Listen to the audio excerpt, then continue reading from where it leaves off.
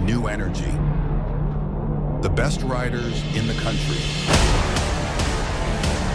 all chasing one thing: Havasu.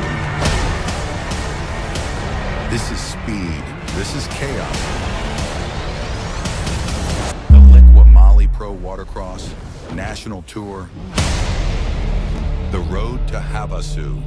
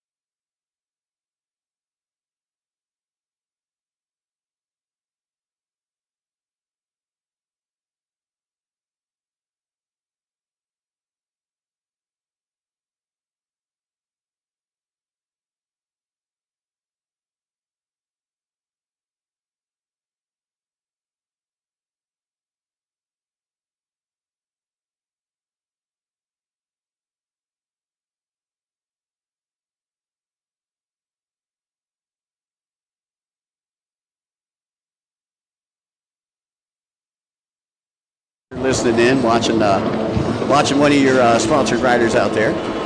So Cameron Spooner's going to go ride one more time. Here comes Cash McClure coming off the inside splits. Right behind him is going to be Blaine Spooner and then Braden Dill.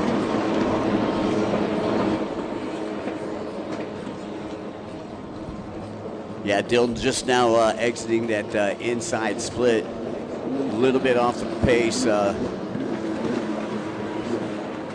Weldon trying to catch back up. Remember, he went down, lost a lap on that one.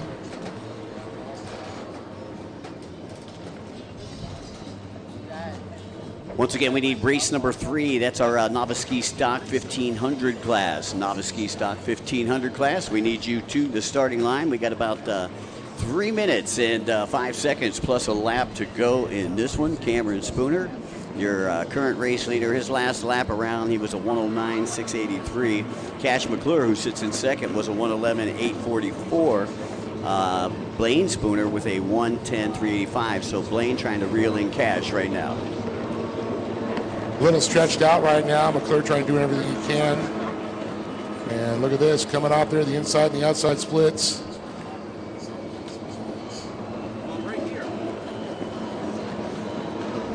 There's Cash and then Blaine Spooner. Both digging deep in that tray. He's actually caught up to the backside of McClure, just a little bit closer. He's gained, I think, about 3-4 boat lengths that last lap. Well, lap times very similar for both of the riders, a 110.217 and a 110.346.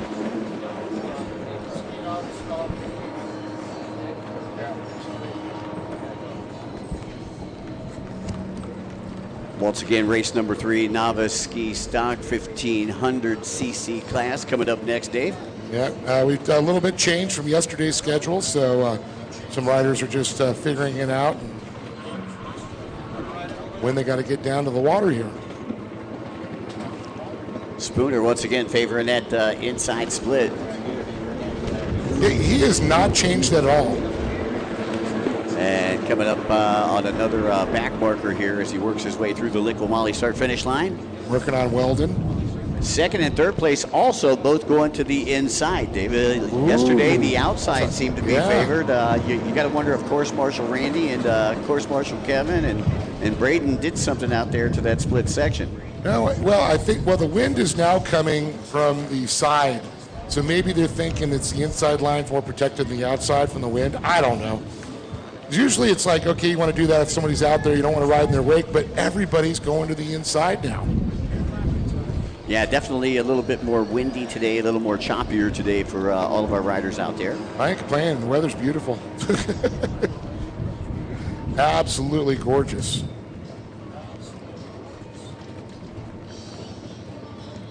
I gassed it up already. Big thanks to Jim Jordan and the crew over there at the Lake Jackson Landing for hosting our racer party last night. That was what a good time, man. Oh, damn. Just reminds you of, when the Bud Jet Sports Tour was around and everybody would go out and hang out. And that's kind of the way that it was. Yeah. There was probably 40, 50 of us over there. Hanging out with the Fuel One team and Team Reckless Abandonment, too. Yeah, Bill, Damon, Mike. Great guys. Sebring has so many cool things to offer here. It's like a hidden gem. It definitely is, and unfortunately it's hidden from me for 40 years. I've been in Florida for 40 years, never been to Sebring. Now I think I'm coming back next weekend. Oh, look at this. Awesome, thank you. Hey, special thanks to our good friends from Fatback's Lemonade. Yeah. If you guys would like some lemonade, make sure you go down there, stop in the pits. They're located, I believe, just behind the Monster tent down that way. Yeah.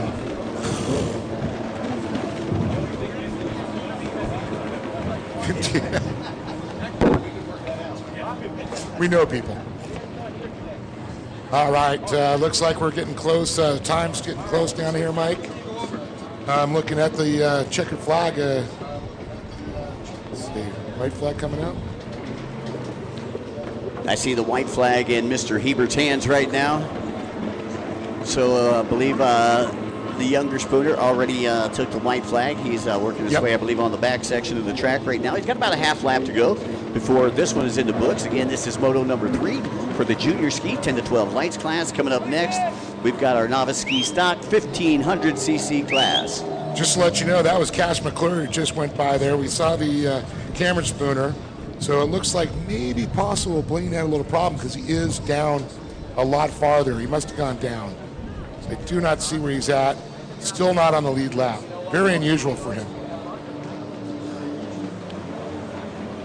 Well, Cash McClure turning in, actually Blaine Spooner turning in the fastest lap on that last lap around, the 1:10.5. So it looked like he was trying to reel Cash in, but it's going to be too little too late. 8 minutes plus a lap in these first motos here. Braden Dill just made his way by, got the white flag, but the checkered flag will come out. Yeah, and here comes Cameron Spooner. He'll be coming, I believe, from that inside split. He'll take the checkered flag. Congratulations to the young man from Dania Beach, Florida. And again, Cameron sponsored by Cabrera Motorsports, Shine Masters Detailing, Jet Life Miami. A new tour.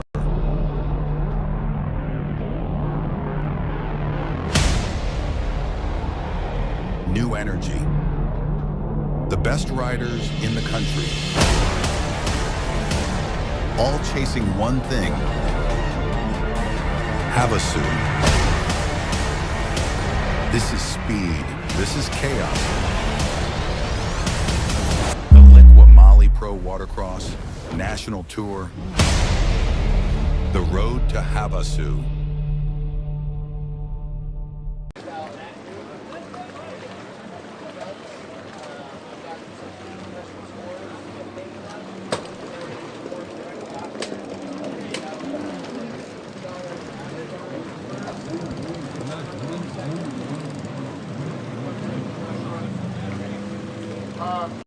Welcome to our hometown, where charm meets adventure and smiling faces greet you at every turn.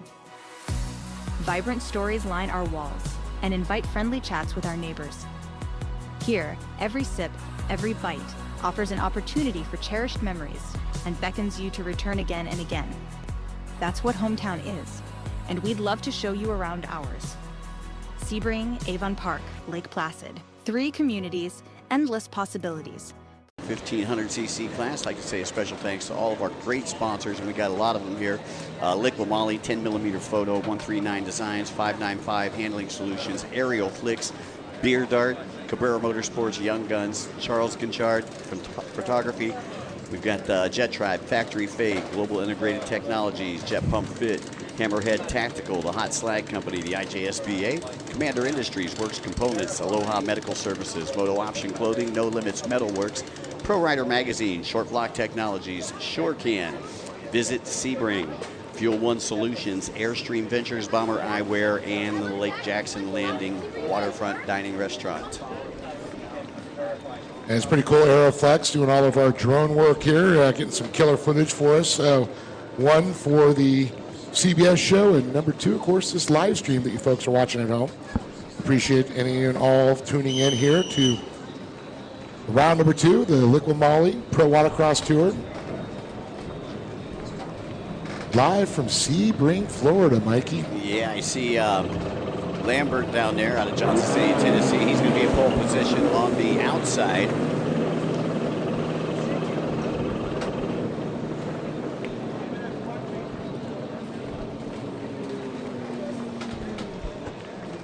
Trying to see who do we have on the inside, outside. Mike's going to get the long eyes out there.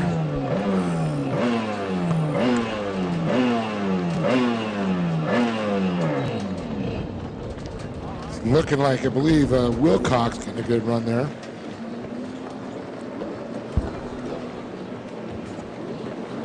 And Shelby Pryor, looks like, I believe, Shelby out there. Shelby Warman also. I believe that's her on the inside right now, Dave, but it's going to be 220 from the outside.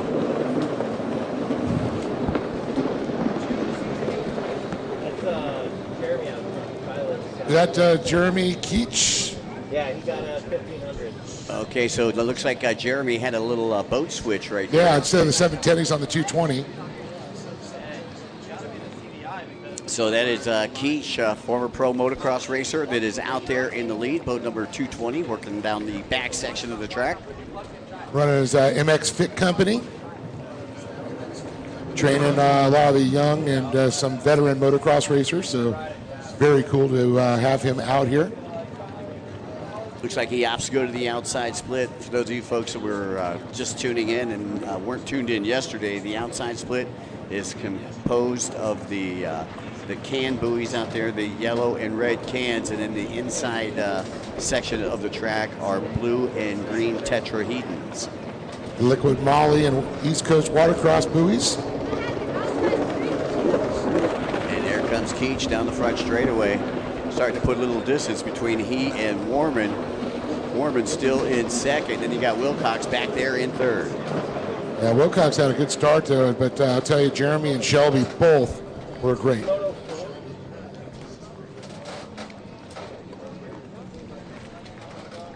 So currently on the water is motor number 3, race number 3. Which means we need race number 4 should be coming up to the starting line. Dave, who do we got in race 4? We need to get, I believe, Tori Snyder and Easton Cross. It's the Novice Runabout 1100 Limited. We lost a couple boats yesterday, so only 2 guys now going to make it for this one. And then race 5 will be junior ski 4-stroke ski lights, 10 to 12, with another few other ski, I believe, 4-stroke lights too. We've seen some older guys in there. Then ProAm Ski GP, then junior sports spec, and freestyle today, Mike. Keech coming from that inside split right now. And as we take a look down here, just under 6 minutes plus a lap to go in this moto right here. He's already stretching it out. Look at this battle for second. Warman now feeling the heat. From Wilcox, right? Yeah, yep. Wilcox hot on her tail right now as they work their way around the sweeper up there, top left-hand side of the track. And it looks like the line that she's taking, Dave, you can see that she's trying to hold it wide open, so she's going a little bit wider, and Wilcox is kind of like sharp edging it and banging the throttle a little bit more as they work their way down the back straightaway. You can see Wilcox right there. It looks like he's pulling on her just a little bit. You can see he's to the inside of her wake too, getting out of that pump wash. Had to cross over the wake there, lost about a quarter second. He'll go to the inside split, Warman to the outside. And sticking to the inside, liking those tight turns like a motocross track. Jeremy Keech out front right now. Well, I think he likes this 220 boat. Obviously a boat swap from yesterday. And I'll tell you, it's a big difference if he rides a 1500, used to it, then they threw him on the Yamaha. Totally different animal. Still a great battle going on for second place.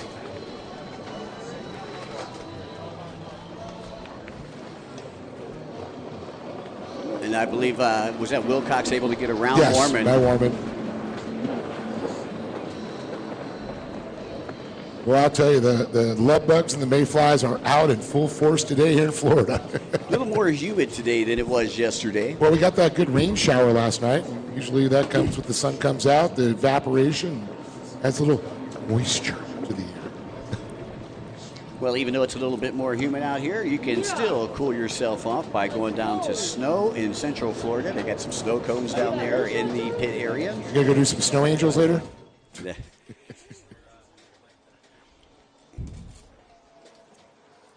And we got baby back lemonade, some ice cold lemonade. We appreciate it's so good. The comp lemonade that they brought up for us here.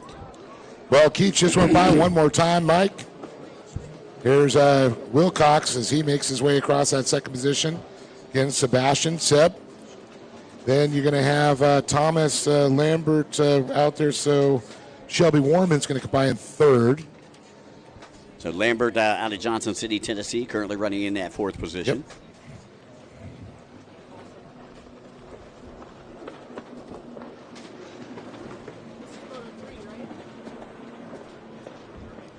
Again, this is the stock 1500 class, ride plate scoop grate. And no motor work whatsoever on these things. Well, taking a look down, we've got just over 2:30 left to go here. And on that last lap, Keech turning in a 1:08.426 time, a 1:08.577 for Sebastian Wilcox, and Shelby Warman with a 1:15.285. Well, it looks like Jeremy Keech by one more time on the 220 machine. Definitely.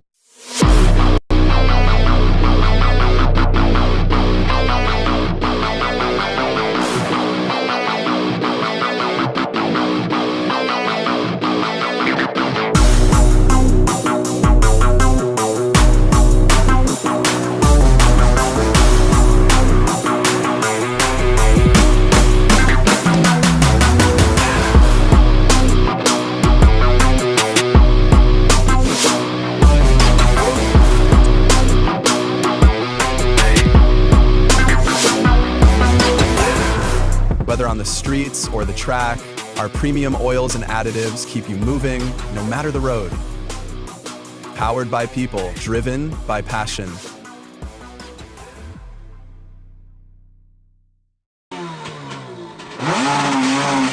Looking forward to that one too. 2 weeks we'll be in Lake Havasu City, Arizona, May 8th, 9th, and 10th.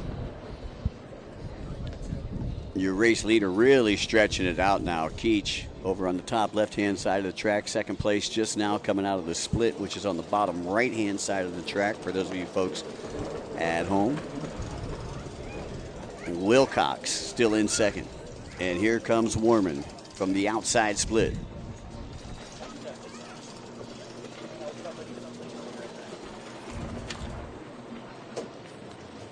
Once again, Shelby Warman, sponsored by Liqua Mali, HydroTurf, Jet Pilot, Buckled Up Energy, and Riva Racing. Your race leader, sponsored by Jet Pump Fit, MX Fit Company, Kylie DeRogers, our partner in crime, Rebel Optics, and Rhino Power. Third place, Sebastian Wilcox. He is sponsored by No Limits Metalworks, Hot Slag, Jet Trim, Jet Pilot, Showtime Freestyle, Commander Youth Racing, Z-Force Racing, and Dad's Overtime Paycheck. That's right. Or is that a play check? So a little Showtime, Lloyd Berlew, right? Is that his company? Well, I don't know if that's Lloyd Berlew's company, but I know that was his nickname. Yeah, Showtime, yeah. Wondering if somebody took that. I was just curious. So lap times on that last one, as time has expired here. Lap times on the last one, Keech still running a 1:10 consistently. Respectable. Sebastian off the pace a little bit with a 1:14 and then a 1:15 for Shelby.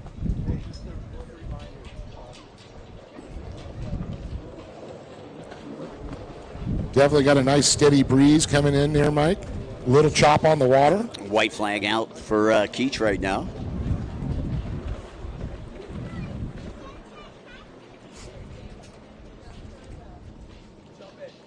So that would be a little wind from the south. Now, I'm not quite sure, but I believe that 220 boat that Keech borrowed for today, yesterday he was on this 7-Eleven boat.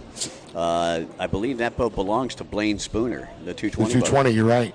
Yep.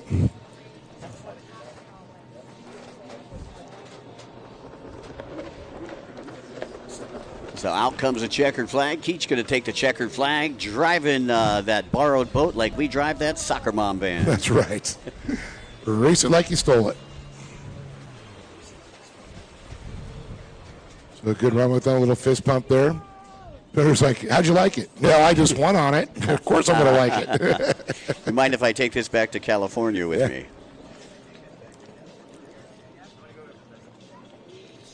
Well, folks, stick around. We got more racing to come from Sebring for the Liqua Mali Pro Watercross Tour. We'll be back.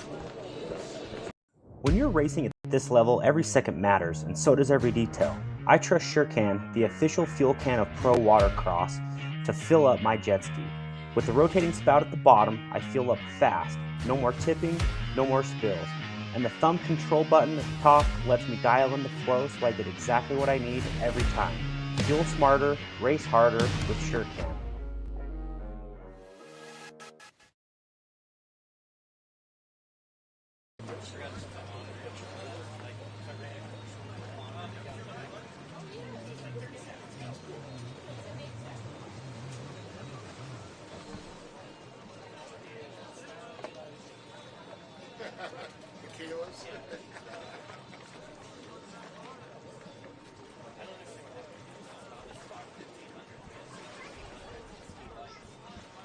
why I was asking you what the race would choose. But I have the orders they did. Call the next road over the line. Got no boats on the line. It's supposed to be novice runner, but not novice. Oh no, we're good. You're supposed to. Of course we will. We need Tory. We don't have Tory. Where's Tory? You riding the 800? All right, there's a couple of our boats line here for race number 4. That's going to be not Hood. I believe it's going to be Tori Snyder and Easton Cross.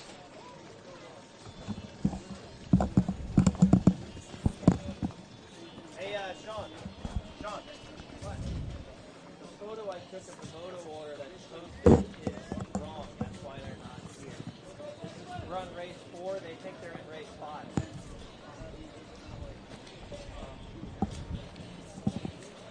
Once again, just as a reminder to our racers out there, make sure that you have checked the pit board. Races 2 and 3 from earlier today at the riders meeting were changed. They were combined. So a lot of people think they may be in a different race. I see. Yeah.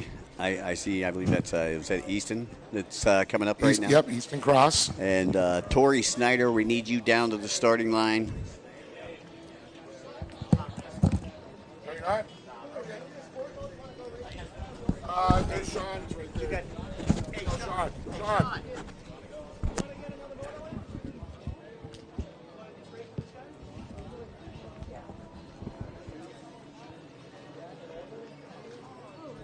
Is he done for the day, or is he just done just this race? Yeah, I think I took a picture of it and made my caption. So I think that's what that's why I didn't know what race we were. So, do you have no, let me get one all caps. I see. Because Tori just said he's not racing.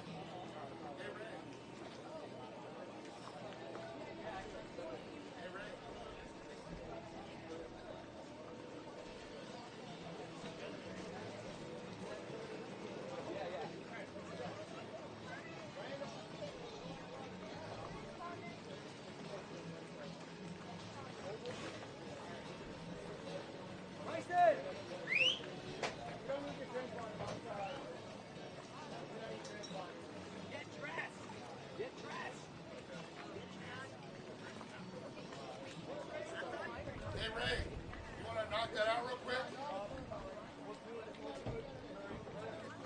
Okay.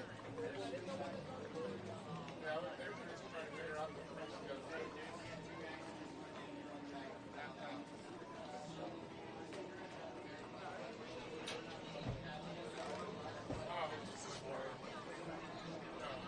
that's why we're like, that's why, yeah, we're already on it.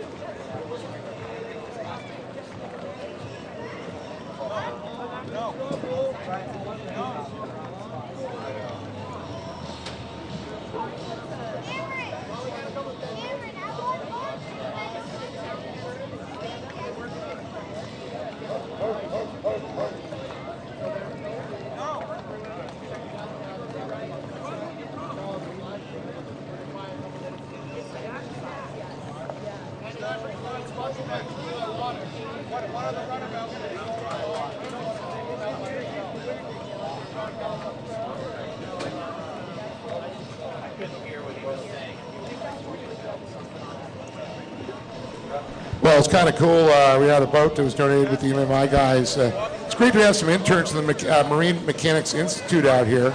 But they treat by water, I guess, and the Qatar donated a boat. He actually donated a boat. How cool yeah, is that? The kids from MMI went through it. You can see they're getting ready to drop it in right now.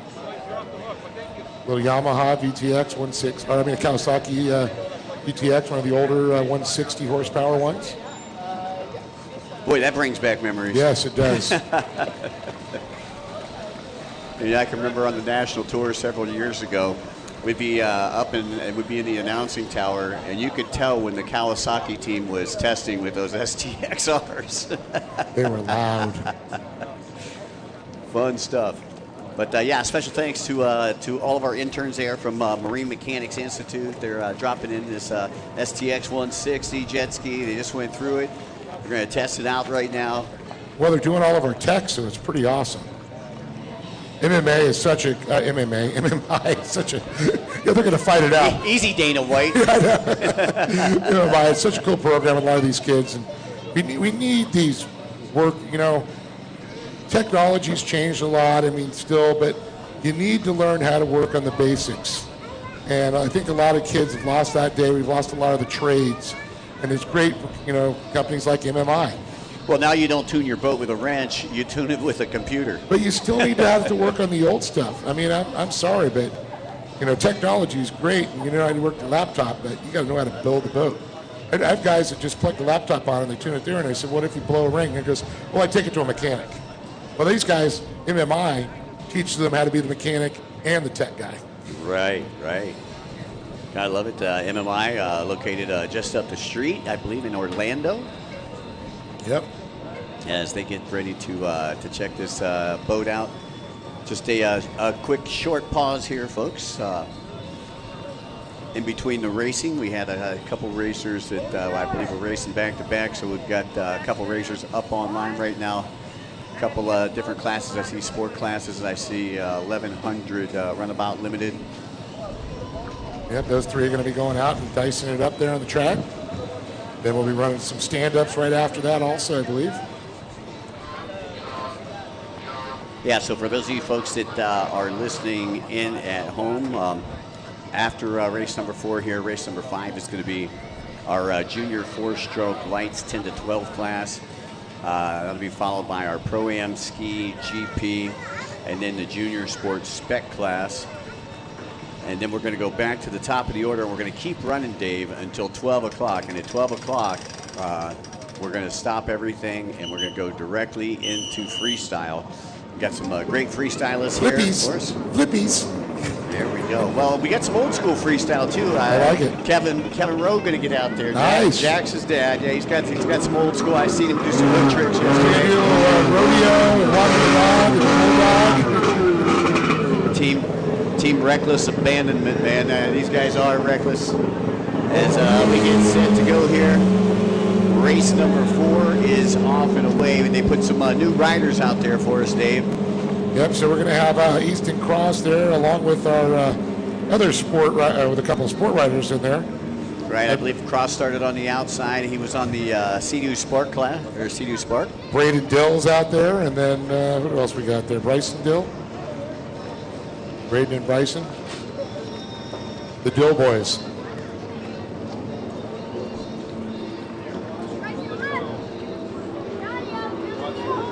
So we got a drone up there showing some killer footage of these guys. It's like Easton going to grab the whole shot from the outside.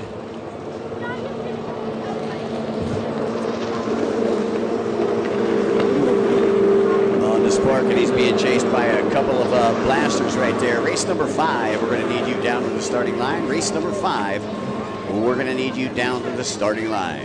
And it looks like the number 14 there, that is... we got 14. Is that Bryson and Braden? Or who else we got out there?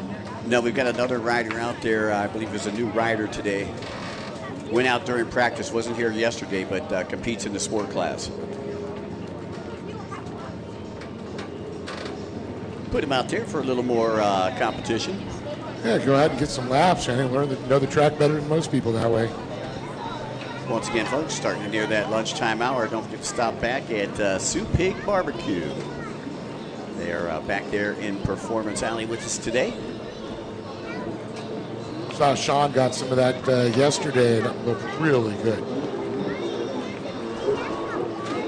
Your race leader coming from that outside split.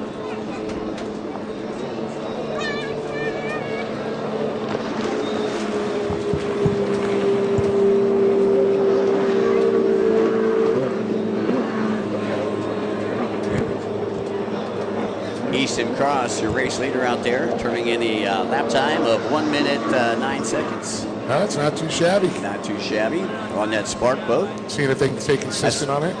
That's kind of where it's that's kind of where we've been here. Right around the 1 minute mark here with lap times all weekend long. Got a little rougher this morning, but it looks like things are starting to calm down now, and that wind has kind of gone away from us, Dave. I was asking for it to come back. It keeps the humidity and it keeps the love bugs away. For sure. They sure like you a lot. Hey, I'd like to say a special thanks to Tommy Bonacci out there at Bomber Eyewear for making us look handsome this weekend. And one of the guys that works for him there, Jason Rivera, the bearded bomber, kind of facilitated the sponsorship with Bomber. So very cool.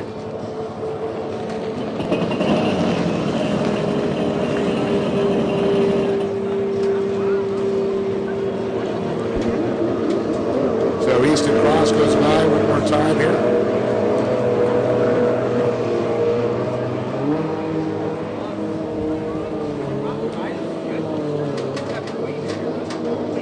So the 11.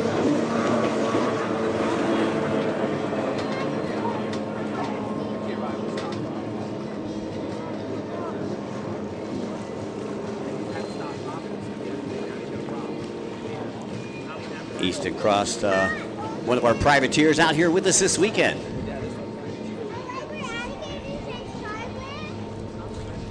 And definitely looks like he knows how to work that Spark as you see him work his way through the outside split. Right-hand side of the track as we view it, folks. And again, if you're just arriving to Veterans Park here in Sebring, we'd like to welcome everybody out. It's round number 2 of the Liqua Mali Pro Watercross Tour. And today's event being brought to you by Short Block Technologies out of Clearwater, Florida. Another one of our Florida companions down here. And also a very special thanks to our good friends from Fuel One, man. They've been fueling everybody up this weekend. Even all our equipment running. Got all our equipment running. Half the racers going over there buying this new 93 octane fuel. Got a 3-year stay period. I mean, you got to go and check out. When have you heard that fuel can stay stable for that long? I'm telling you, good stuff. And if you're a spectator, maybe you want to check them out. I know the Fuel One team is located here just a couple easy ups down from the Liqua Mali Tower of Power.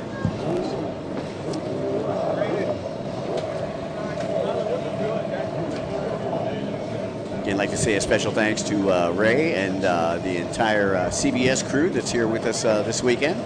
Ray, Vincent, our producers. Aerial Flicks getting some great shots. Race number 5 should be coming to the line right now. I believe that's one of our junior ski classes. Race number 5 should be coming to the line.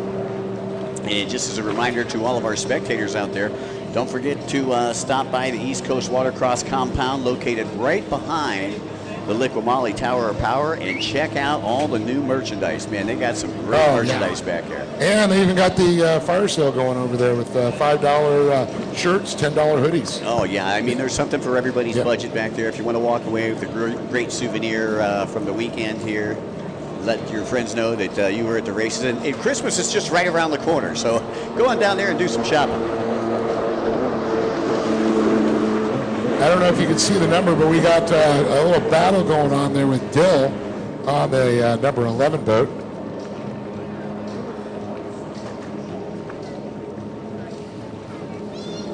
A couple of sport boats jumping into the mix here. in race number 4. Not sure the other rider, because it's not clicking off there, but Bryson Dill was the one.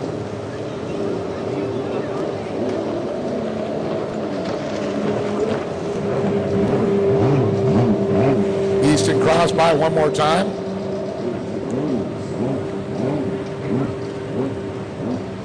It's going to be some valuable points for him going into round number 3.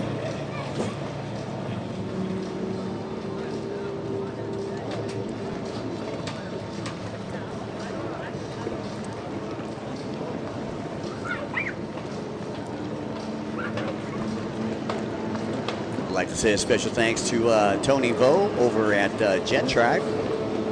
Tony, one of our big sponsors here with the Liqua Mali Pro Watercross Tour. You know, it's always fun to work with Tony. You know, Tony's in the pits, always smiling. And his boy Andy's doing really good over there. And look at the little battle between the sport boats we got. Pretty awesome.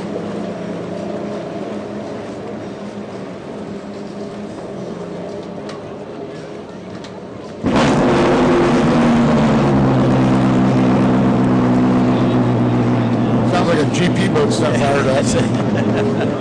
That'd be a 4-stroke, by the way.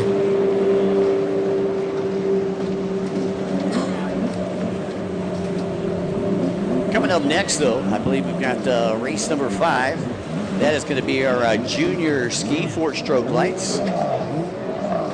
Got 8 racers in this next one. Easton Cross, your race leader out there. Easton been doing a great job out there, Dave. Oh, yeah. Well, it looks like we got the 4-stroke lights coming up. The TR1 base, 1049. Call it a 1050. They always give it that extra CC to make it sound like it's bigger. It's funny. But great platform. Yamaha's answer, they don't make it 1500, but they make it 1050. So it opens up a new class for stand-ups. Great entry level for a lot of these riders. And it's kind of like the IROC series. Like you have the stock 1500s, you got the stock, Yamahas. It's a manufacturer base. They got their own classes. Yeah, I used to love the IROC class when I did the GoPed racing series. Steve Patmont from GoPed would give me like 10 GoPeds each year, and then you just came and you picked a ping pong ball, whatever number ping pong ball, that was the GoPed that you got. And so you couldn't do any work on it, and nobody touched them but my mechanics. And I like that type of racing. It really brings out the racer in you. All identical equipment and everything. Takes away a lot of the drama, if you will. And you don't have to worry about a teardown afterwards. And you can see the spark already catching up to the backside of the blasters. Easton Cross, your leader out here in the Runabout 1100 class. Pit board was briefly wrong. It's correct now, so you might have to tell a few people.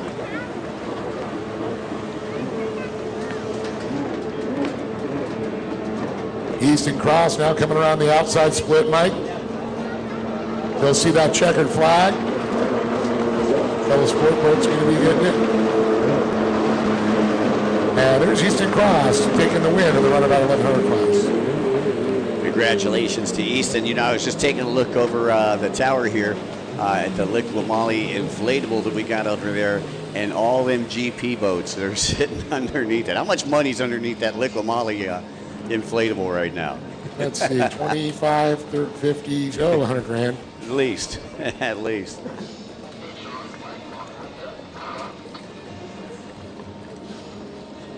So coming up next, we've got the junior ski 4-stroke 10 to 12 lights class. And you can see pretty full lineup down there on the starting line. Boat number 114 out of Naples, Florida, going to be Braden Dill. Boat number 33 from Saudi Daisy, Tennessee, sponsored by TC Freeride, VP Racing, ODI, McClure Racing, Tasco, NGK, Action Sports and Canopies, GoPro, Chase Plumbing and Mechanical, and Competitive Crankshaft. That is Cash McClure. Boat number 220 is Ryan Short Stroke Stevens out of Mansfield, Ohio, and he is sponsored by Fuel One Direct, Liqua Automotive Services, Versaplug, Easy Ski Hitch Haulers, Junior Stars of Florida, and Jet Blast Performance. Then from Ottawa, Tennessee, we got boat number 995.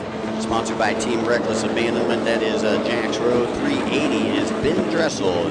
Ben out of Pasadena, Maryland. Sponsored by Fly Racing. Jet Trim, Rhino Power, ODI Grips, and 380 Racing. Boat number 710 from San Marcos, California. She'll be riding the top of Yamaha. Sponsored by Jet Pump Fit, Pro Watercross, BJ's Performance Center, Bomber Eyewear, Instant 360, Blue Collar Beef Jerky, Hydrofly Electrolytes, Surecan USA, Misadventure Life, and Rebel Optics. That's Kyla DeRosiers. $5.95. Sebastian Wilcock to the Franklin, New Hampshire. Sponsored by No Limits Metalworks, Hot Slag Company, Jet Trim, Jet Pilot, Showtime Freestyle, Commander Youth Racing, Z-Force Racing. And boat number 23 rounds out your field. That is Cameron Spooner, sponsored by Spoondog Racing, Cabero Motorsports, Shine Masters Detailing, Jet Life Miami, Impros Impellers, Onium, and Killer Frog Racing. Hi, Glenn. Killer Frog. Well, a good lineup here for this one.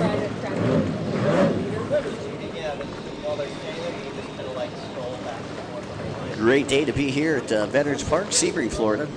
We're on Lake Jackson, ladies and gentlemen. Beautiful lake. Great facility here. Yeah, I'll tell you, the facilities are really great here. Lots of pavilions, indoor plumbing, which yes, that's nice. That means a lot to people, especially when you're on tour and you're running from. You're not in that the blue sweat box. Right. So it looks like Cash McClure going to have pole position on the outside, and it looks like Dill will have pole position on the inside.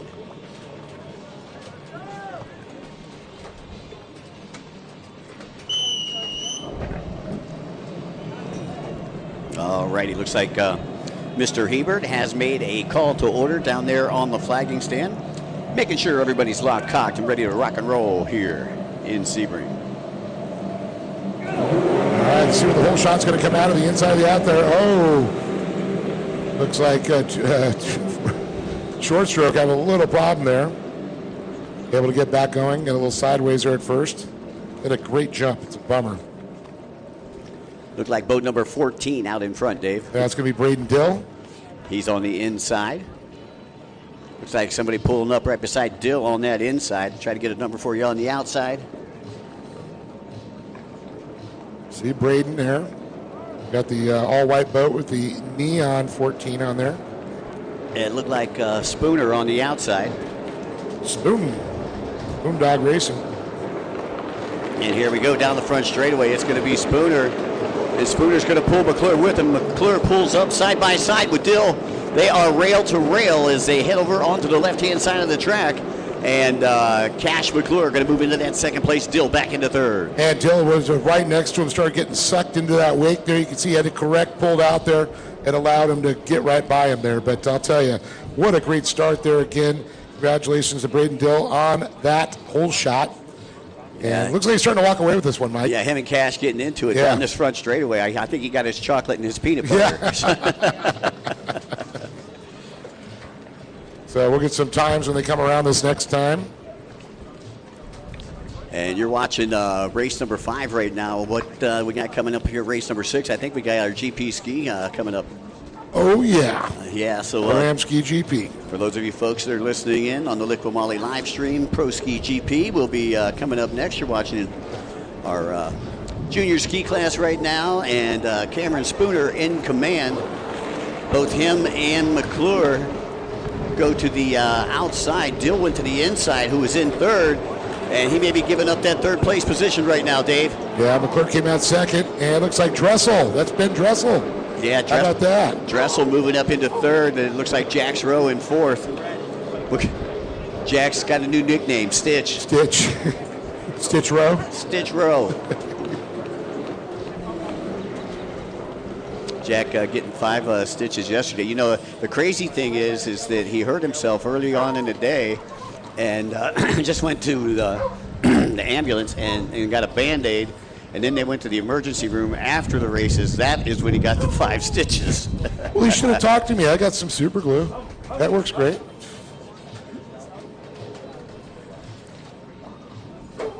Little super glue, get that thing closed right up. Oh, yeah.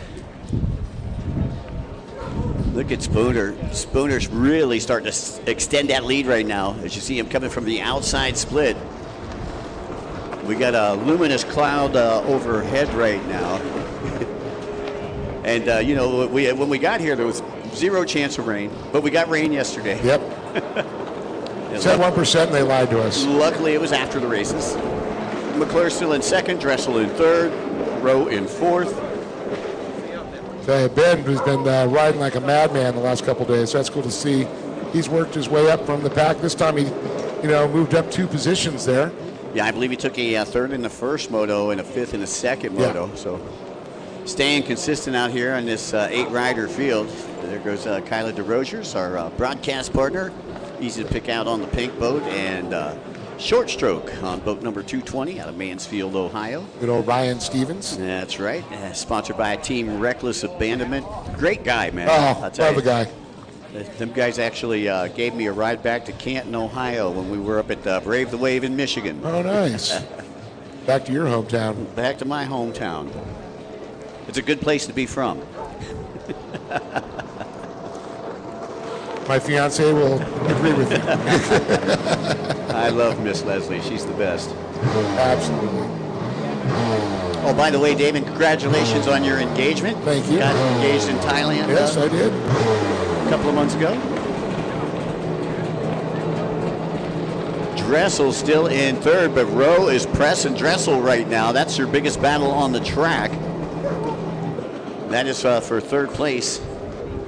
Once again, Dressel out of Maryland, Rowe out of Tennessee. As you see him work their way around the sweeper up there, top left-hand side of the track, and into the chicane, and getting ready to go down that back straightaway. And it looks like they may have some lap traffic in front of them, as the Pro Ski GP gets warmed up and set to take off here. Your race leader still Cameron Spooner. Race leader still Cameron Spooner. And meanwhile, we got somebody coming in on the, I believe that might be McClure that possibly went down over here on the right. No, check that. That was a short stroke. Short stroke down over here on the right-hand side of the track. Spooner on the left-hand side. He's in first. Here comes McClure from the outside split right now. He is currently in second. Cash Money McClure. And Rowe finally taking that third place position from Ben Dressel. So Dressel back into fourth, and you got Wilcox in fifth. Once again, getting a little relief from the heat here in Central Florida. Nice cloud, nice little breeze coming in from the southeast. About 10 knots. Not a weatherman, but I play one on TV. DeRosiers through the Liqua Mali start-finish line. Meanwhile, your leader with about a 15-second gap right now is Spooner. Spooner coming from the bottom right-hand side of the track, boat number 23 out of Dania Beach, Florida. And he's waving. He's just waving at riders going by.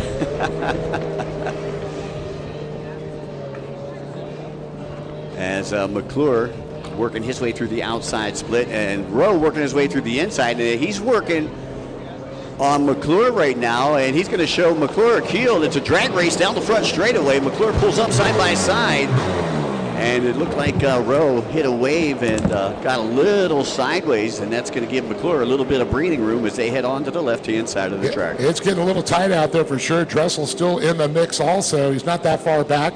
Still in a good striking position. I'm looking at Spooner. Spooner got a whole back straightaway lead over the rest of the pack right now, and this is where he picked up, or he just picked up where he left off yesterday. I mean, he's already got 2 moto victories in this class. Again, for those of you listening in, we've got the Pro Ski GP fastest boats, fastest riders. That'll be coming up next. Meanwhile, Spoondog Light, Cameron Spooner exits the split. Once again, comes off the outside. Changed it up a little bit. Everybody's going to the inside earlier. Now the outside being more, into play at this point. Well, Dave, I'll tell you got to watch those course marshals in between the races because they're pretty shady. start sliding the buoy over here and there. Yeah, they're moving stuff around. We only got about 10 seconds left on the clock before time expires, and the white flag comes out. McClure in second place. comes through. Rose still right there with McClure. Yeah. Here comes Dressel. He slid back to fourth place at this point. Yeah, and now he's got problems with Wilcox. Wilcox hot on his tail. And the white flag will be coming out the next time around for Cameron Spooner. Clock has expired at this point. 8 minutes plus 1 lap. Cameron Spooner, once again, sponsored by Cabrera Motorsports, Shine Masters Detailing, Jet Life Miami, M-Pros Impellers, Onium Goggles, and G. Elliott at Killer Frog Racing. My homie.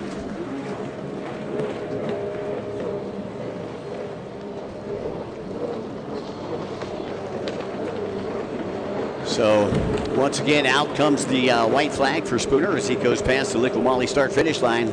Less than a lap to go for your race leader.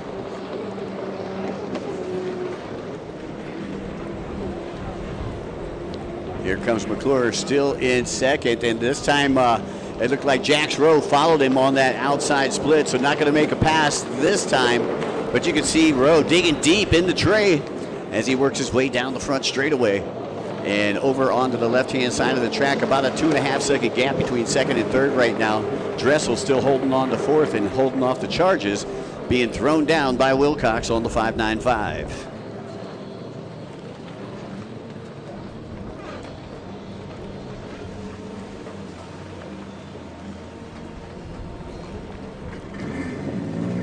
So Spooner one last time. The outside split. As you can hear the roar of the big bore in the background as we get set to take off here with our Pro Ski GP. You should be on the line. Pro Ski GP, you should be on the line. And there's Spoondog Light collecting that checkered flag. And you can see him pointing down at his boat, pointing at all of his sponsors. Cabrera Motorsports, I know, is one of them. Spoondog Racing, Shine Masters Detailing, Jet Life Miami. And here comes Cash McClure. McClure again sponsored by TC Freeride, VP Racing, McClure Racing, Tasco, NGK, Action Sports and Canopies, as well as GoPro. And then you got Jax Rowe, sponsored by Team Reckless Abandonment, coming through in that third place. And he is out of Ooltewah, Tennessee. Dressel going to end up in fourth, with Wilcox in fifth, and that will do it for race number 5, moto number 3. Junior ski, Cameron Spooner has been perfect. Well, looking down at the line, you see the ramp is filled up of GFB boats getting ready to go into the water. Christopher Landis getting down there, talking to Troy Snyder, getting some advice down there. You can see a lot of great action with these guys later on. But this will be moto 3 coming out for him. Yeah, moto number 3 here for Pro Ski GP. And just taking a look down here, 595, we got Kelly Wilcox, sponsored by No Limits Metalworks, Z-Force Racing, Slang Danger Racing Field, or Fuels. Then we got boat number 24, that is Charles Gounchard, who runs Charles Gounchard Photography and does the live stream here with us. Boat number 114 is Sean Dudek. And he's going to be on a Commander, sponsored by Commander Industries, No Limits Metalworks, the Hot Slag Company, Gate Drop Gummies, and Surecan USA. Boat number 51 is Speedy David Cabrera out of Miramar, Florida.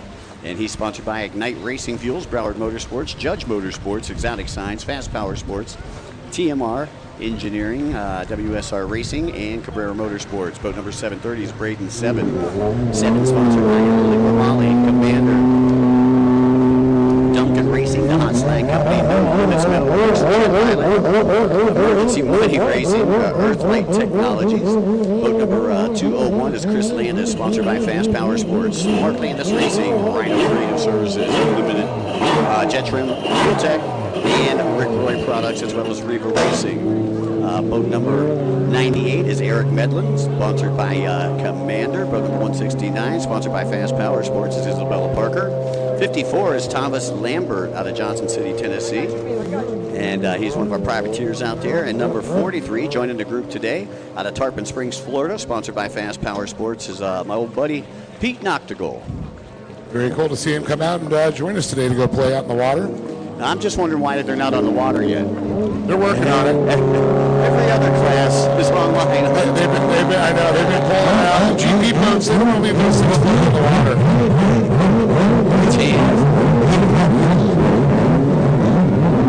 Once again, folks, for those of you who are here with us locally in Veterans Park, don't forget we've got Sebring barbecue back there in Performance Alley. If you need to go walk, we've got snow in Central Florida. They've got some snow cones down there. And then we got Fatback's lemonade. And man, I'll tell you what, that lemonade is certainly refreshing. Oh, it is. In this Florida heat.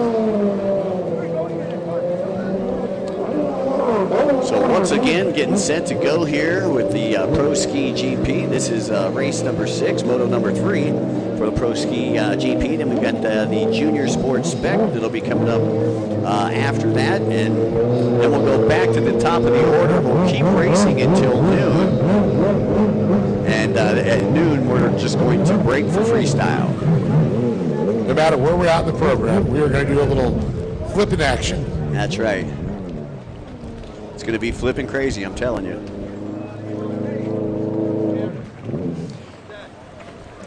All right, so once again, GPs are coming to the line.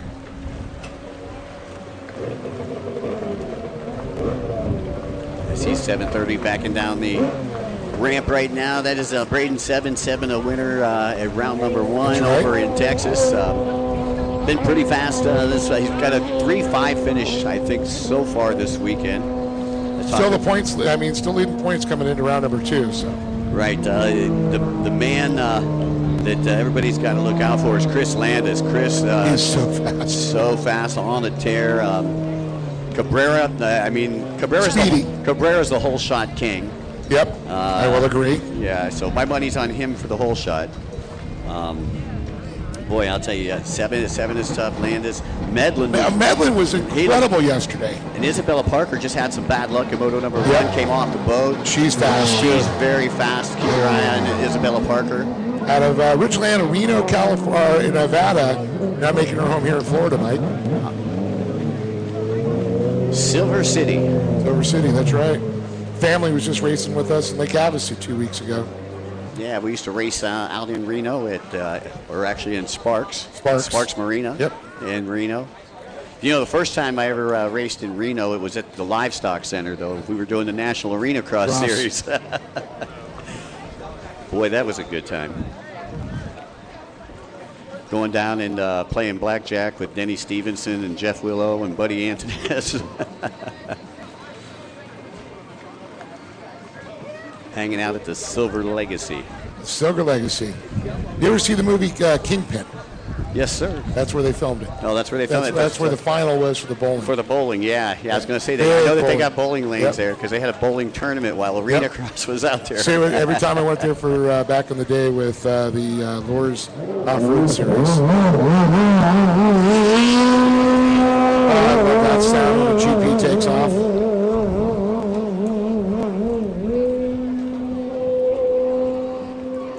I'm thinking some of these GP racers are a little high maintenance. I don't know about you. With their shiny toys.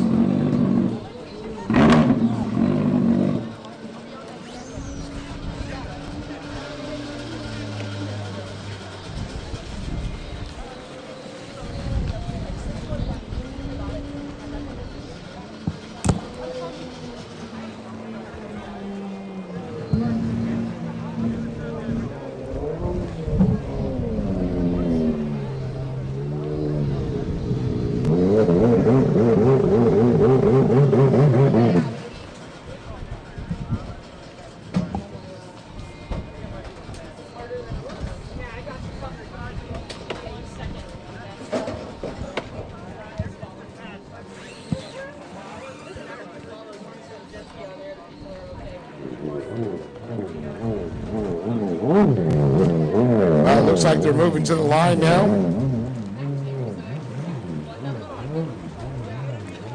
Race number 7, Junior Sports Spec, stand by. You'll be coming up next. I see them getting their boats fueled up. And then we'll be going back to race number 1 after race number 7. So race number 1, you're going to get your 4th moto in before we take a break for freestyle, it looks like. And we'll try to keep everybody abreast of where we're at.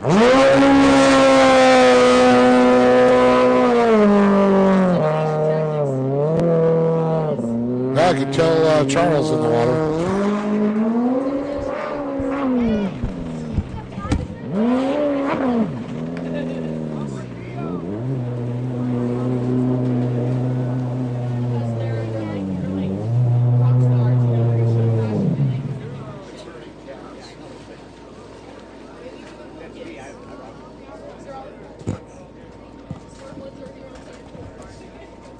Well, Mike's going there trying to herd the cats to the line right now. All the cool kids.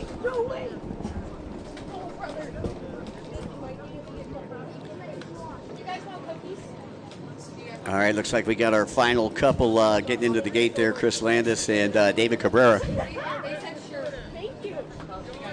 So, yeah, we got a full lineup here of GP skis, Dave. This is going to be good. Landis could be starting on the outside. Looks like he's got like a middle position on the outside. Again, he was the winner of Moto 1 and Moto 2.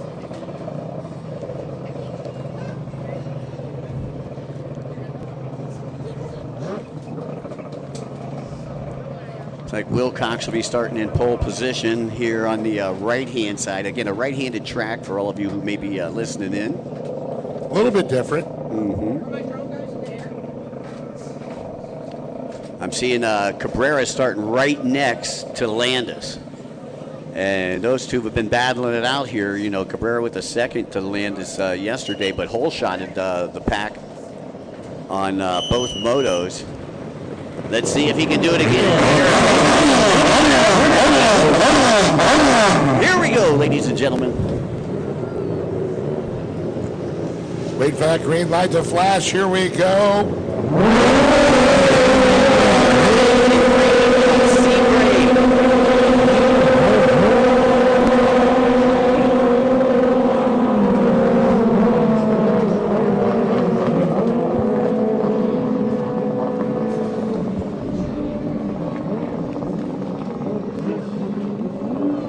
All right, Mike's got the long eyes out, the inside, the outside. It's like Medlin on the inside. And Cabrera on the outside. Oh, and it's going to be Medlin. And here comes Cabrera. Cabrera with a drive. That's it. We're going down the front straightaway. And then you've got, I believe, Landis and 7. 1, 2, 3, and 4 right now. Medlin, Cabrera, Landis, 7, Parker, Kinshard, and Dudek. Once again, Pro Ski GP class. I believe it's 15 minutes plus a lap. Is that right here, Dave? Yes, sir, it is. Okay. 15 minutes out there. Okay, I know that we shaved some minutes off of a couple of races a little earlier today, but we're still going 15 plus 1 here in the Pro Ski GP class. And Medlin going to the outside split. Second place going to the inside. I believe that was Cabrera that went to the inside. And it was funny because we got to talk to Dave before we left the pitch yesterday. And Dave says, you know, I can fall once, I can fall twice, but if I fall 3 times, I'm done. Yeah, it's a little rough. He's been training, trying to get back in shape. Yeah, he hurt his back. Medlin took a third in the second moto yesterday. And Landis now creeping up on Cabrera. And Medlin's trying to walk away with this one. You can see Braden 7 out there in fourth position, followed by Isabella Parker. Yeah, Parker P5. Yeah, Parker back there in the fifth spot. Bouchard on the number 24 out of New Orleans in 6th. How about that? The old British racing green on his ski, looking really cool. So he was inspired by Lotus back in the day, the old 60s colors. It's like Sean Dudek, 114 back there in the 7th place position. As your race leaders already catching up to the back of the pack here through the split track, Dave. And that is Medlin. Medlin goes to the outside. Looks like Cabrera goes to the outside as well. Landis to the inside. Landis going to try to make up some time on Cabrera. And we'll see if he can do that as he gets ready to exit through that inside split. Out comes from the outside. And it is a drag race down the front straightaway. And Cabrera still maintaining that second place position. But it did look like Landis closed the gap. That's what I was just going to say. Landis did about pull the gap up a little bit, but it's allowing Medlin to pull away a little bit each time on there. Looking at these times, I'm looking at 101 right now for Eric Medlin. Cabrera with the 102. Landis with the 103.049. And then grade 7, also a 103.193. Isabella Parker in P5 and a 104. So real consistent times. Then we're going to 109s, 114s. These are the top 5, all within 104 to 101 times. You know, Dave, I got to salute 7 out there. You know, I know he's sitting in 4th place position, but he's doing double duty. I mean, this guy is on the water all day long. He's a course marshal, and then he stops course marshal, and he comes back in, and then he goes out there and races. So this guy spent more time on the water than anybody except course marshal Randy. Yes. Sneaky too. And look at that, 201. Landis gets by Cabrera. Just out of the split. Utilizing the split. Well, the sight set on Medlin. Medlin, though, about 4 buoys ahead. So he's got some time. He's got to make up on him right now. Of course, Medlin with a couple of thirds yesterday. Landis taking 1 and 1. Now looking at a second position, though. We can look at the spread out here. Medlin into the outside split. Here comes Landis. He's going to go to the outside split. And where is Speedy going to go? I would imagine Speedy probably going to go to the outside this time. Starting to feel these laps deteriorating on him. Lap traffic could be coming into play here, Mike. Look at this. Here comes Wilcox. Yeah, Medlin down the front straightaway. He's got Lambert in front of him. And look at Landis. Landis came out right there with Medlin and trying to go around Medlin right now. As he gets out the broom, sweeps hard. He's going to have position as they go into the sweeper. And Landis moves into the lead. They move right up that inside. He's just straight barreling around there. Even with a lopper in the mix, Mike. How incredible. That is some skill from that rider. Well, I'll tell you what, yeah, Landis utilizing that lapper to his advantage, that's for sure. Medlin got kind of caught up in there as the inside line of that setup you talked about. Sweep right on the left-hander, able to cut in, have that inside position going into the right-hander. Yeah, Landis, who started out in 3rd, has worked his way into 1st, and he did it very strategically, and he passed where he knew that he could pass cleanly. Yes. That's what I like about Landis, very clean rider. That is true. Landis sponsored by Fast Power Sports. Riva Racing, I know, has always been helping out Chris. Mark Landis Racing, Rhino, Creative Services, Jet Trim, Frank Jet Trim helping out. Fuel Tech, Rick Roy Products, also helping them out, RRP.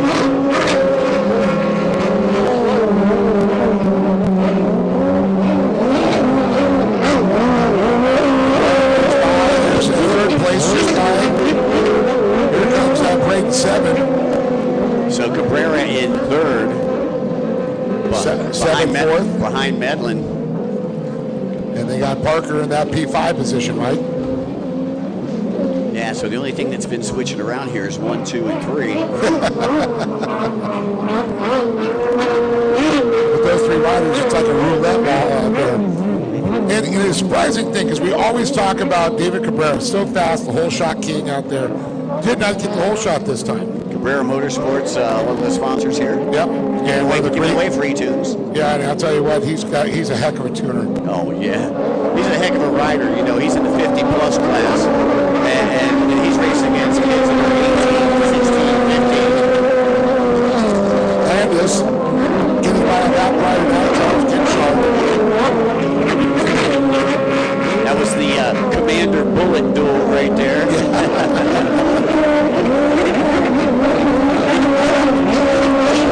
And 7 right now, knocking at the back door of David Cabrera. That's your battle for 3rd. As they work their way onto the top left-hand side of the track, around the sweeper they go. Yeah, Braden Seven's got to get out of his jet wash there. Got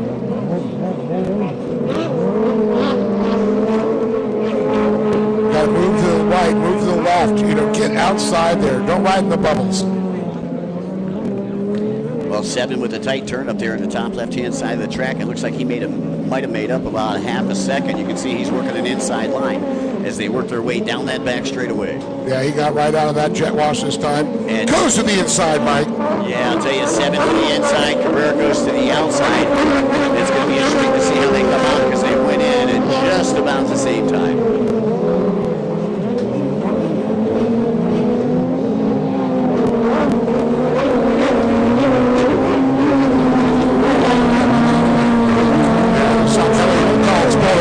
Off there slow. Let our leaders go by. Midland is not letting Landis get away. Oh, look at that. Look at 7. 7 got the inside. Same deja vu we saw the pass on Midland by Landis. Oh, and look at this. Cabrera comes back around the outside. They got a lap rider in front of him. And Cabrera steals back 3rd position. So that is your battle for 3rd going down the back straightaway. Best battle on the track right now. 7 and Cabrera going at it. It's the old lion versus the young tiger out there.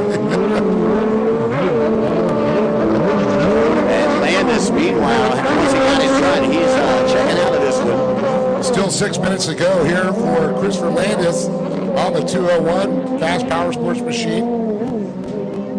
And looking for Medlin to come by now on his Commander.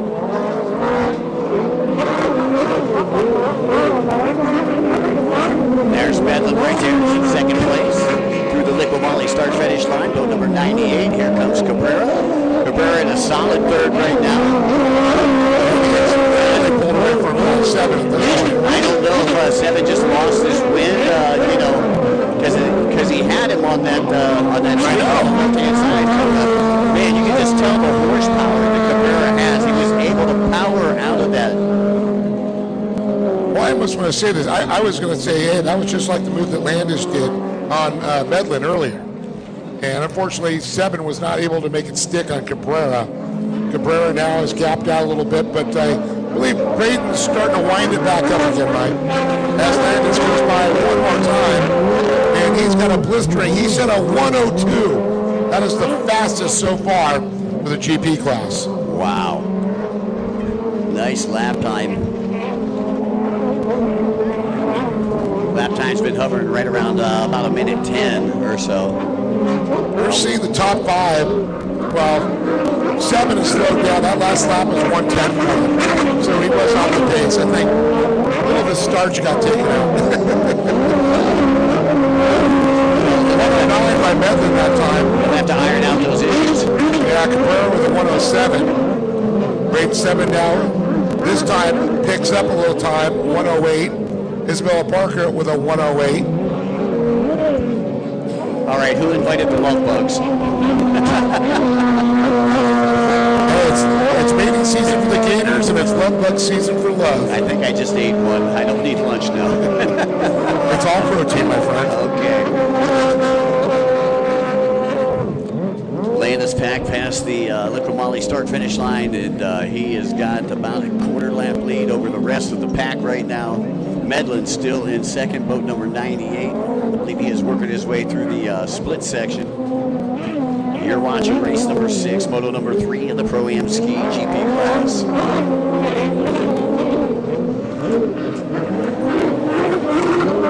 And this is Medlin coming through the start-finish line now. That is 2nd place.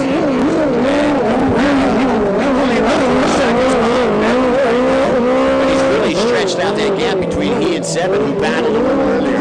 And I do believe that Cabrera has actually picked the pace back up. He was 1 second faster than Eric Medlin last lap. And we still have 3 minutes to go.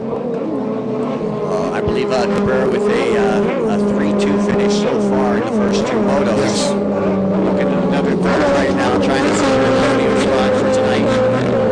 Meanwhile, Landis back through the Liqua Mali start-finish line, and Landis has lapped all the way up to 5th place right now. Now, yesterday during the 2nd moto, Cabrera and Medlin were the only 2 that finished on the lead lap. Yes, I know. With that was impressive. Yeah.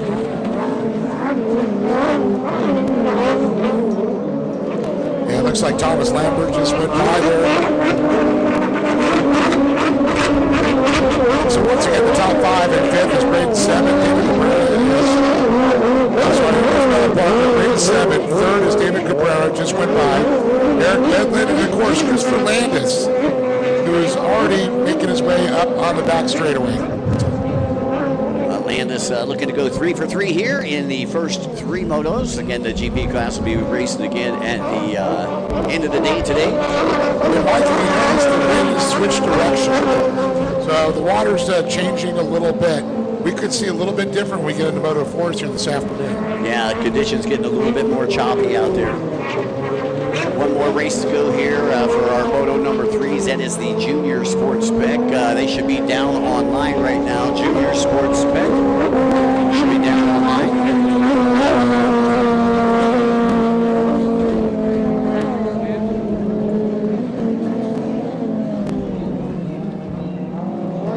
All right, we've got about just over a minute plus a lap to go as second place comes through the start finish line. Bedlin.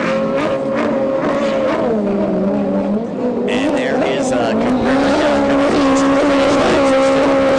For a second gap there. Ooh, Cabrera slowed down by 3 seconds slower this time than Eric Bedlin. Well, I don't know, he's probably just settling in. He knows that, we're probably short on time. He knows he's probably not going to be able to catch Bedlin and save himself for the 4th moto. Yeah, we've got 45 seconds left here. So this next time by, let's see if Landis can beat it there, or is the white flag going to come out for Christopher Landis on the 201 Fast Power Sports machine. I apologize, I guess the GP boats are kind of blowing us out a little bit. We're down close to the starting line, close to the finish line, so it's picking up a lot of those loud sounds, but who doesn't love the sound of a GP boat? Right. I like to smell a little better. Dawes getting charged, which makes his way past the stripe there. Sean Dudek also.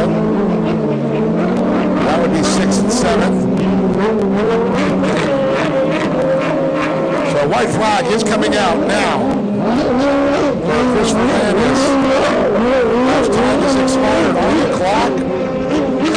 Terry Hebert getting ready to throw that thing. He's like, where's he at?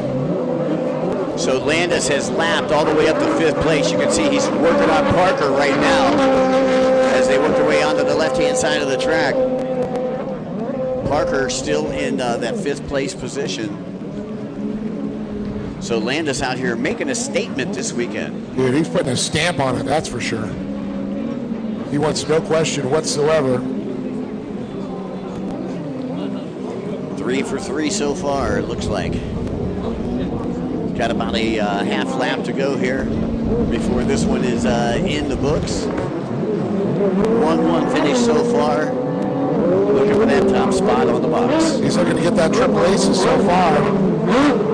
He's got the trifecta. He wants the quad one in there.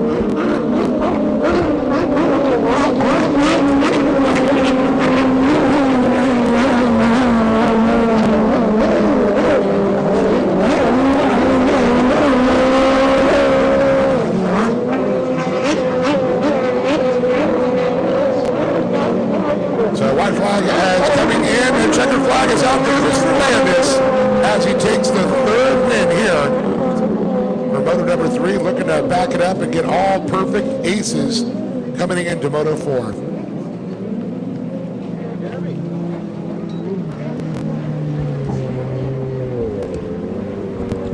Hey, by the way, Dave, got to do a little bit of housekeeping here. We've got a silver Nissan that has our Fuel One crew blocked in.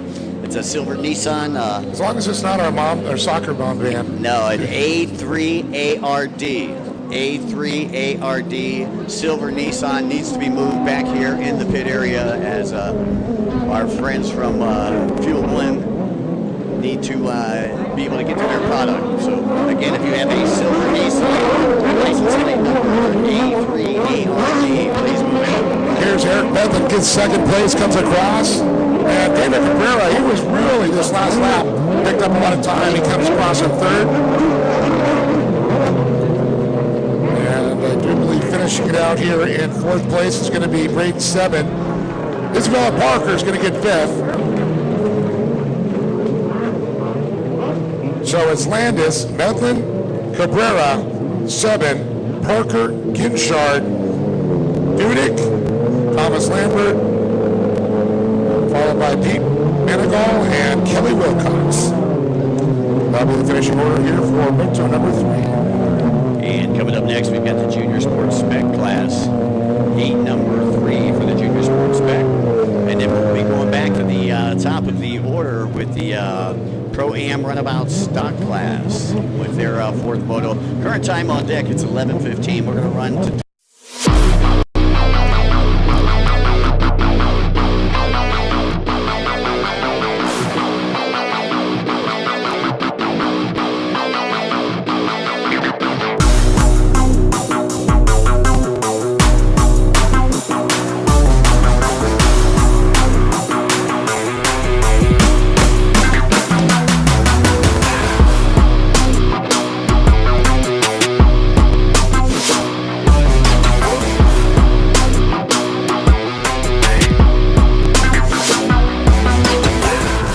Whether on the streets or the track, our premium oils and additives keep you moving no matter the road.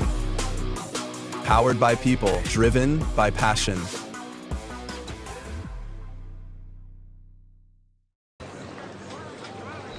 Kirsten Hastings should be on her C2 on the KA Racing. Tyler Reardon will be on the 114. Braden Dill will be on the 118. 14 will be Braden Dill. The 110 will be Tori Snyder. And then you got Janio Bermudez on the 02. So the Snyder building, riding for Snyder Built, Judge Motorsports, and Monster Energy, the Green Claw. Hey, once again, just as a reminder, we've got a silver Nissan. It needs to be moved back there in the pit area. License plate number A3ARD. You've got our Fuel 1 team blocked in. We're good.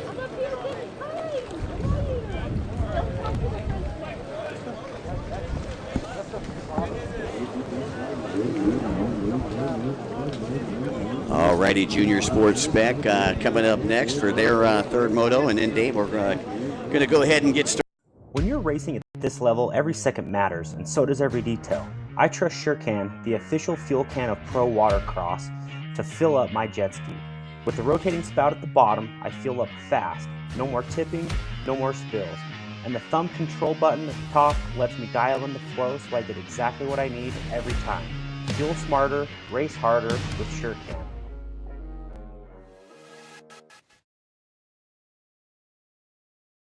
The diapers come back. Don't remind me.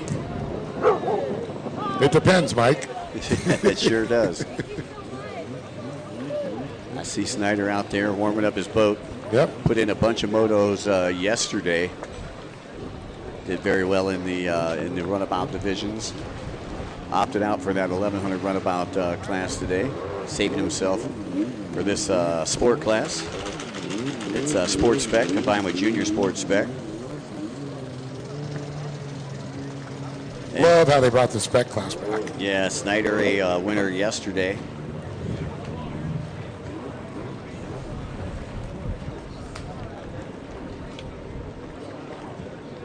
See the guys down there helping Kelly Wilcox from the MMI, a couple of the interns down there helping out.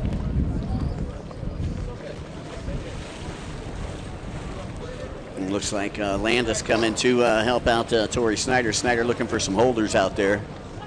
Looks like Isabella Parker going to go help him out too. Yeah, the A-team. Like, yeah. The A-team. Snyder, Landis, and Parker. That is a pretty A-team right there. And they're all great people. Snyder again sponsored by Monster Energy, as well as Snyder Built Construction, Tim Judge Motorsports, Jet Trim. Talk about a guy that could tune a ski. Oof. TJ. I mean, talk about a guy. TJ and Cabrera, 2 best in Florida, hands down. All right, looks like we're getting fired up down online as the sport class get ready to take off here from Sebring. Glad you could join us at Veterans Park, round number 2, Liqua Mali, Pro Watercross Tour. Snyder getting a good jump, and Dill getting a good jump on the outside. Well, it's only going to matter, Mike, when the inside and the outside comes together. Who's going to get the whole shot? Well, anyone's question. My money, I think Snyder's going to be right out there. Snyder is your leader on the inside right now, and Dill your leader on the outside. Dill with a hole shot yesterday. Yep. Snyder had to get by him. So Dill's got some proven horsepower out there. Of course, Dill on the old school Yamaha Wave Blaster, and then the HX of Torrey Snyder is going to come around, and it's going to be close. Yeah, Snyder gonna clinch it. He takes a look over. He'll find Dill right there. And I believe, is that Jax Rowe back there in third? Yeah, that's Jax Rowe out of Ottawa, Tennessee, followed by Cash McClure, and then Kirsten Hasty, because Kier rhymes with beer. That's right, Kirsten Hasty in there. Tyler Reardon going to come up there, as well as Junio Bermudez, and then Bryson Dill. Final third moto here of the weekend, junior and regular sports spec. That's what you're watching right now, folks. And it looks like boat number 11, Bryson Dill, might be pulling in a little bit early. And problem with Bryson Dill's machine. He pulls off. Number 11 coming in saying, oh, we got some issues. That's a bummer. Very frustrated young man right there. Heart goes out to another Judge Motorsports tuned machine.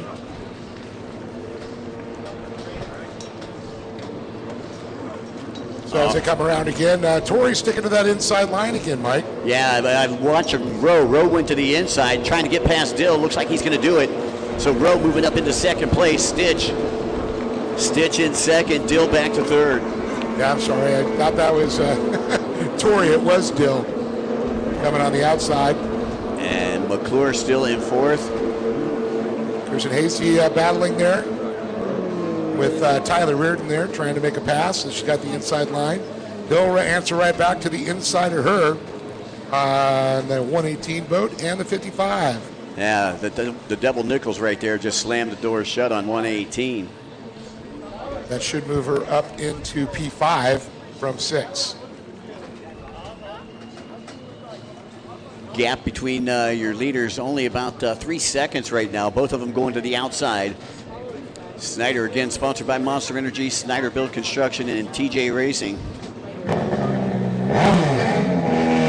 And reckless abandon. Jax Rowe, aka Stitch, still sitting in second. And your top three going to the outside. Cash McClure opts to go to that inside split. So Pro Rider Watercraft Magazine checking in on the screen, Mike. Hello from all of us at Pro Rider, they say. Big shout out to the Ratty family. Yeah. Great family, Kathy and really helping the sport of personal watercraft racing out. Legit in print. Yeah, legit in print. There you go. Robert Sand Racing said, man, those GPs are loud. Miss you, Robert. Like another guy that built some sick stuff. Oh, my goodness. I love all of his retro skis, like the old vintage that he's brought back. Some of the top rows, like the Victor Sheldon, the old Butch's ski. I'll tell you what, you take the hood off of any of his skis and you could eat off the engine, man. I mean, like his jewelry. stuff is clean. Bling, bling, bling. Robert, of course, works with us when we go do the World Grand Prix, does the Thai Tour also, and part of what I believe the AJSA? Yep. Yeah, he's going to be working with us at the AJSA this year as well. As we take a look down here, bottom right-hand side of the track, still only about 2.5, 3 seconds between first and second as you see Snyder headed toward the Liqua Mali start-finish line, and Rowe still right there in his back pocket. Well, 3 minutes, 40 seconds down, 4 minutes, 20 seconds to go. Dill's still in third, but here comes McClure. McClure coming out the inside split there, trying to case down Dill. He's working on the younger Dill. They had the two brothers were both in this class. Yeah, Bryson, unfortunately, something happened to his boat. He came in, very dejected young man on that one. It's a heartbreaker. Hey, by the way, next up, we're going back to race number 1. That's the Runabout Pro-Am stock class. You should be working your way to the starting line. Once again, Runabout Pro-Am stock class. Torrey Snyder, Troy Weeks, Bobby Cardone, Marcio Bendetti, Shelby Warman, and Easton Cross. You are coming up next. We're going into your fourth moto. Once again, we'll be breaking at noon for Freestyle. Well, the action going on now, you can see Torrey Snyder still leading this one as he comes by puts another lap down. But I'll tell you, Jax Rowe, he's right there. He can see him. He can smell that two-stroke. Yeah, Rowe, again, not going anywhere. As the top two pretty much separated from the rest of the pack. And there is the younger Dill, Braden Dill, working his way onto the right-hand side of the track, and Cash McClure trying to reel him in. Cash has been trying to work those splits, trying to get up to him there. He's done so well, but pretty much equal each time coming out. Those riders are very well matched. Of course, this being the spec class, that's kind of what the whole idea about these. It's about the rider and about getting that thing just running perfectly, because you are not opening up that motor and doing anything to it. It is a spec class. Yeah, Cash McClure, sponsored by TC Free Ride from out there in Lake Havasu. As you see him trying to reel in Deal down the back section of the track right now. So that is your battle for third. Your battle for first, get ready to come down the front straightaway. Once again, Jax Rowe been following Snyder on that outside split the last couple of laps. You got to wonder if he's going to change that up, Dave. Yeah, you got to wonder too. He's got to get there and find a little bit faster line there, see if he's going to split it, go to the inside. But we saw Torrey do that. When he was out leading, he kind of messed with him and went, oh, to the inside. Ah, man, took that line away from him. And it kind of makes a rider behind you go, well, should I follow? Little psychological warfare as usual. Well, we've seen good stuff and bad stuff happen from follow the leader Yes. racing. You know, I mean, I can remember one year out in Havasu where everybody followed the leader except for the last guy because he was so far back. He did the course the right way and he ended up winning the race. And that happened to be a pro ski racer. In fact, one we call the GOAT. Yeah. He forgot to wear his glasses that day. Howdy from Spain. Yes. If you know, you know. Once again, your leaders, both on the outside split. As time's starting to tick away in this one, Dave. We're going back to race number 1. If you're in race number 1, this is moto number 4 for you.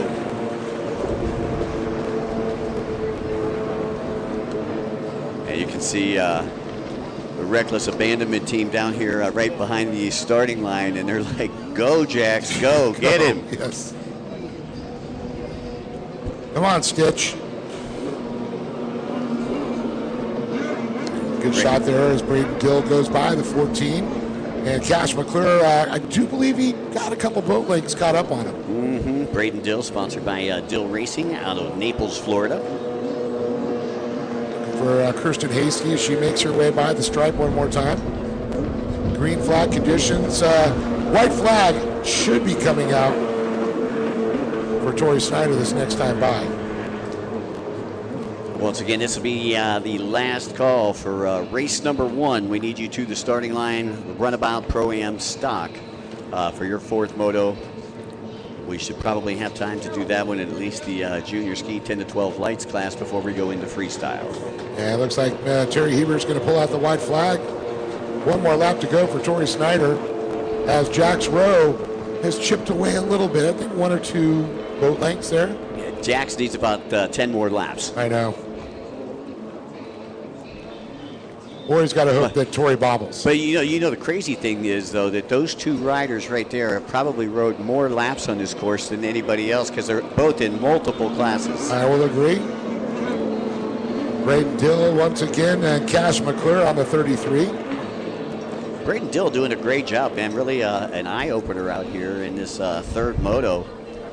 After getting a whole shot yesterday, I mean, you can tell this kid's been getting some seat time. Hasty one more time, and she received the white flag. McClure's still going to work on Dill as they work their way down the back section of the course right now, right to left as we view it here from Veterans Park. Tyler Reardon by, as well as Junio Bermudez. Well, this time Jax Rowe went to the inside. He was trying to make up some time on Torrey. Torrey coming out of the split on the outside, and it's going to be Snyder Built Construction. Torrey Snyder, sponsored by Monster Energy and Tim Judge Racing. He'll take the win. Jax Rowe gives him a thumbs up. Again, Jax from Ottawa, Tennessee. This time Cash McClure, who's vying for that third spot, trying to steal it away from Dill. He went to the inside. Dill coming from the outside. Dill will have the drive. Out comes McClure. And it is going to be Braden Dill taking third place. Congratulations to young Braden. So that'll do it here for race number 7. Race number 1 is coming up next. That is the Runabout Pro-Am stock class. Again, we're going to race all the way through freestyle.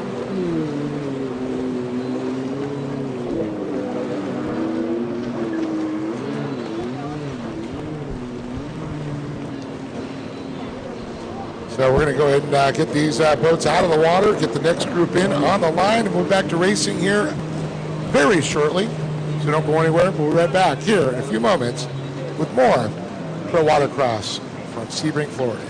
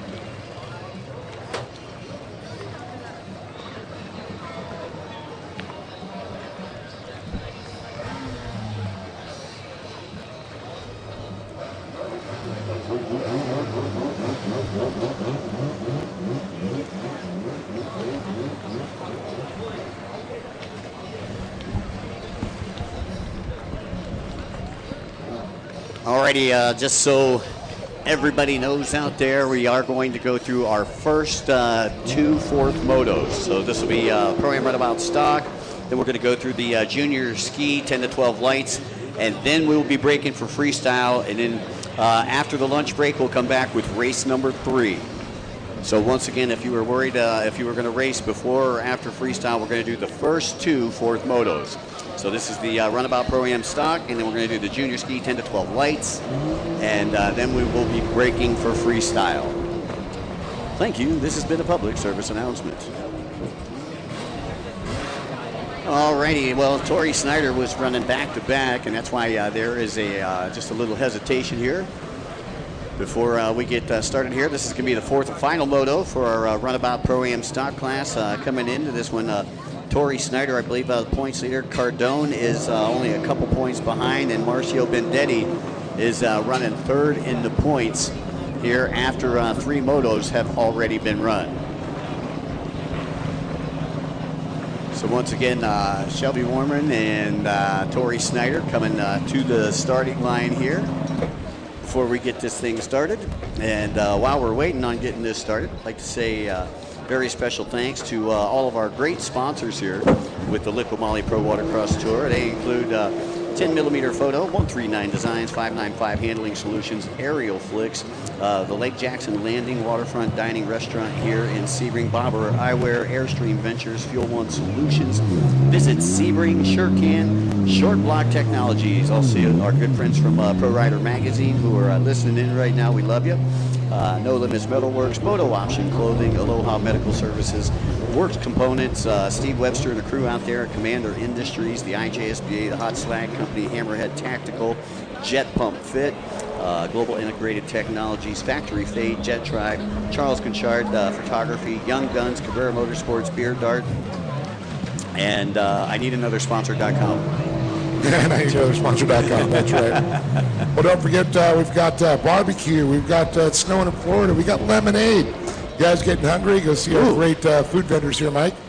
Yeah, Fatback's Lemonade, man. That is tasty. Some great lemonade. And there's real lemons in it. There ain't anything artificial about their lemonade. No. All right, final racers getting in the gate here. We're starting back at the top of the order, Dave. We're going to run through the first two races, and then we're going to break for freestyle. Yep. And then we're going to flip the action. Yeah, we're going to flip the script. So we'll have 5 races after freestyle, after the lunch break.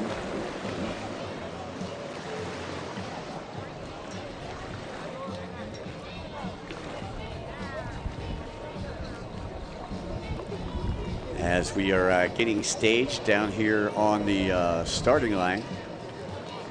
I'm taking a look at it. It looks like Marcio Bendetti going to be pitted right next to Bobby Cardone. 2 really fast boats off of the start. And look at Snyder going to be on the inside. Tori, you need the holder. We need 1 holder. So Uno mas. Yeah, if anybody can help out Tori, we need a holder down there on the water. Tori Snyder needing a holder. He's in pole position. Keith Dill's got you, Tori. KD, he's a legend in his own mind. He could build you. He could build you one too. Right. A former stand-up racing champion. Used to race a sport class. Man, I'll tell you, great guy, KD. He's been in the sport forever. Took a little hiatus when he had his puppies, and now he's back out here, and the puppies are racing.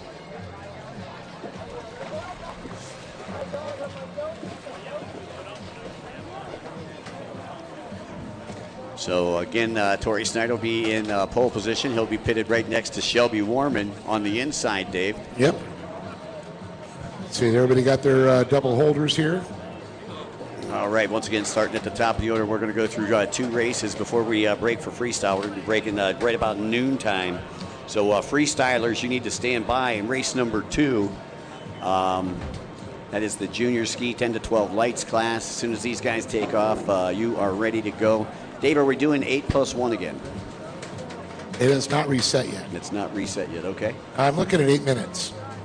Again, I'd like to say a special thanks to Gary and Fast Eddie at Liqua Mali. Yep. great sponsors here of the Liqua Mali Pro Watercross Tour. You're watching stop number 2, live from Sebring.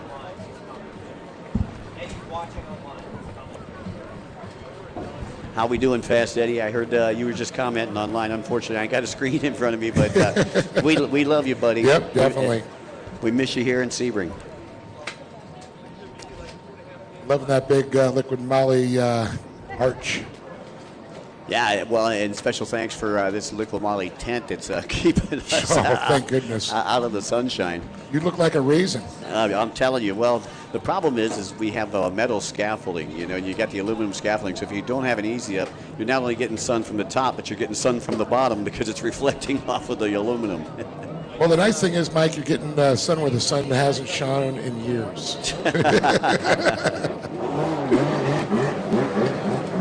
All right, I think they're doing something here for CBS Sports.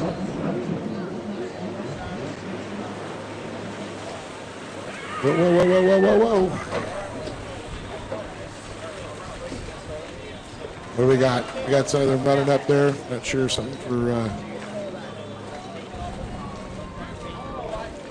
Mormon's boat. And looks like Dill came running out there, still sitting out there.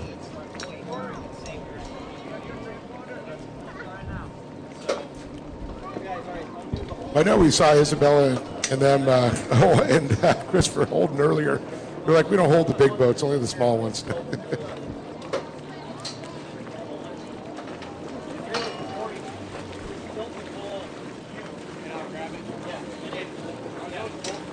Well, it looks like we're going to try and get this done so we can get this one done and then freestyle.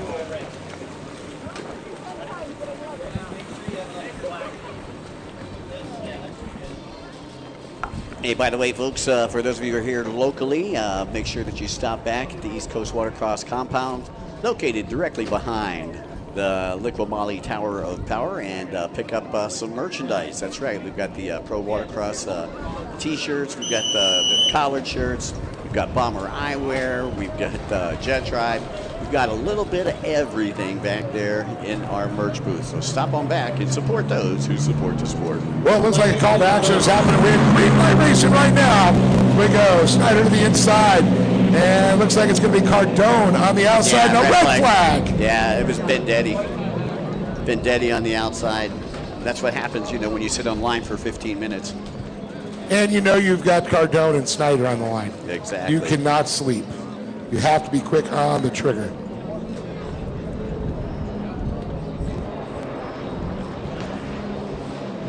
And it looked like Cardone got the message there with the red flag, got his hand in the air. It was Snyder on the inside, Cardone on the outside, but all for naught as the dreaded red comes out, and we'll bring him back, restack, repack, re-rack, and restart this one all over again. Very smart move there by Bobby, like you said, throwing the hand up there, letting you know I'm off speed. We've got, you know, something going on, a red flag. That's a good practice to do. Just make sure you don't pull the lanyard out if you got it on your wrist. Usually they are clipped onto the vest. But I've seen guys put their hand up and pull their lanyard out in the past. Actually, who's going to get penalized? While I'm looking down here, I just... Is it Vendetti? Okay, well, I see. Bobby was just adjusting his GoPro helmet, so I thought he was putting his... Yeah. No, Bobby looked good. He looked clean on that one.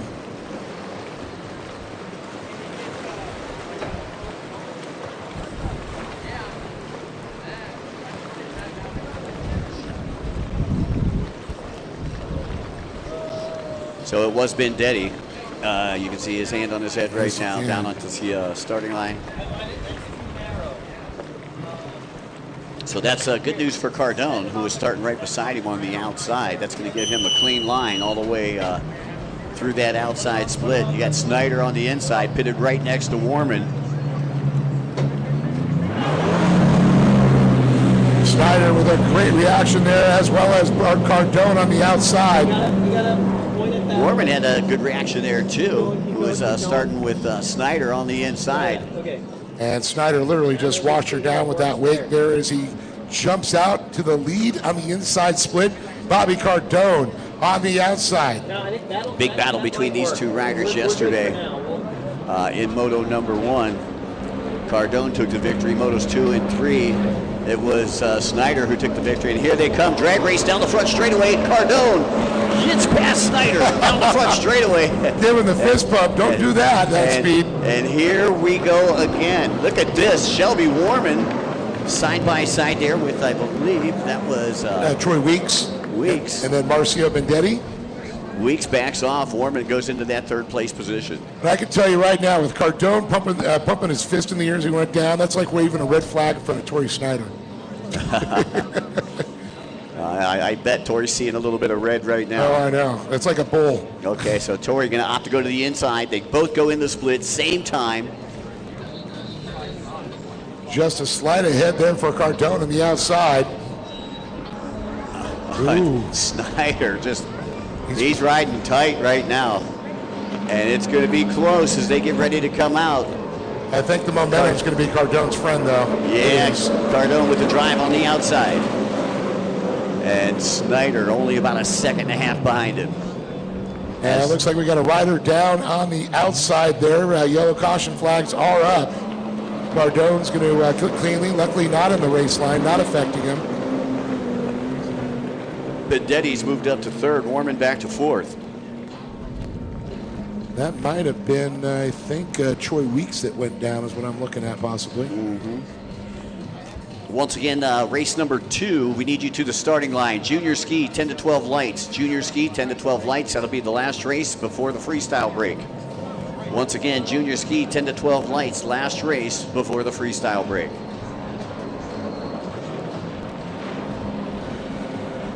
Snyder on the inside, Cardone on the outside. Snyder with a little better advantage this time.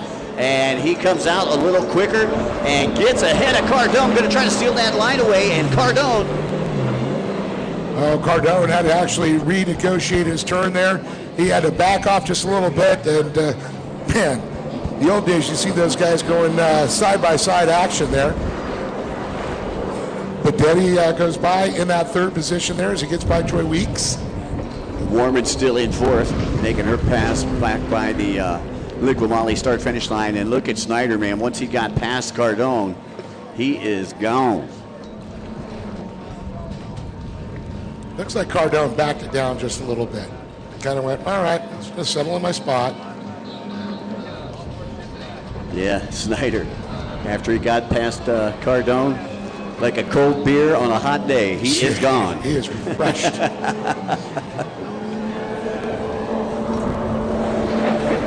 And here comes Snyder. Great shot there from the drone. You see that going by side. And oh my goodness. Yeah, Cardone really has backed it down. You got to wonder if he's still feeling the effects of his crash. Bendetti in third place, coming off of an injury as well. And they both got injured in the same race, I think, right? Yeah, at St. Pete. Yep. Bendetti actually starting to catch Cardone, but the interesting thing is Bendetti started with a dead engine. Bendetti's no slouch, I'll tell you. He is fast. Originally from Brazil, now makes his home in Orlando. And Snyder just carving it up on that outside split right now. A great ride here once again for Torrey Snyder. And win here would give him an overall win for the weekend. He only did, I believe, he took one of the races where he went whole shot, wire to wire. The rest he's had to work his way up through this, Mike. Yeah. Look at Bendetti. Oh my goodness, he's catching Cardone. That's what I'm saying. Bendetti, what kind of lap time did Bendetti turn that last time? Well, looking at it here, Bendetti was a 58.053 and Cardone a 101.277. But Torrey Snyder, 56.103. Fastest lap times we've seen all weekend. Man, the afterburners are on Torrey Snyder at this point. Yeah, Torrey's all business out there today.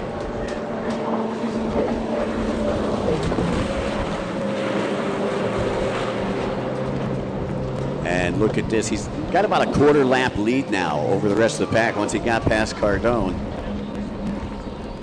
Well, I think he's going to get into a little lap traffic here very shortly. Yeah, by the next lap, he'll be into lap traffic. Yeah, he's got Shelby Warman in front of him. Meanwhile, the best battle out on the track is that for second between Cardone, and here comes Bendetti. Bendetti getting out the broom, going to sweep hard. Top left-hand side of the track goes around those double yellows, and you can see he's keeping it pinned the whole way around. Has to cross over the wake right there. He'll lose a little bit of time as they get ready to head down that back section of the track, and we'll see if Bendetti can pull on Cardone down here, and it looks like he is. Look at Bendetti closing that gap down the back straightaway. And you can see him going to the inside of that wake, staying in there in his own water at this point. He's going to cross back out, move to the outside as Cardone goes to the outside. Oh, my goodness. They both go to the outside. I thought for sure Bendetti would have gone to the inside at this point. 1 minute, 40 seconds left. So still time for a couple of more laps here. Can Bendetti close? Cardone takes a look over his shoulder. He can feel the heat.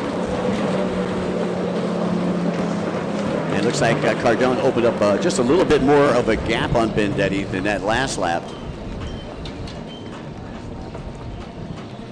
And Bendetti, when he goes around that sweeper there on the top left-hand side of the track, you can see he goes a little bit wide, but he's got it pinned the whole way. Exactly. He's just kind of sweeping around that. Carrying a lot of speed. He's not really going steep into the turn. He's keeping it wide, high, wide, and handsome, as I like to say. And look at this down the back straightaway. Once again, Bendetti closing.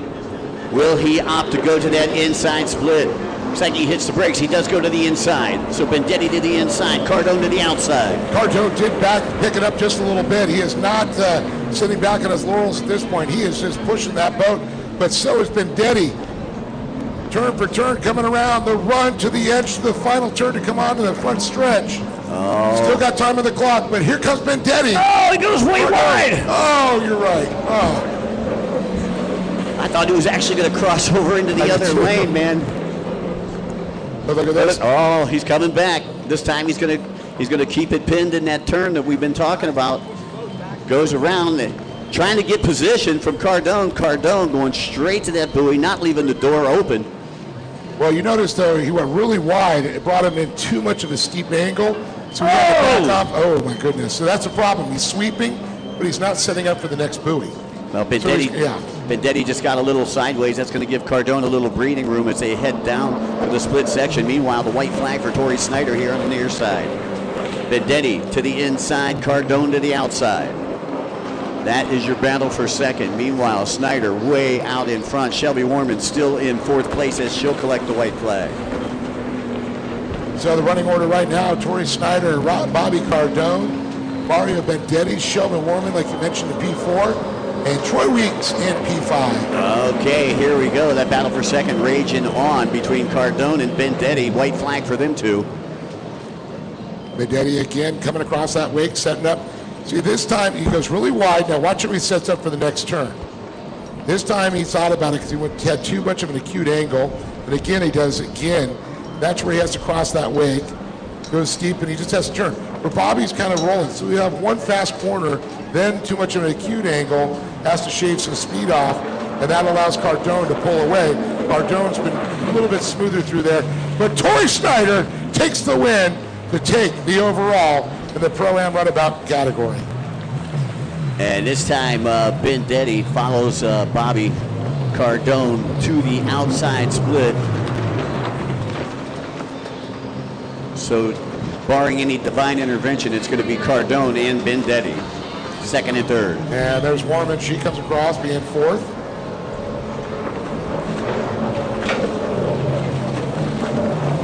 So Cardone with a 1-3-2 finish.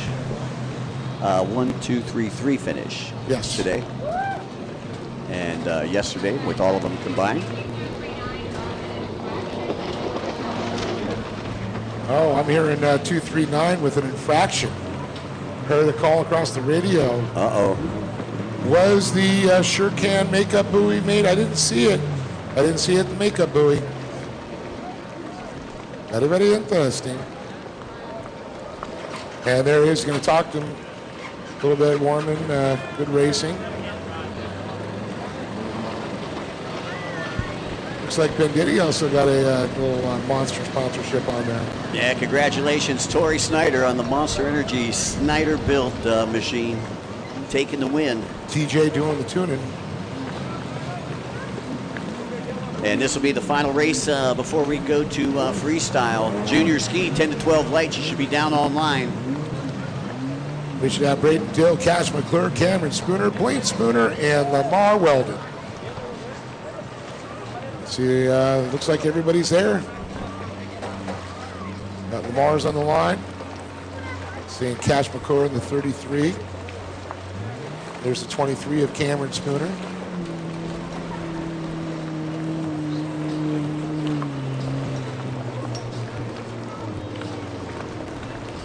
Spooner opting to start from the outside in this moto, Dave.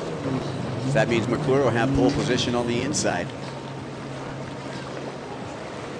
Braden Bill McClure looked like he was going to be on the inside there. And I do believe we got one more, should have one more racer coming up here.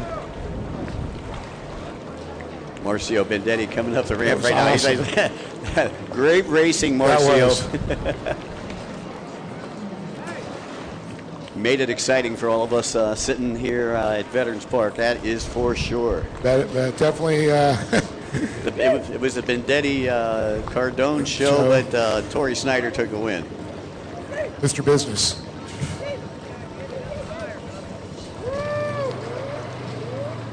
Once again, while we have the opportunity, I'd like to say a very special thanks to Lake Jackson Landing, Waterfront Dining, Jim Jordan hosting the Racers Party and feeding the crew all weekend long. Also, should be seeing him shortly for lunch. Yeah, special thanks to Tony Vo over at Jet Tribe, Kyla at Jet Pump Fit. Special thanks to Steve out at Commander Industries. Of course, the Rapids and Pro Rider Magazine. Bill and the crew over at Fuel One Solutions. Thank you very much. Great to hang out with that crew this weekend. Oh, yeah, great people.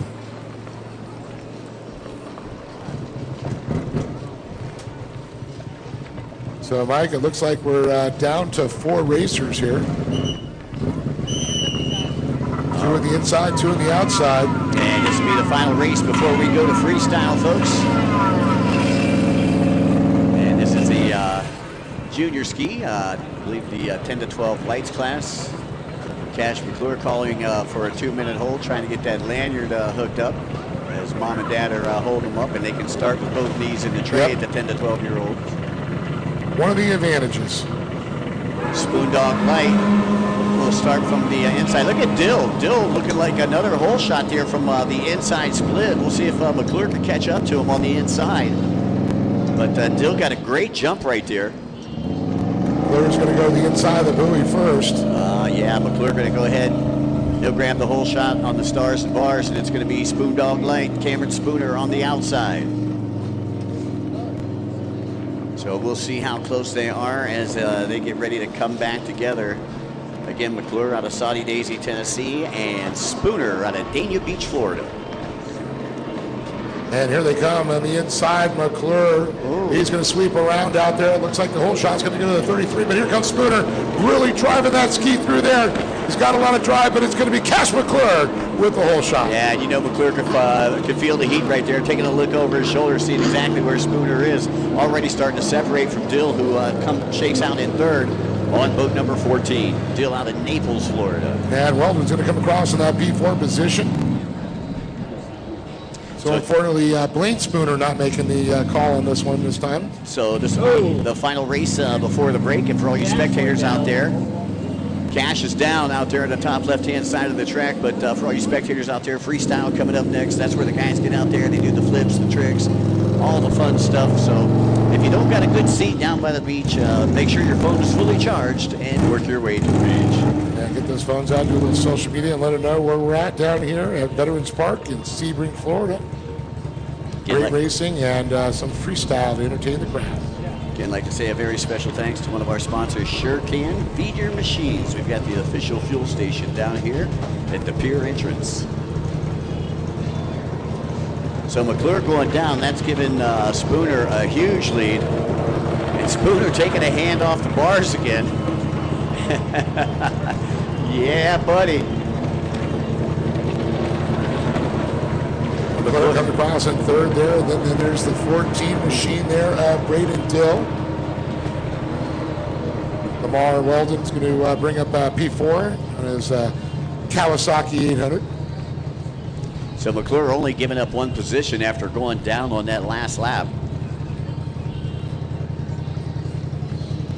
As you see your two leaders going down the back straightaway, about 5 seconds, 6 seconds separating them. And then between second and third, your gap is right about 4 seconds. Well, the nice thing about this tracking software, I could actually tell you the gap. 109 was the last lap of Cameron Spooner. Cash McClure at 118. Braden Dill at 113. Very interesting. Well, McClure's lap time down just a little bit because he went down. Yeah, because he had to swim back to his boat. So it's like a double entendre. That's kind of what we see. Meanwhile, Spooner, I see yellow flags out. We got a rider down over here on the bottom right-hand side of the track. Looks like Weldon there on the 220. Yeah, Weldon went down momentarily, so the yellow flag's going back in the holsters here. And so now we got a back marker in between second and third.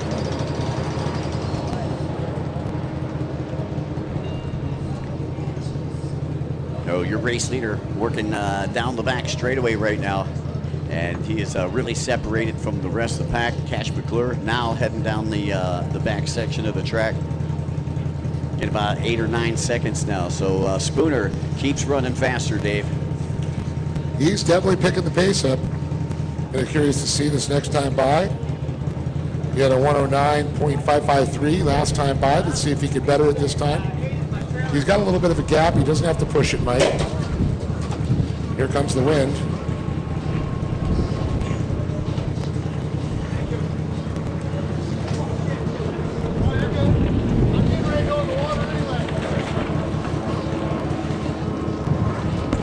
Once again, Spooner, sponsored by Cabrera Motorsports, Shine Masters Detailing, Jet Life Miami, Impros Impellers, Onium Goggles, and Killer Frog Racing. Cash McClure, he's sponsored by TC Free Ride, BP Racing, 6D ODI, McClure Racing, Tasco, NGK, Action Sports and Canopies, Competitive Crankshaft, and Chase Plumbing and Mechanical. You know what I need to bring up is about competitive crankshafts. In the Sports Spec class, the overall winner through the season is going to get a brand new crankshaft. Oh, that's pretty cool. That's like a grand. Easily. Balanced, blueprinted, all beautiful. And the sport class points are going to be something else because Joey Malden was a winner back in Texas and Joey not showing up. So the points are going to be really close as we head into our third round of the Liqua Mali Pro Watercross Tour. Now again, Lake Havasu City, Arizona, May 8th, 9th, and 10th. Are we going to get practice or do we have to just go right at it? Cameron Spooner's going to go by one more time here with Cash McClure just coming off the outside splits here any moment. Cameron really turned it up there. He had a 108, about a second faster. Cash McClure a little bit slower this last time by, 114. See what he's going to get this time by. Cash showing another 114. At least he's consistent right now. As we see our leader, though, Spooner, out on the back stretch, getting ready to get to that Hot Slack Company decision buoy. Takes the inside. He's going to fire Lamar Weldon.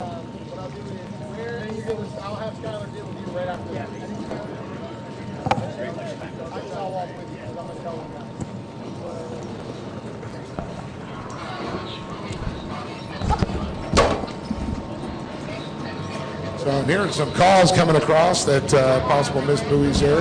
Hopefully they all go use that shear can makeup buoy. As Cameron Spooner goes across the stripe one more time. I have a feeling next time by the white flag will come out for him. Mar Weldon comes by. Mar riding that double nickel 800 SXR Kawasaki. Tell you, these new light boats, the Yamahas, the round noses that get set up are so quick, such a great boat. Very light, very nimble. little bit narrower than the Kawasaki.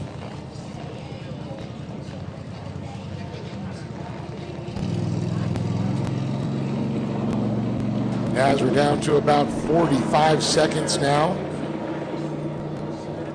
Let's see, Spooner's on a good roll right now. Let's see if he can get there before, and I think the white flag's going to come out this time by for him.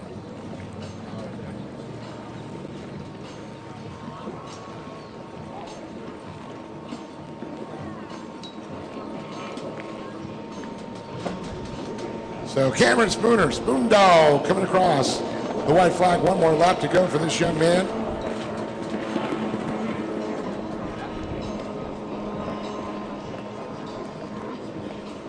Means everybody else going to get the white flag next time by. We should see the checkered for Cameron Spooner. Looking to back another one up here. Then moto number 4, that should give him the overall, barring any infractions, post-tech. Big thanks again to our interns at MMI helping out with tech there. Making sure everybody's playing by the rules as Cash McClure makes his way by one more time.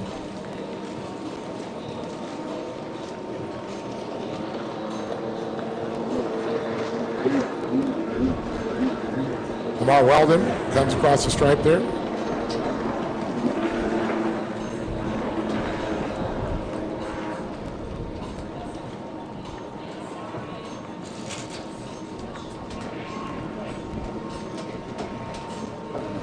So coming out the inside split one more time. Put your hands together for the win for Cameron Spooner. Oh, nope. White flag came out just now. I'm sorry. He must have not did it, so it's the white flag this time. Thought he had it in his hand. It looked like he was holding it low, though. Hey, by the way, just as a reminder to all of our great local spectators here, immediately following Freestyle, we'd ask that everybody come down and celebrate the awards. We're going to do the Freestyle Awards right here behind the Liqua Mali Tower of Power. You can see where our podium is being set up. We'd like everybody to come down and salute the freestylers that are Show going a to be appreciation competing. what they did. Yeah. All right, Cash McClure now gets the white flag. So the checker flag will come by this next time. Don't worry, he'll be here in a moment. Cameron Spooner. We are sub 140, so they got a little extra lap there. Mm-hmm. They're young, they can handle it. There's the 14 of Braden Dill making his way across. But now the checker flag will come out. Put your hands together for Cameron Spoondog Spooner. Perfect weekend for him. 4 for 4. That's it. And as he celebrates with a little hop there. His interpretation of freestyle.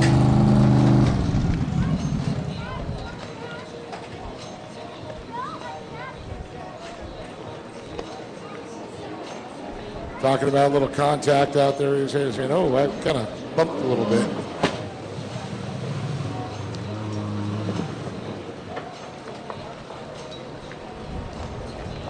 So Cash McClure, the 33, will end up second coming across. That's going to lead for Braden Dill, and Lamar Weldon will round out our field. Time, like you say, to flip the script, because we get ready for some flippies out there.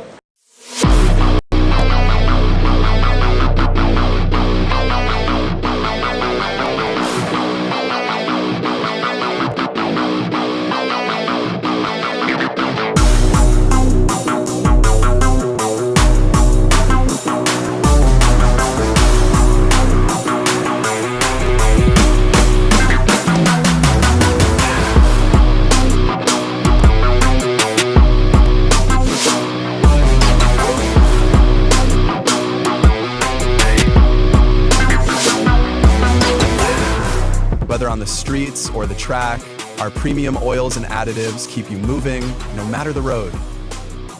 Powered by people, driven by passion.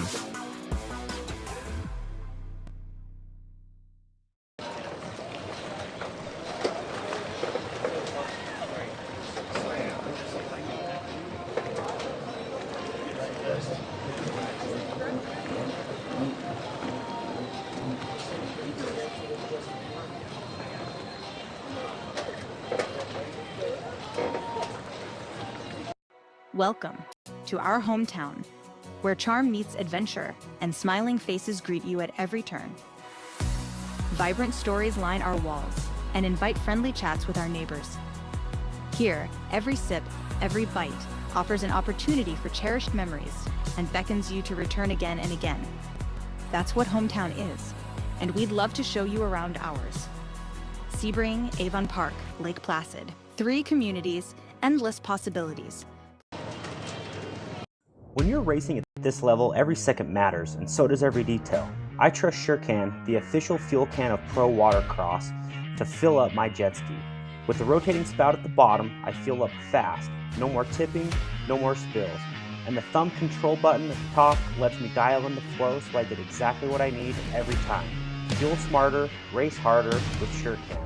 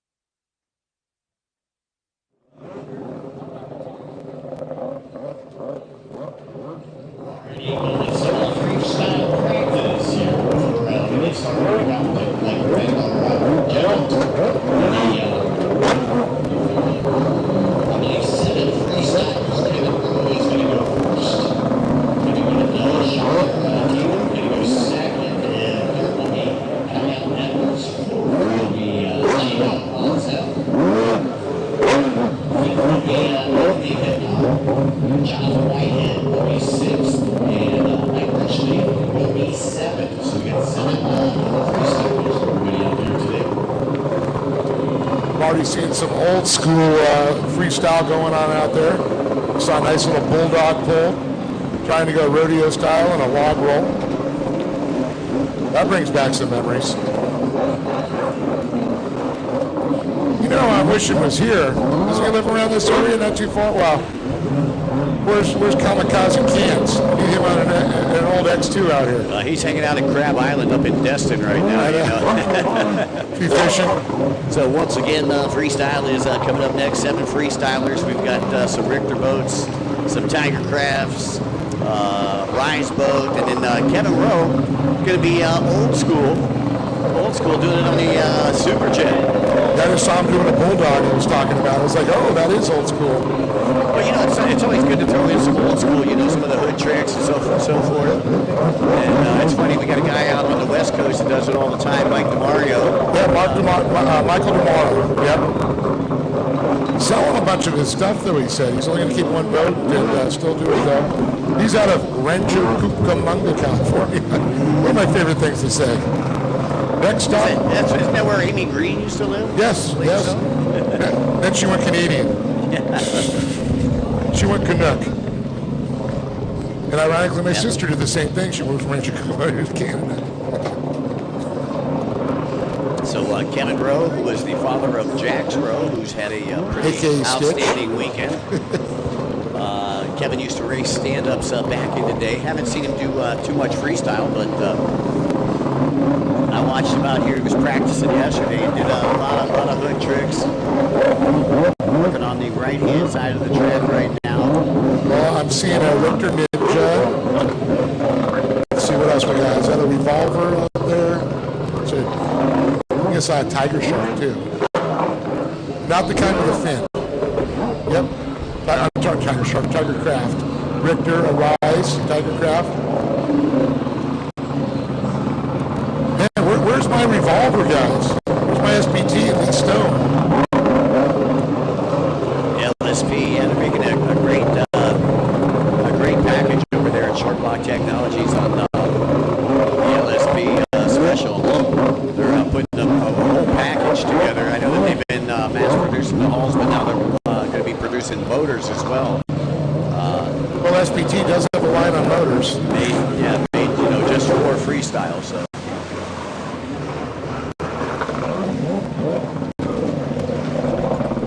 Again, a little freestyle practice here before we get started.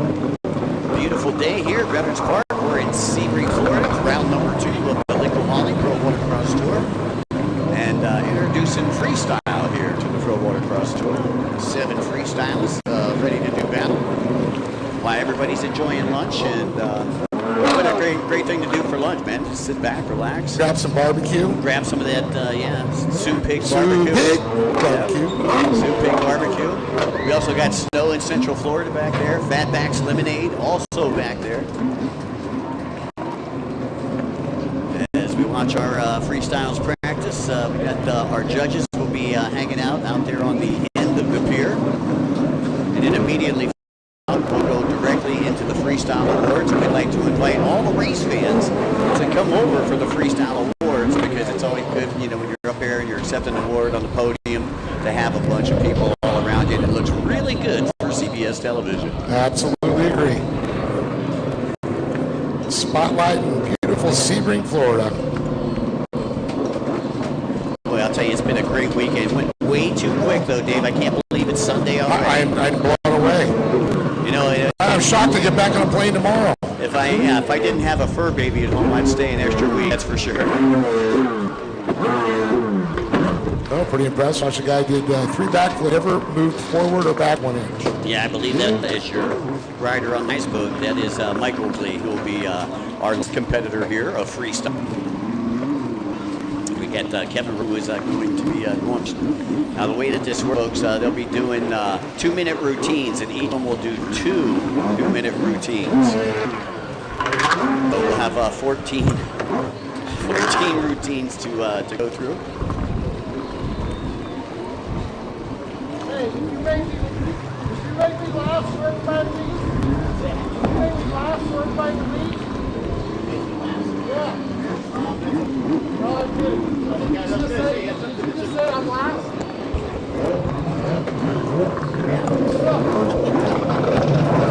you get to watch everybody do their routine so you know how to step it up on them. Hey, what do you mean? All the top freestylers like to go for, last. Yeah, that was originally, it was chiming in there. He's what, you're making me go last? Yeah, we respect you that much. We want you to rest. We respect our elders there, Mike. I didn't say it, he did. Great to see Mike out here in the pits with us this weekend. Seen him many times, many competitions throughout the years.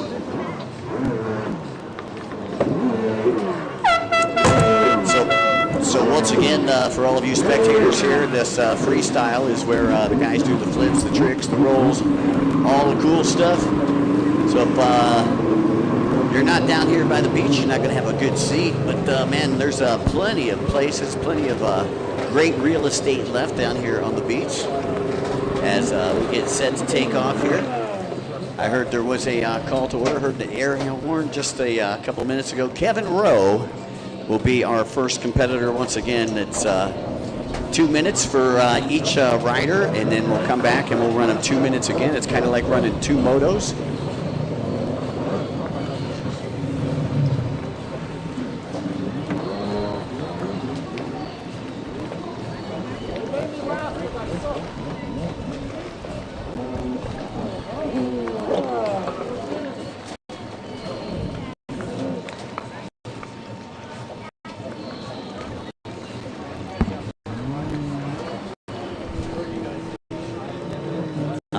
Sky.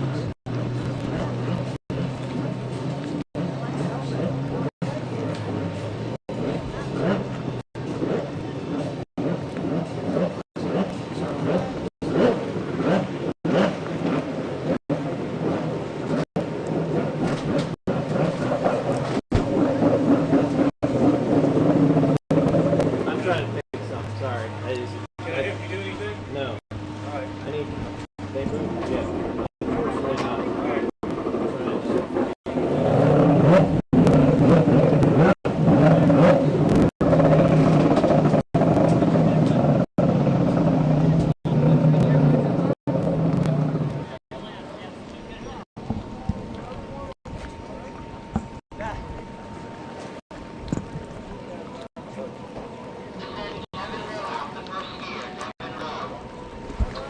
All right, our first skier, we need you to the water, Kevin Rowe. Kevin Rowe from Ottawa, Tennessee. Father of Jax Rowe, former Region 7 stand-up racing champion back in the day. Straight out of Tennessee. And he's going old school. Look at this little Australian bear. We're going to start off that, hanging off the side of his ski. He bulldogs the butt around, climbs back over, flips over into the tray. What do you think of Kevin Rowe? Come on, folks, make some noise. Kevin Rowe, looks like he's going to stand up on the hood right there. Going one-handed, jumps back down into the tray. Again, he is on the 2-minute clock. Judges are out at the end of the pier, trying to stay right there in front of the judges. There we go, hop. Oh, nice sub right there. I didn't think it was that deep right there, but completely buries the nose.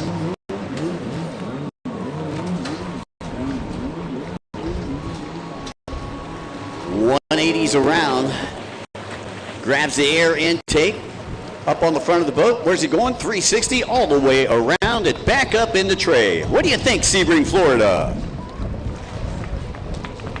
Going into a nice little tail stall there. And it looks like he's going to wind it up into a Hollywood corkscrew. That move made famous by Scott Hollywood Watkins back in the late 80s. I'm recording, but the live stream went down. And he rides it out after that Hollywood corkscrew. Spins it around 180. Once again, trying to stay in front of those judges and press the 3 out there on the front of the dock. Hop, hop. Oh, nice 180 nose stab. Comes up in the tray into another little tail stall there. Winding it up. See if he can ride this one out, Mike. Popping it up. Look at him stirring them up. Yeah, he rides it right. back up into rider position. You know, I tell you, I love the fact that, you know, he's going old school with this, you know, with the old Super Jet, grabbing the air intake once again. The bulldog it around. Steps, steps over the hood, feet on the bottom rails, and look at this. Nice little fountain for everybody out there. Come on, Sebring, put your hands together for Kevin Rowe. Trying to get the Tiger Craft a little wash down there with the old Yamaha. Good job, Kevin. All right, so I believe I heard the horn there. So that'll do it for Kevin Rowe's first routine. Ladies and gentlemen, once again, how about a nice round of applause for Kevin Rowe. Coming up next, I believe we got Skylar Tiedemann. He is going to be on a Tiger Craft. So Skylar's time to take to the water right now while our judges are making their decisions. And then once they do their first trick, they'll be on the 2-minute clock, Dave. Yep, and these, of course, are specially built freestyle skis. They're not meant for closed course. They're meant to throw them in the air, toss them. The gold digger machine of Tiger Craft there. Skylar, he's got it blading. So basically, our judges are looking for the amount of tricks that they do, their fluidity in between tricks, the degree of difficulty, and their amplitude. That's right. So that's what these racers are being judged on right now. The Wisemen, as we call them down on the beach. Skylar's looking for that setup wake. He's coming around there. I think he's going big on air. Yeah, I think he's going to open up with some type of flip. There we go. Comes back into the pocket. Oh, there we go. Nice 360 flat spin, little off access. Comes, doesn't lose the boat. Stays in the tray. Got a little sideways there at the end. I can see him kicking into the footwells there. They have like little footwells that have been molded into the side gunnels to allow them to help lift and push and flip and toss. And basically what he's doing right here, folks, is a setup wake. He comes back into the pocket, and look at that, nice big backflip, and sticks the landing. What do you think, Spring? A little bit of a sub, and I rode it right out. That's awesome. Taking his time, trying to rush into anything. Once again, this is he's looking again for another sub. A nice one-footed backflip, getting a lot of amplitude there. Impressing the judges out on the end of the dock. On deck, we should have, I believe, Kyle Edwards. Kyle Edwards will be coming next. Stand by.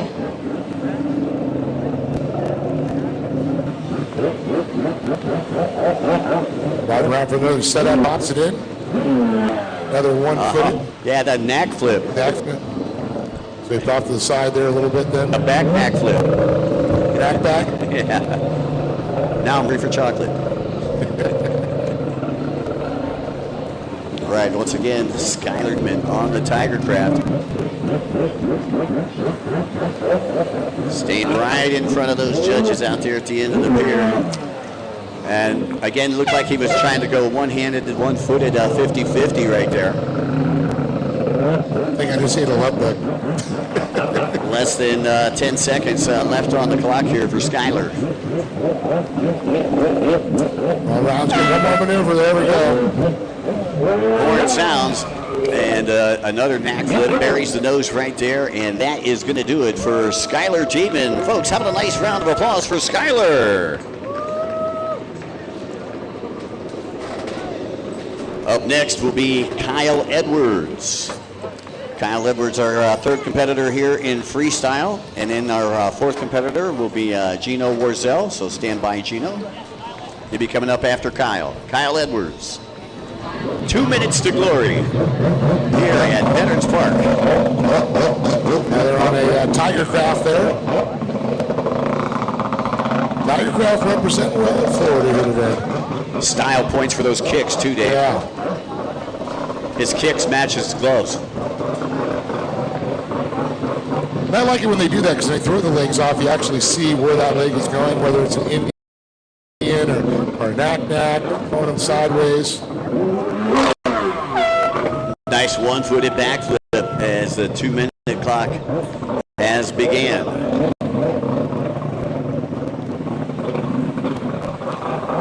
And here we go. Nice 180 sets up in the pocket. Nice amplitude. Make it two in a row. Two back flips in a row. Little little off access there, lands on the side, holds onto the ski, able to keep it running, rides it right back out. Up in the degree of difficulty here in freestyle with that double backflip.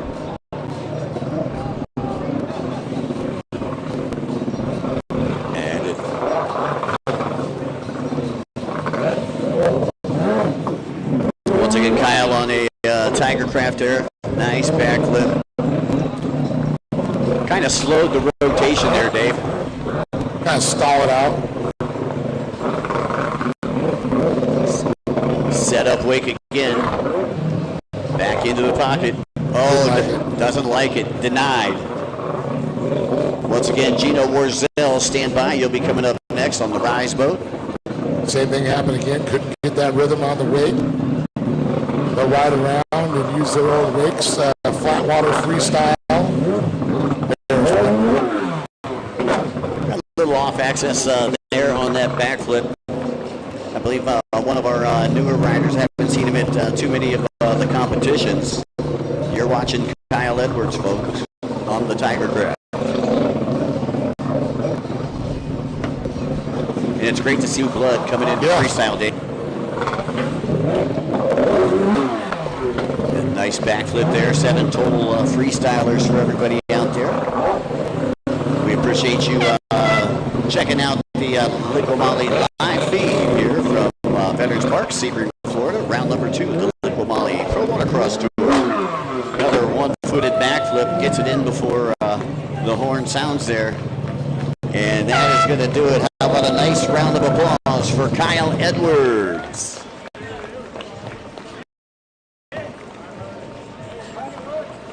So coming up next, Dave, we've got Gino Warzel. Boy, tough to be a judge today, huh? Oh, definitely. Gino Warzel, and he'll be on the Rise boat, our 4th competitor. 7 total competitors, 2 different motos. I believe TC Freeride now one of the Rise dealerships where Mark Gomez, one of the Richter guys. So we're seeing a lot of those boats being produced and coming over. Maxime, I believe, the owner of Rise out of France. Where the Richter, of course, Rick Roy, and then we got the Tiger Craft, which I believe is local Florida here. Yeah, well, I like Gino's style already. He's, I believe, one of the only freestylers without a helmet. So he's got confidence. He's got confidence in his I'm recording, abilities. but I'm not sure what the live stream looks like right now. Here we go. Nice, nice. Back-to-back backflip there. Mm-hmm. Kick it in again. Looking for another maneuver. Getting that flex flip down. Yep.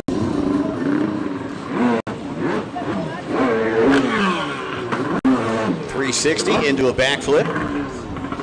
Been a while since I called freestyle, you know. Early December in Havasu. I mean, Thailand. Over in Thailand, yeah. Where was I? Debbie Morgan took that win. Oh. There, Madonna flip right there. One hand off, kick through. That is the Madonna flip. That move made famous by Pierre Maxon out of France. Hey, John. Back in the early 2000s. Yeah. You think you can mention to the competitors that the judges are there, but like they keep doing their tricks like between the towers. All right. Nice combo package there for Gino on the Rise boat. Like they keep doing it on the other side of the tower. Do you need my Wi-Fi working for you or no? It's not that fast because it's far away. I know the riders trying to stay right there in front of the judges, but it's tough for us to get a camera for the live stream right there. 2 backflips in a row there for Gino. And they were fast ones too. He's kicking in, looking for another maneuver here. This is Gino Warzel again on the Rise boat. Coming up next, we got Anthony Vitnell. Anthony Vitnell, you're on deck, and nice slow rotation backflip into a fast backflip. There's 4 in a row. Let's make it 5 in a row, 6 in a row, and 6.5. I was getting dizzy just watching him. That guy's I always wonder how they do that. We've seen 20 in a row. Yeah. And how they can stand after they do that. It's just incredible. Yeah, that guy's flipping crazy. He's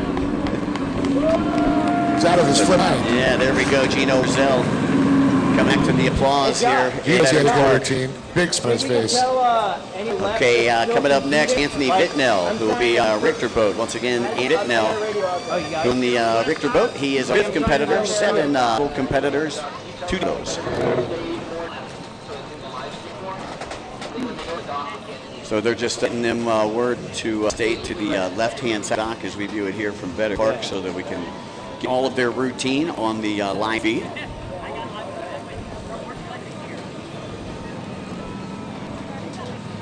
So again, Anthony Vittnell, he'll be on the Richter boat.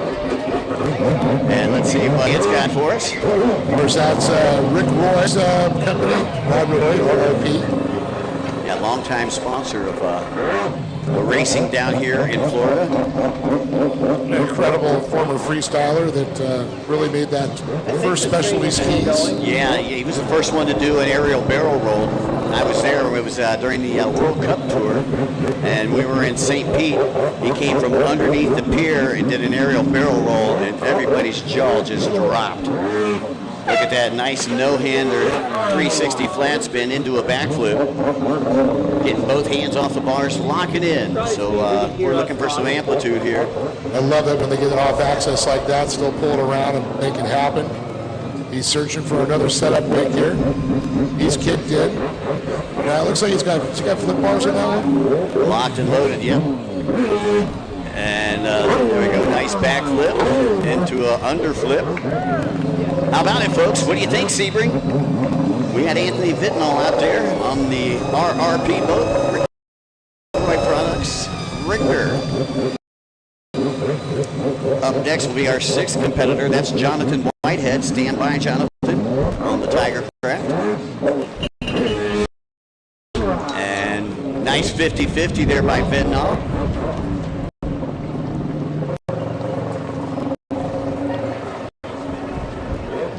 Locking in once again. Right by that SPT buoy.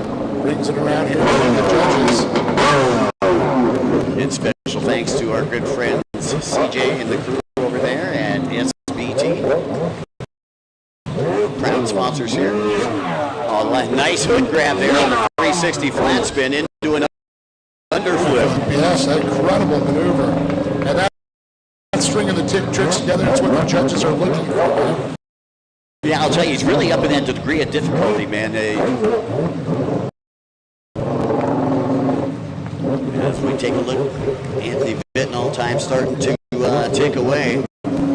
He's got a lot of tricks in. He's got a couple really good combos in. Off access 540 there into a backflip.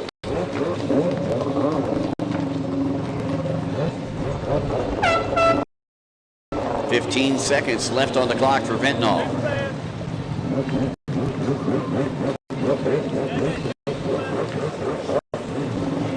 He's got time for one more.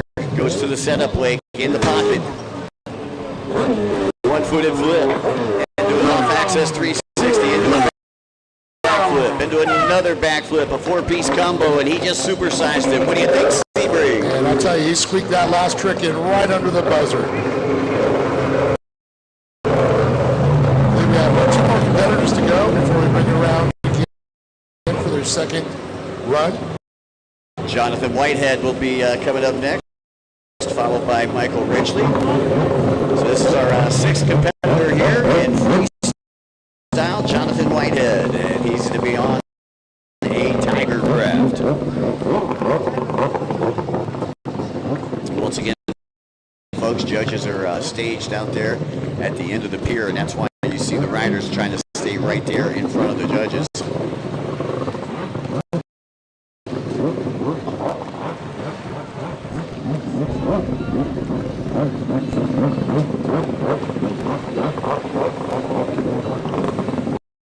Jonathan with a setup wake. 360 right there into a backflip. Into a second backflip, so opening it up with a 3-trick combo. Jonathan Whitehead. Jonathan Whitehead, you have a name?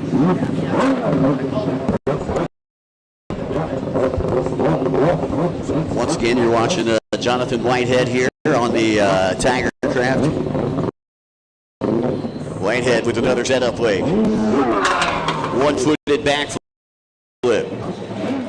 into a tail stall. Off to the side for a water sample. You know who else rides the Tiger Craft? The Jukish boys. And I think Demi actually went and switched her Tiger Craft. The Jukish boys, boy, I'll tell you, them guys are something special. That's a whole nother level. Oh, nice. Right there.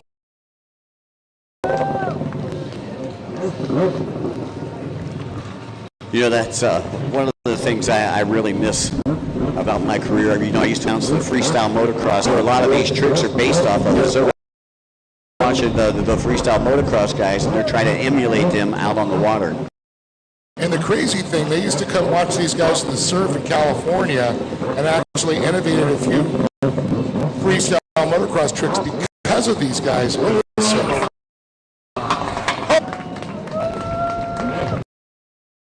So they kind of take a little bit from each other on both sides, I think. Once again, our seventh competitor, Michael Ridgely, he should be on deck. You're watching Jonathan Whitehead right now. 15 seconds left on the clock for Whitehead. Got that set up wake. Time for about one more trick. Oh, a super flip, but doesn't land it. Comes up a little bit short, and he got halfway. Well, I'll tell you what, and that's one of the reasons he's wearing a helmet right there, too. Agreed. Safety first. Great job, Jonathan Whitehead, sixth competitor of the day. And coming up next on the Richter boat, we got Michael Ridgely. Once again, you're watching Pro Freestyle here from Veterans Park, Sebring, Florida. Round 2 of the Liqua Mali Pro Watercross Tour. Mike Young hanging alongside Dave Arnold, and we've got another competitor. This is Michael Ridgely, and he'll be competing today on his Richter. He's already kicking in. I can see him riding away, getting ready for his first maneuver here. He's going to get a little temperature on it. I know Dasa used to make a lot of incredible motors for these guys back in the day, but now these whole manufacturers are starting to come work with other people now. Tiger Craft, great package they offer too.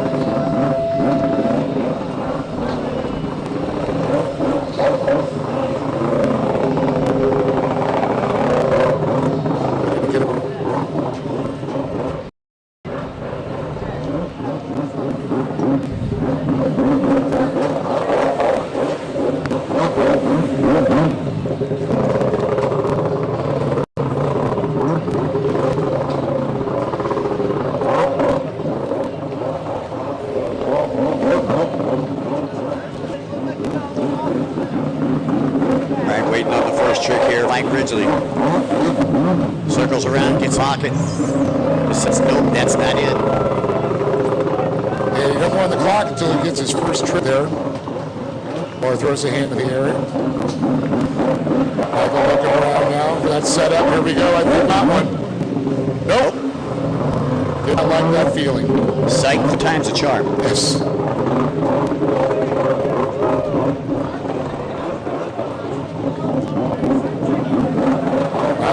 Back around here. Let's see what times a charm for him. And there we go. No. Okay, maybe the fourth.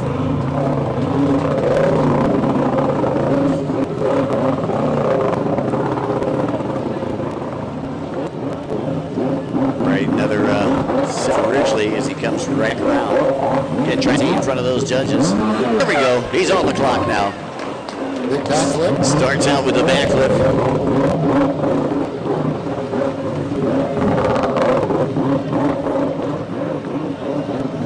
Search around for another setup wake here for his second trip.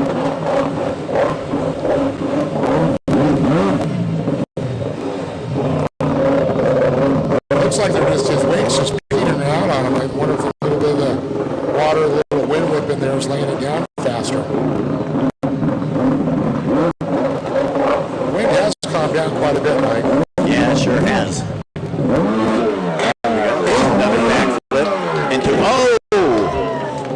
a one-handed facehugger. That hurt. I felt it up here, Mike. I felt it. And you can see how shallow it is there. I wonder if the nose hit ground. We call that the depth checker. Yeah, he got off the first flip, but really good. But that second in the combo, he only got about the 180 degrees. Other feet came out of the tray. There we go. There's one. Nice clean flip there for Ridgely. Once again, Mike Ridgely on the Richter out there.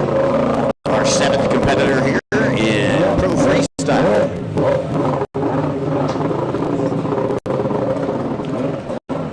Search around for another setup rig coming around. And it is not easy to throw a backflip. It's amazing to see these guys do it. About a 50% of a backflip again. Comes out of the tray but doesn't separate from the boat. 15 seconds left on the clock for Ridgely. Wow, Michael. Yeah, he does the old big throw. That's the Ghost Rider. Ghost Rider, yep. That's Ghost Rider Air. Remember we used to have the big toss, the big throw, the Marriott toss. Marriott toss, the Ghost Rider. Made famous by Eric the Cyclone Malone. All right, so that is going to do it for Ridley. And I'll be back in just a second, Dave. I'm just going to check and see if we're going back to the top of the order. I believe that should be the programmer.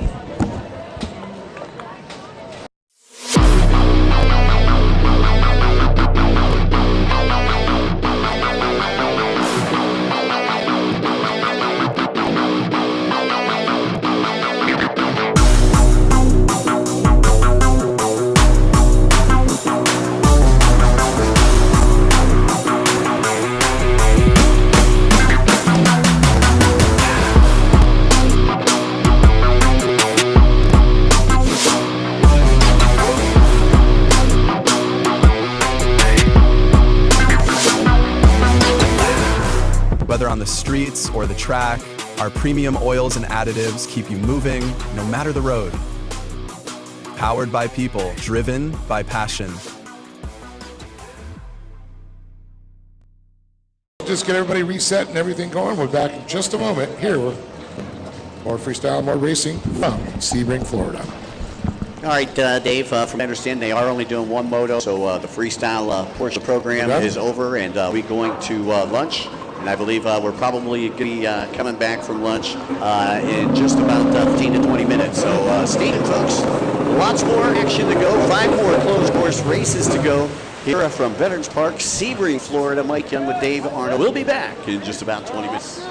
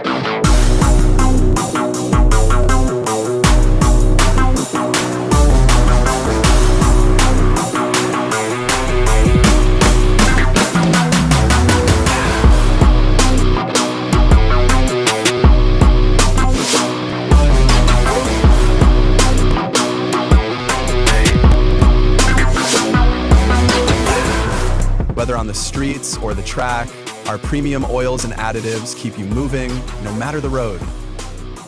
Powered by people, driven by passion.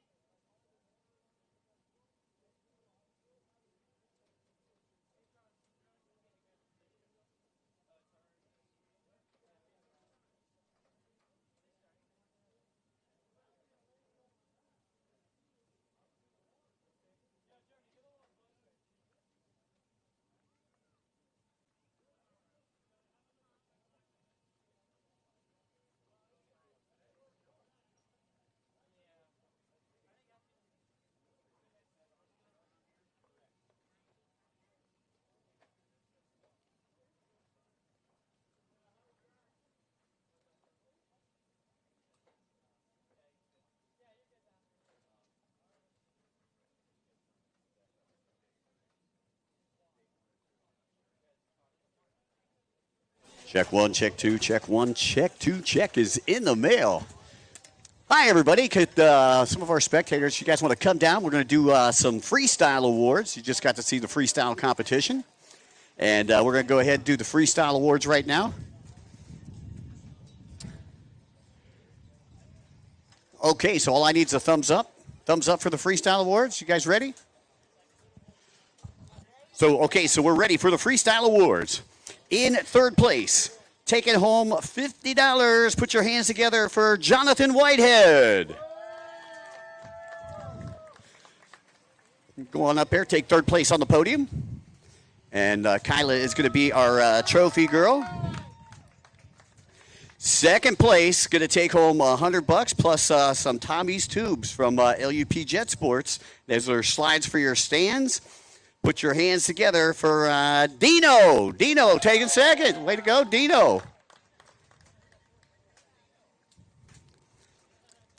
Ladies and gentlemen, your winner here in Sebring for round number 2 of the Liqua Mali Pro Watercross Tour, taking home some Tommy's tubes from LUP Jet Sports. Put your hands together for Anthony Vitnell.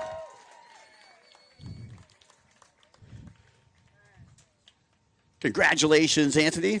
Okay, on the count of 3, I want you to hold the trophies up over your head. 1, 2, 3. Hold them high, guys. Congratulations, third place, Jonathan Whitehead. Second place was Dino and then Anthony Vitnell, taking the win in freestyle here in Sebring.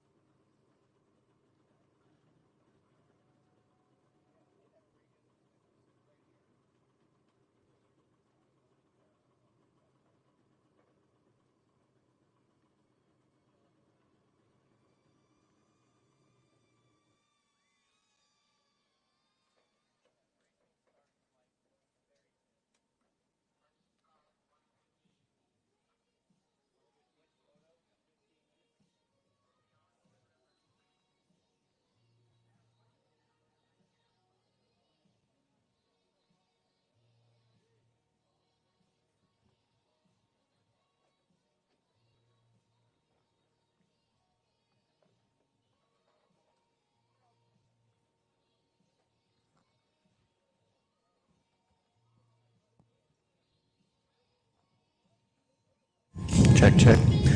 We will resume racing at 1:15. That is 15 minutes. We will resume racing with Moto 3 Novice Ski Stock 1500. You are on the line in 15 minutes.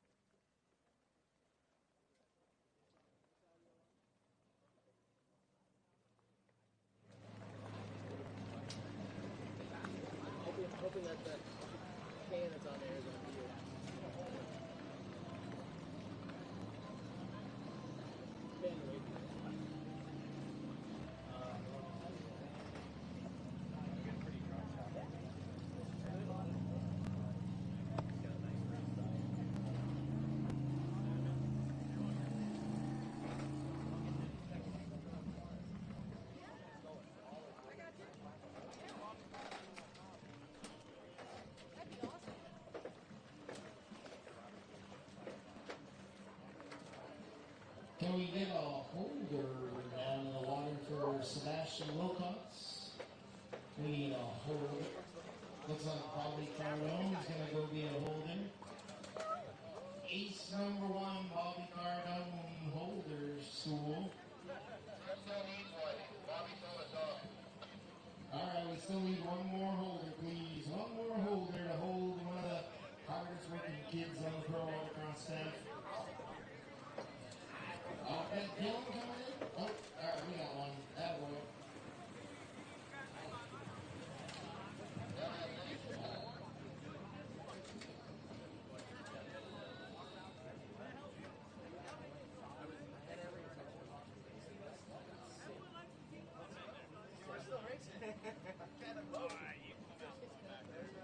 I brought my wetsuit.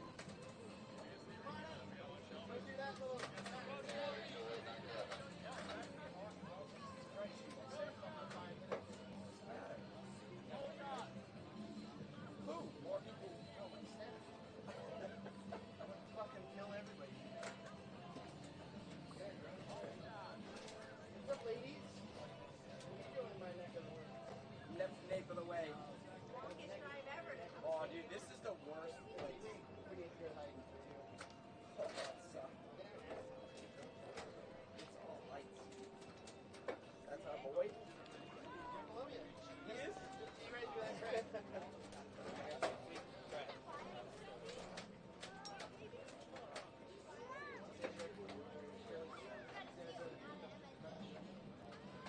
I like the 710 speed. Is it? All right, we're just already here.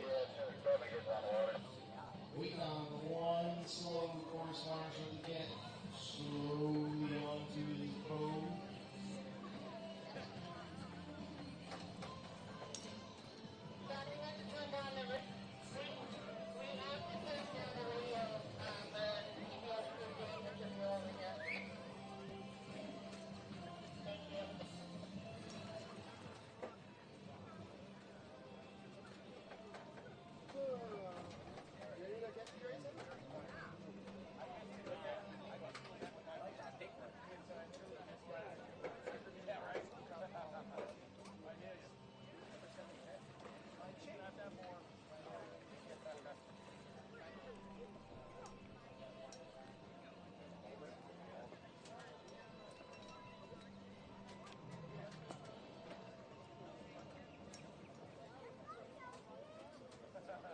Good job, bud.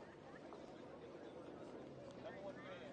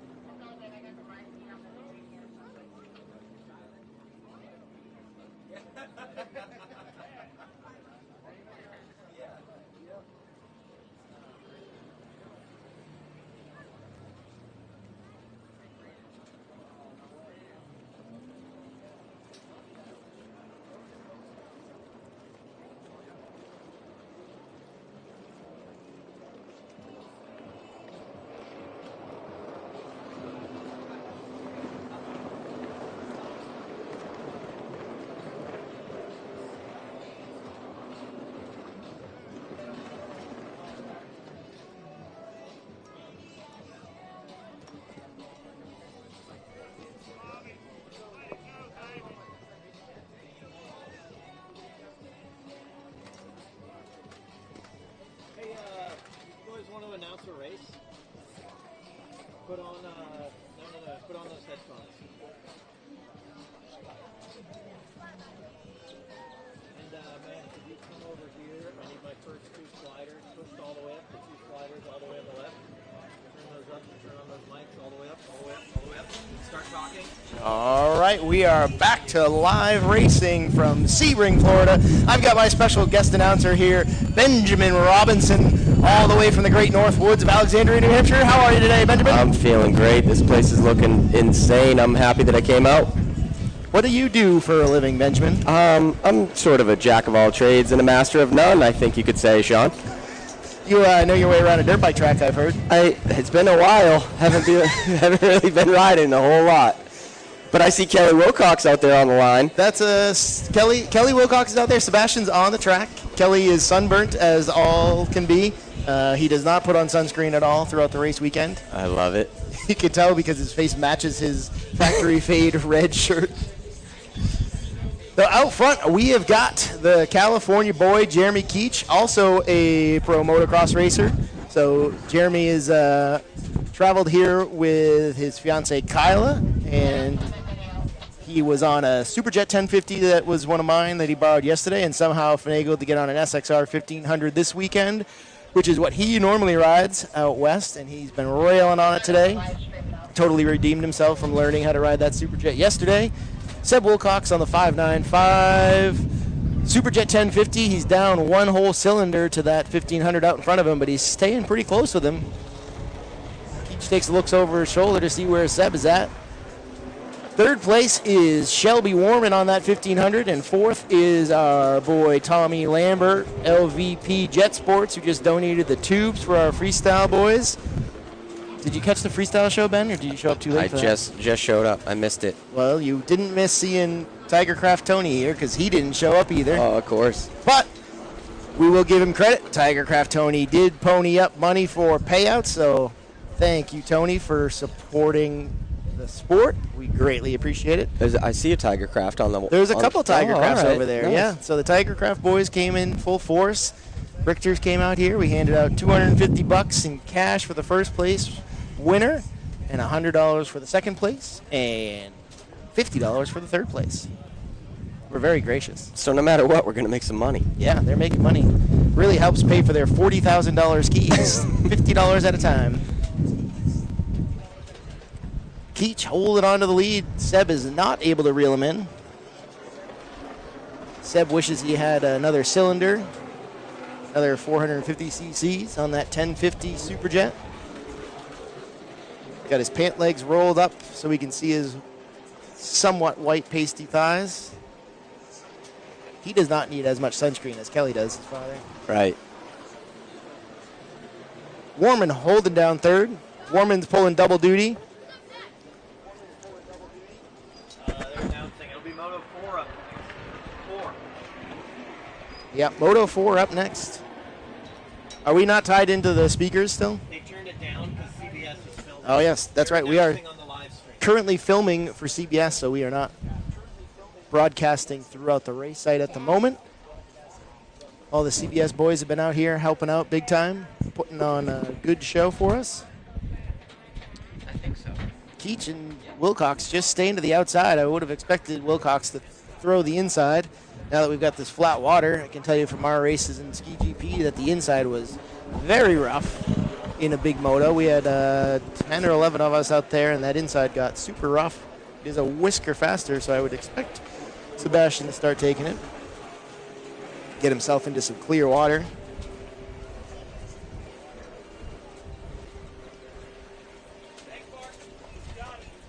Oh, I think I see Mr. Dill getting ready to go out there. Dill, are you going out? Are you racing in this one? You want to?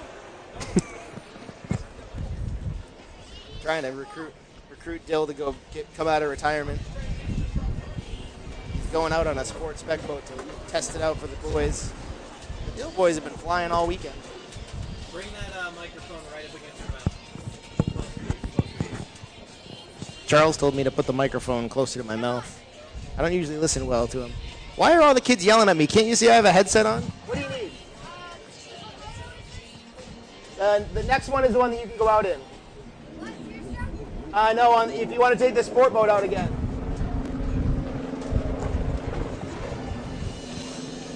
This is why I don't announce, because I just pull double duty nonstop. Yeah. What kind of laps are we doing on a race like this, Sean? Well, we do timed motos here since you retired from jet ski racing. We went away from laps and we went to timed motos. We've got a nice timer out there, countdown timer. It's double-sided so that you can see it from the race course and from the shoreline. And this is an 8-minute moto plus a lap. My back hurts already. Yeah, we did 15s in Ski GP. And, yeah, I'm trying to race myself into shape. It's not working out. The only shape that I'm racing myself into is round, it seems. Yes, these love bugs are pretty crazy. You can tell the people who drove here during love bug season because there's a couple windshields that are just painted with them. Speaking of bugs, you want to hear a funny story, Benjamin? Let's hear it. I love funny stories. Well, so, yeah, we had another refrigerator incident in the motorhome. Seems to be a trend when I leave motorhomes in Florida that the refrigerators just stop working. So I have to throw that refrigerator away. Yep, it's a bit of a catastrophe in my motorhome at the moment. Bug infested? Yes, yep. The ice dispenser actually is a maggot dispenser. It's pretty gross. I'll spare everybody the details of that one. Oh, we've got the hired guns. They got the CBS boys back in the house. Fresh from their interview with Mr. Ray for CBS Sports. This is a carbon copy of the last moto in the 1500 boys. Keech running away with it. Sebastian half a track back in second. Shelby riding her own race. Shelby a little tired from riding the runabout class. We threw her in runabout. She had her runabout on the trailer and wasn't racing it. And we said, why are you not racing that, ma'am? You need to get out there and race that. So she's pulling double duty. Her back's hurting. Tom Lambert's an Iron Man, though. He's just been out there for all day long, it seems like. Up next, we've got the novice Runabout 1100 Limited, and we had some dropouts. We only have one rider in there. We need to get some more riders in there. See who we can recruit to get in there. I'm going to pass this over to Mr. Mikey Young and Dave Arnold here, and I'm going to get back to my job. All right, boys. Back on. Yep. This is race 3, right? Race 3 is on the water right now. Yep. 67.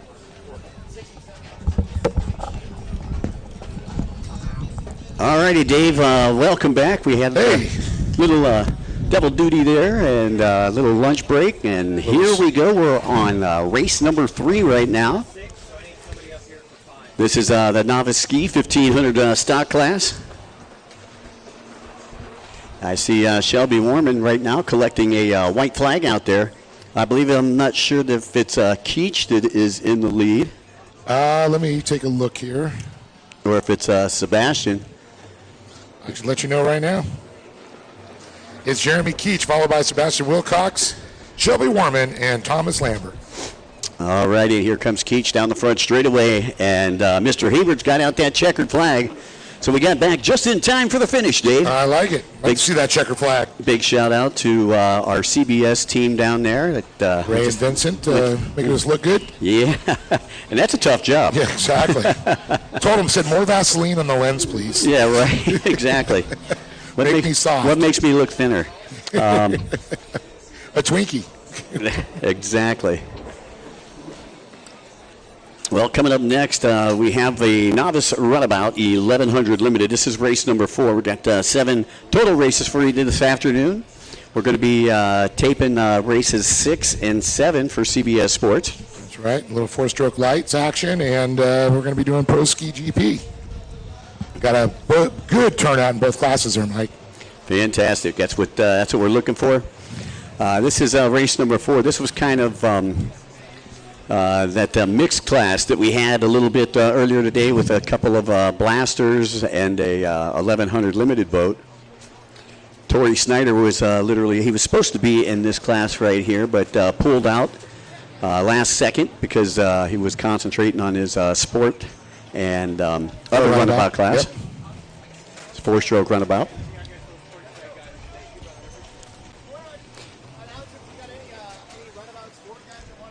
Is it check? Okay, there we are. We're back up on the audio. Go ahead, Mike. Sorry, I just want to make sure. Hey, is there any sport riders would like to jump in on this race right here? Keith Dill, is Keith jumping in?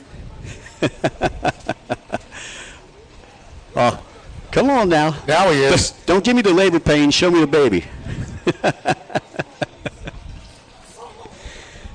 So KD going to jump in there with our good friend Easton Cross. Easton taking the win in moto number 3 here on race number 4. This is 4. 5 is going to be the junior 4-stroke ski lights, 10 to 12 years old. And well, I think he's actually getting that ski. He came in, it was broken, and he's trying to get it fixed for him. So I don't think he's going to join it, but it would be cool. You can really see it the ski runs, right? ProAm Ski GP will be, race number 6, and then Junior Sports Spec will be the final race of the day. So once again, does anybody want to jump in this, from the sport class? Anybody want to jump in this 1100 limited class? Okay, Bermuda's going to jump in.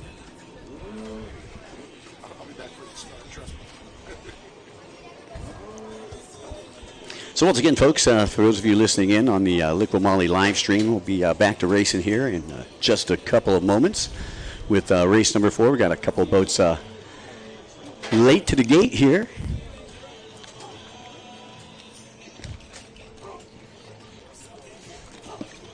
Again, it's a good time for me to go ahead and run down our great list of sponsors that have helped us out here in Sebring, Florida. I'd like to say a very special thanks to our title sponsor, that is Liqua Mali. 10mm photo, 139 designs, 595 handling solutions, aerial flicks, beer dart, Cabrera Motorsports, the Young Guns program, Charles Gonchard photography.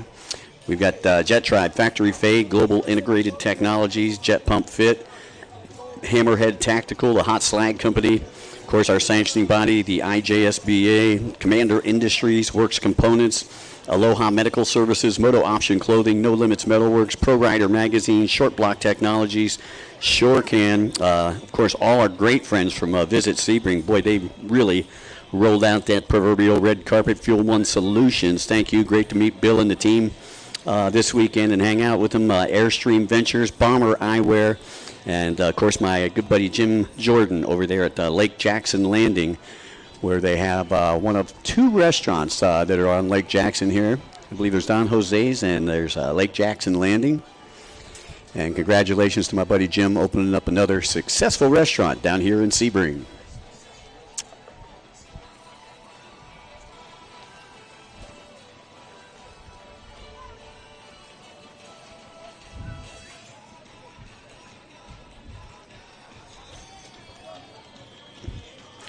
By the way, if you're here locally, you want a good souvenir to take home to remember your time here at the races, don't forget at the East Coast Watercross compound, which is behind our podium and behind the Tower of Power here. We've got hats, we've got T-shirts, we've got stickers, we've got sunglasses, we've got Jet Tribe apparel and wetsuits. So if you want something to take home with you this weekend, stop on down and support those who support the sport. So again, we got this 1100 limited class going to be combined with a sport class, and we got junior ski 4-stroke lights. That'll be coming up, race number 5, and then we got race number 6, which is the ProAm Ski GP, race number 7, our junior sports spec class. So that's what we got left for the afternoon here. Glad everybody could join us here for the live broadcast. Mike Young, and I'll be joined by Dave Arnold in just a couple of minutes. And it looks like we're finally set to go down here online. Again, only 2 riders down online, only 1 signed up for Novice Runabout Limited, so we wanted him to have somebody to race with this weekend, so we went ahead and put one of our sport guys down there.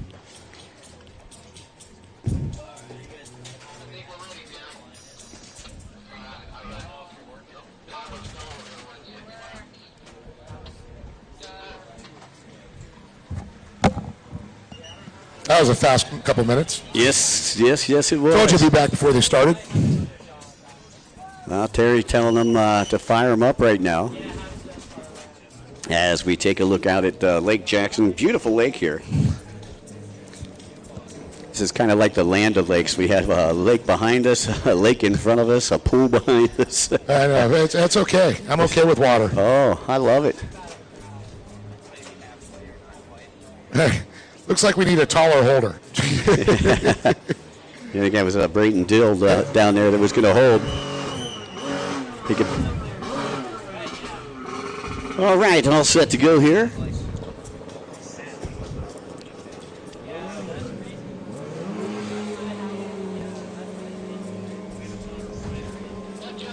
So it looks like Runabout Easton Cross, who was on the outside, let Bermuda take off before him. Yep.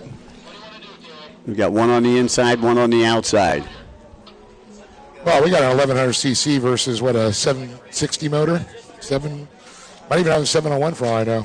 Most of the guys are going to 760s. Oh, it looks like the sport boat just slid out and went sideways. So that's going to make this easy for Easton. Yeah, look, those are getting back on right now. He's already got it remounted. Lucky there's not a lot of boats out there. I'll tell you, getting up back on the blaster, even an HX in rough water, it is seriously a balancing act of luck. You know, the conditions, if anything, have probably gotten calmer here this afternoon from what we had this morning. Winds kind of changed directions, coming from onshore to offshore now. And maybe that's why we're getting so many love bugs here. That could be. I think it's because you're sweet, Mike. I think they're getting pushed toward the lake. Easton taking a look behind him. Blaster trying to get that inside line as they work their way up top left-hand side of the track. They're rail to rail, deck to deck. Outside in to the inside. And it looks like that Blaster probably corners just a little better than the Spark out there. I will tend to agree with that statement. I concur, sir. And look at the Spark working on that inside line right now. Do you think he's going to dive to the inside here, the inside split, as we head up to the top right-hand side of the track? I think he's going to go outside. Oh, he went inside. Yeah. Easton he went outside last time. Yeah, Easton goes to the inside. Had the lead when he went to the inside. Let's see if he can maintain it. Bermuda will be coming from the outside.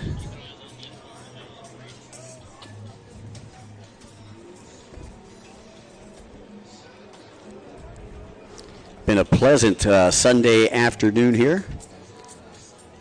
Current time, it's about 1:38. And we've still got about 4 or 5 more races to go as Easton maintains that lead over Bermuda on the Spark. You got a Spark out there and a Blaster out there. Nice looking Blaster though. I love the wrap on that Blaster. Yeah, again, that's Junia Bermudez. Bermuda for short. Bermuda. Jamaica, Bermuda. Okay, I won't sing for it. This is not karaoke.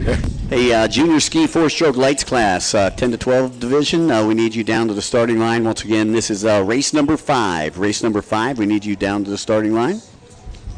Race number 6, stand by. Again, 7 total races here in the afternoon session. Got a couple of them, done before we went to Freestyle. A couple of them already had their 4th motos, so we only had just a handful after the Freestyle program and after the lunch break. Well, I'd like to see get our GP skis getting ready because it takes them a little time to get in the water. So a lot of them not leaving their boats in the water here. Looks like Bermuda may be stealing the lead away here from Easton. So Bermuda taking a look over his shoulder right there. And I thought he was going to go on the wrong side of the merge when he looked over his shoulder because he was drifting in toward the shoreline. But now with the lead over Easton. Once again, Easton Cross on that Sea-Doo, the Yamaha Wave Blaster there. Hey, I tell you, that Blaster's quick. That is a nice looking Blaster, but like you say, under the hood, it looks like he's had some internal engine work done to it. I hope not. It's a spec Blaster. Just runs good. He's got everything matched. Dude, you could get those skis so perfect. You get the right prop set up, the right grate, the right ride plate. They're quick. Easton once again opting to go to the inside, Bermuda to the outside. Easton flipping the switch one more time and trying to catch back up to Bermuda's.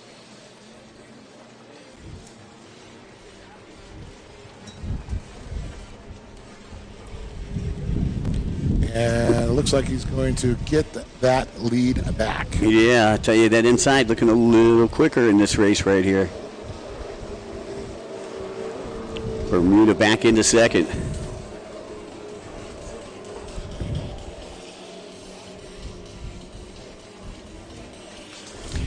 Once again, coming up next, we got the junior ski four-stroke class. What kind of lap times are we looking at here, Dave? Well, bro, let's see. Cross just pulled a 109. He's got about 45 seconds to go. Should see the white flag out next time around. So once again, that means race number 5. You should be down online. Junior ski four-stroke lights, 10 to 12-year-old class. We've got about 8 riders in that junior ski four-stroke class.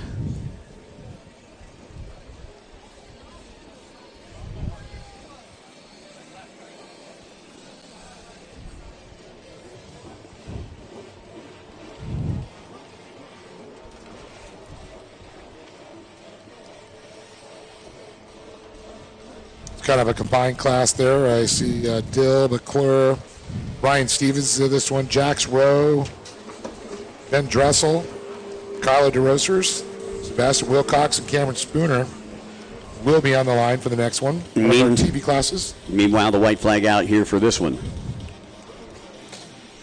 So 1 lap to go here for Easton. A little bit slower last time by 113.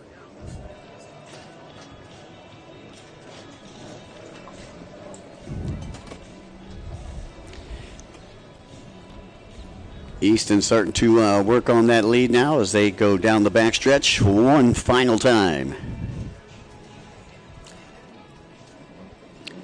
And Easton going to the outside split. And it looks like Bermuda going to follow suit. So both going to the outside split after they go past the hot slag decision buoy.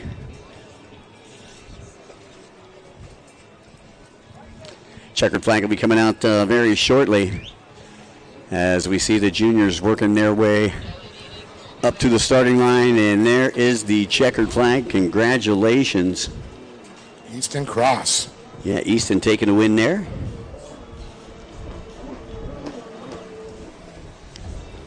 Bermuda coming through in second, so that takes us right to race number 5. That is the junior ski four-stroke lights class.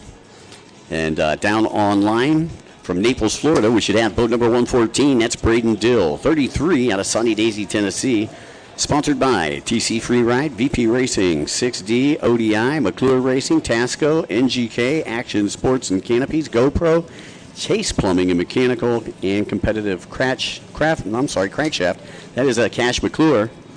Boat number 220 is Ryan Short Stroke Stevens out of Mansfield, Ohio, sponsored by Fuel One Direct, Liqua Automotive Sales, VersaPlug, Easy Ski Hitch Haulers, the Junior Stars of Florida, and Jet Blast Performance.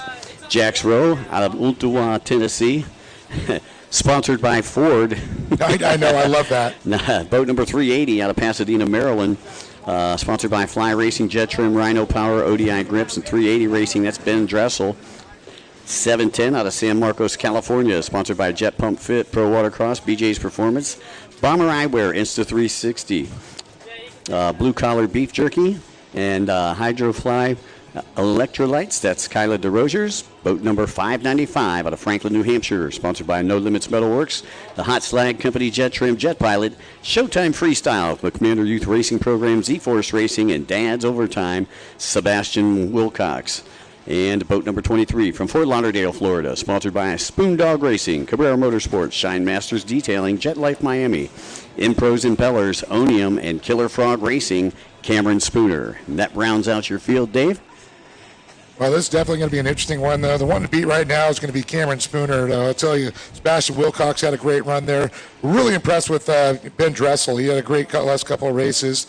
Cash McClure came out the champion out of Texas, Mike. And, of course, here he struggled. He's got his seconds. He's got thirds. He's still waiting for that elusive win. Now, Spooner getting the 3 wins a little bit earlier this week. Once again, a 4-moto format. This is the final format, or the final moto, should say, in this format. Once again, this is the 4-stroke lights category.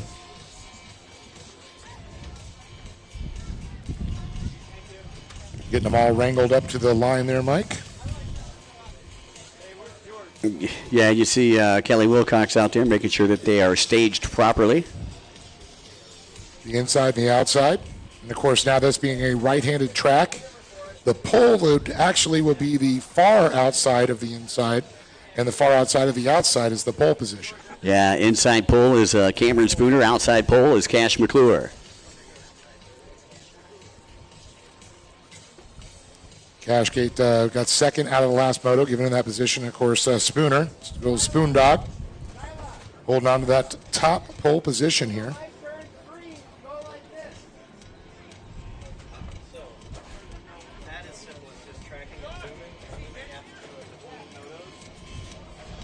Once again, these are a green light starts. You'll see the center lights will be red until they're ready to go. Jay Habert going to look down the line here to make sure all these racers are ready, Mike. The call to action, as you put it.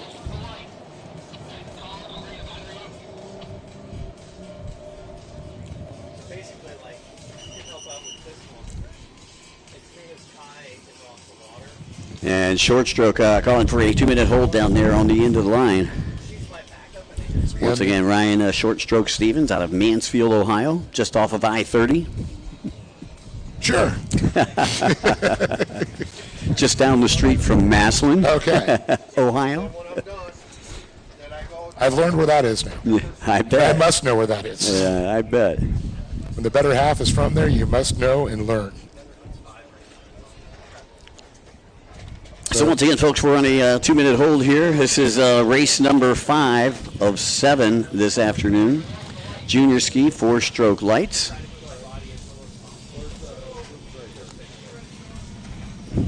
And it looks like they're looking for some kind of problem. It might have been a malfunction with our start system. See Sean running down there to work with Kelly, trying to get the light system back up online. Boy, might have to go old school with the 2-1 card. That's right. Do that, just wait for that green flag to drop. See, the drones are up.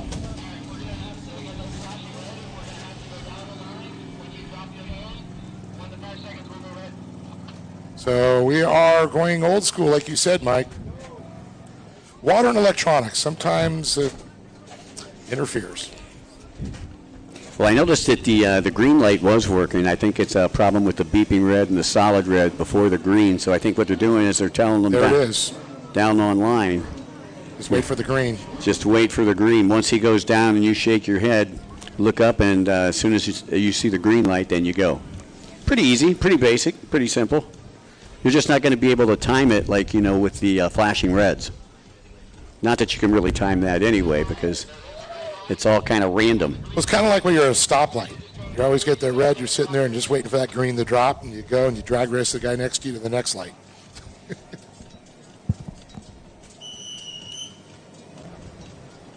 All right, Mike, they've told them to fire him up at this point, waiting for that green light. Going to see a green flag drop too. They're looking to the right now.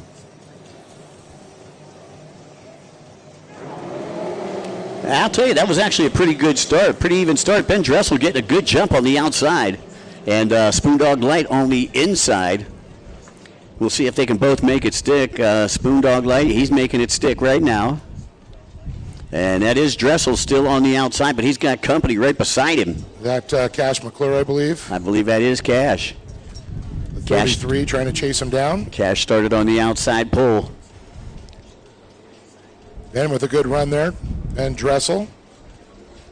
Cash trying to stick it in there, nothing doing. Dressel slamming that door shut. Oh, and look at Spooner. Flips over the boat. And I'm not quite sure how that even happened, but did he lose faster? But it's Ben Dressel now with the whole shot there. Yeah. Looks like Sebastian Wilcox trying to get up there in the mix. And I believe that's Jax Rowe. Jax Rowe also. McClure back a little bit deeper. Rowe's going to have position. He's going to overtake that second position from Wilcox. Meanwhile, it's Dressel out in front.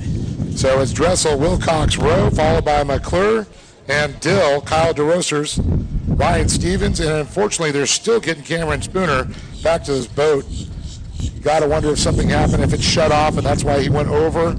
He's still out there standing on the ski, and he's getting no fire to it whatsoever. But on the back stretch, it's Dressel. he's airing that machine out. And it looks like Ryan Steen might have some problems. He went down. He's up and running again, too. Yeah, Stevens just going past the yard sale over there on the bottom right-hand side of the track. Dressel opting to go to the outside, and that's kind of where Spooner is. We'll see if that affects him. Course marshals with the dirty laundry in the air. Wilcox to the inside split, Mike. Going to try and challenge Dressel down to the front straightaway. That's Rowe. Oh, it is Rowe. Yes. Dressel coming from the outside. Rowe looking beside him. Dressel's got the drive. And he's going to have position here on the inside. And look at this. Rowe just slams the door shut. So we have a new leader at this point. Dressel back to second to P2. Wilcox coming up now. I was wondering what happened to him. He was up there fighting with him. Seeing an all-black Yamaha Superjet. And this is going to shake things up in the points because Cameron Spooner coming in on the gaff. I told you, that boat, it just shut off on him for weird reasons. Yeah, that's exactly what it looked like. That's what I was thinking, like the engine just quit. Because you never see anybody go over the bars like that, and especially Cameron Spooner. I mean, he's got 3 wins in this class already this weekend. Of course, the scoop grate really slows those things down. It just shoves a lot of water in there, and that impeller's not spinning. It's like hitting the brakes, throwing the anchor out. But I think the story here now has changed. Now Rowe in the lead. Dressel back to third because Wilcox has now moved into second. And here comes your race leader down the front straightaway, approaching the Liqua Mali start-finish line. That is Jax Rowe out of Ooltewah, Tennessee. And Wilcox still in second. Back marker in between first and second. Dressel still in third. So that's the way they stack up here, 1, 2, and 3. And as I take a look over, it looks like we've got just about 4.5 minutes to go. And you can see that they're taking a look now at Cameron Spooner's boat, trying to get it fired out there to get some points, to get back and rejoin the track. But the problem is, though, once you're towed in by a course marshal, you cannot go in. If you come in on your own power, you can go back out. But if a course marshal tows you in, you cannot re-enter the course. Well, Jax Rowe just turned in the fastest lap time, that last lap around, a 1:08.520.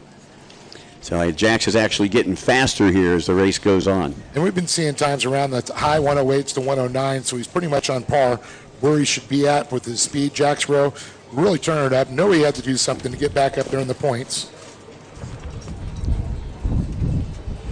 Race number 6, we need you to the starting line. That's the ProAm Ski GP.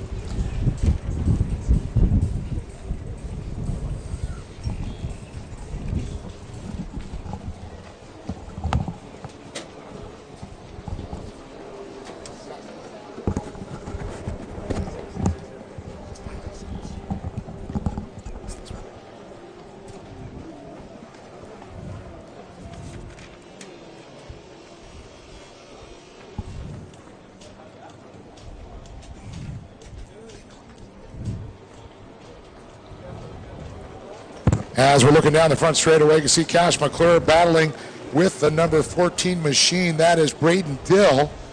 McClure able to get by there, and you can see Kyle DeRosers now in that all-hot pink 710 machine. As we go back out to Jax Rowe, our leader, hitting those outside splits, Mike, those big cans, the SPT splits, where it looks like Wilcox is going to go to the inside to the Liqua Mali buoys and the East Coast Watercross. Nope, he made the decision at that hot slag company buoy to go to the outside, but Dressel to the inside. Yeah, Dressel trying to make up some time on Wilcox. Wilcox was able to get past Dressel just a couple of laps ago. And here comes Wilcox out from the bottom right-hand side of the track. And there is Dressel. Dressel still about 3 seconds off the pace, being thrown down by Wilcox. And that is your battle for second. A little bit of gapping between these riders. Jax Rowe's really turned it up there. And, I mean, Jack's got to be feeling good about himself that, he doesn't want to see Spooner out, but that was our points leader coming into this one with 3 perfect motos, and unfortunately he's going to get a DNF in there, so that does affect his point standings. Allows McClure, who was our winner out of Orange, Texas, to gain more points coming into the second round. He will come out still with the points leave, I believe.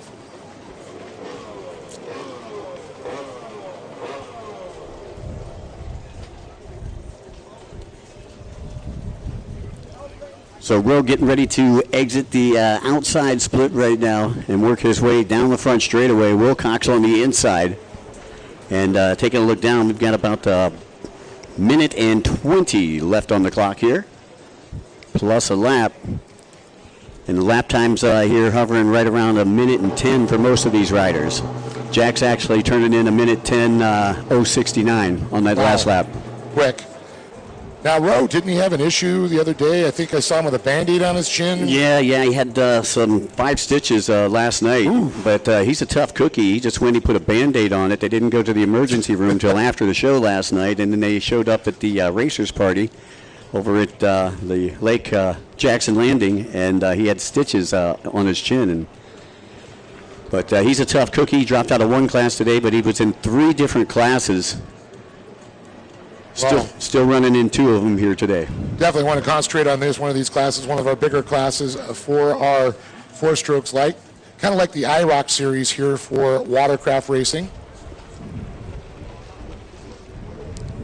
And here comes Dill out of Naples, Florida, boat number 14, coming through the start-finish line just in front of Kyla DeRosiers out of California. Trying to chase him down there as we look at Rowe come by one more time here.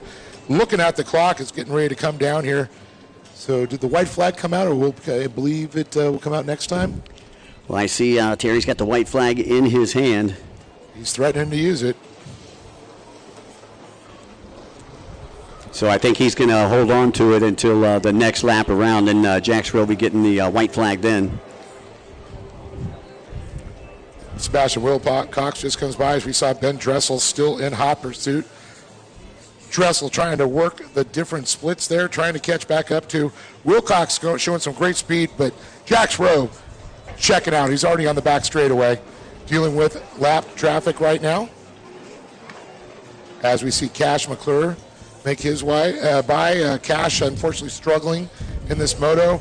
Had better finishes early on, but he knows it's all about the points. It's all about the consistency as the season goes. We're only in round number 2 right now. Yeah, Cash, a 10-year-old sensation out of Saudi Daisy, Tennessee. Oh, man, he's a superstar. Races a lot of class, races sport as well as the lights class and the 4-stroke lights class. So Rowe collects the white flag just as he puts Dill a lap down. Works his way up to the top left-hand side of the track as we view it here from the Liqua Mali Tower of Power.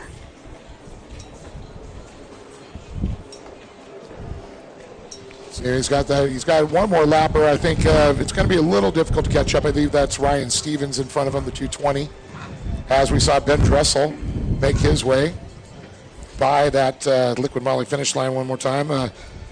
Ben coming from Pasadena, Maryland, riding for Fly Racing, Jet Trim, Rhino Power, and ODI Grips, 380 Racing. Yeah, and Wilcox, who sits in second, sponsored by No Limits Metalworks, Hot Slag, Jet Trim, Jet Pilot, Showtime Freestyle, the Commander Youth Racing Team, Z-Force Racing, and, of course, all of Dad's overtime play check. Yes. Well, as we go back out there with our leader once again, Jax Rowe continues to turn and burn as the checkered flag will come out this next time by for him.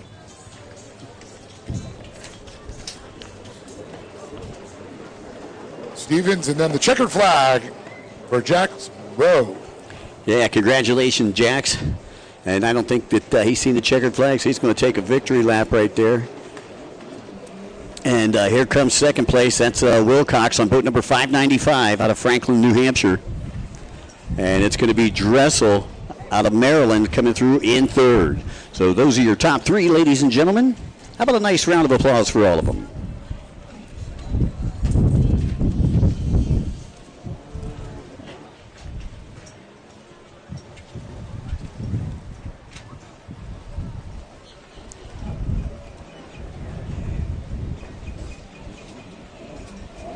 Well, some exciting things coming up next with our GP ski class. Looking forward to that.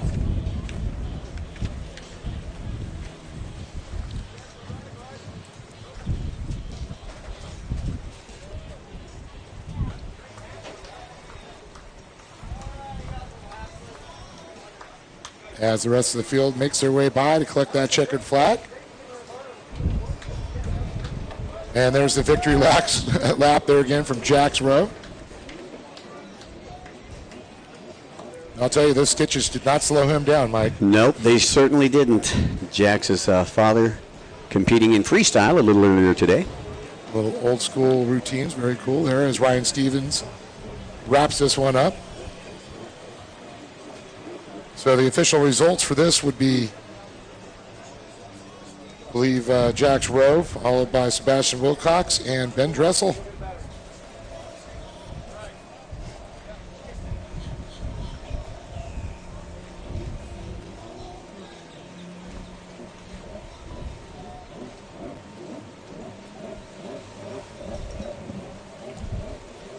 So it's a little short pause. I believe we're going to get the GP skis down on the line here.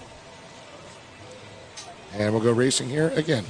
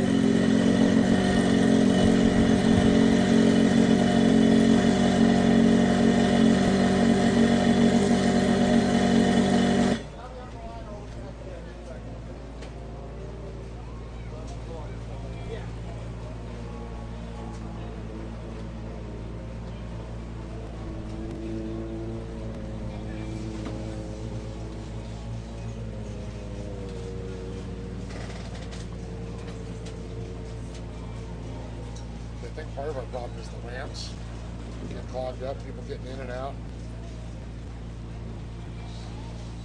Surprised we didn't have more boats staged up on the beach now.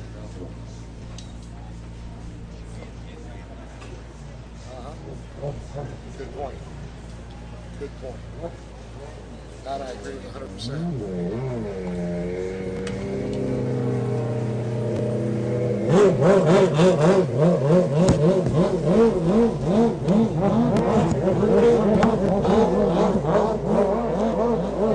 Well, the GP skis are hitting the water now, doing a little warm up here. We'll bring you racing here very shortly from Sebring, Florida, the Liqua Mali Pro Watercross Tour. Stick around, don't go anywhere. We'll be right back in just a moment with more racing.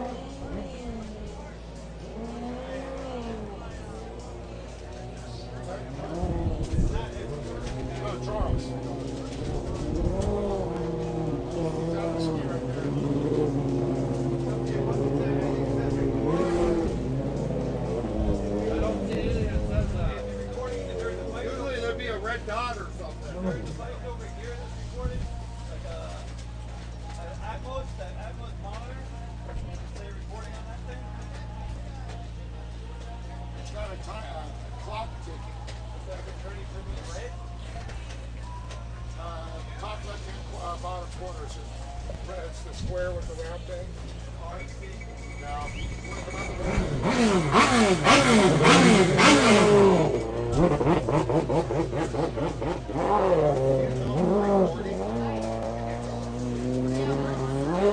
Well, Ray wants it. Yeah, Ray wants it recording. I have no idea. Charles is the only one who actually knows what's going on. There's Charles there. Yeah. He's on the green, just too far left. Charles! Is this recording? Is this recording? It's on the live stream. Yes? So it's cool. It is. Okay. All right. Excellent. We're good. I'll take it. Thank you.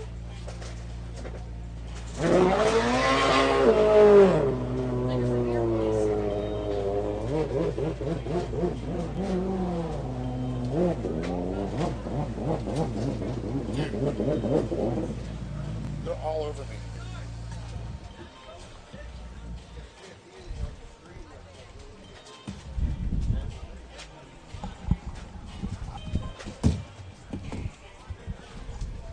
When you're racing at this level, every second matters, and so does every detail. I trust SureCan, the official fuel can of Pro Watercross, to fill up my jet ski. With the rotating spout at the bottom, I fuel up fast. No more tipping, no more spills. And the thumb control button at the top lets me dial in the flow so I get exactly what I need every time. Fuel smarter, race harder with SureCan.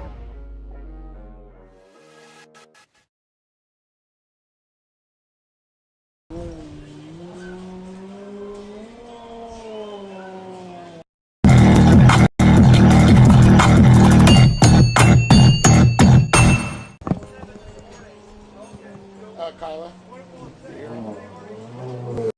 Welcome to our hometown, where charm meets adventure and smiling faces greet you at every turn.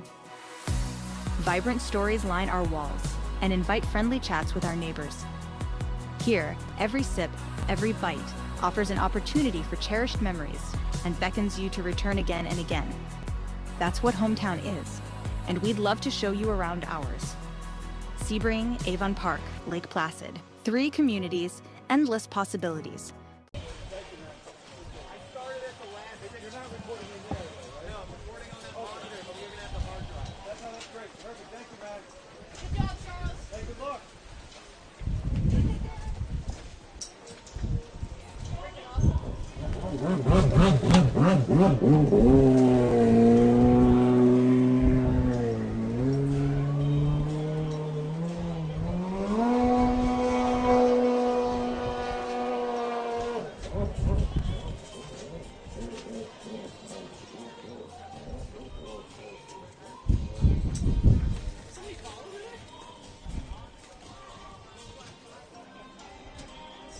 Yep. I think so. It looks like it. Force marshal over there, right?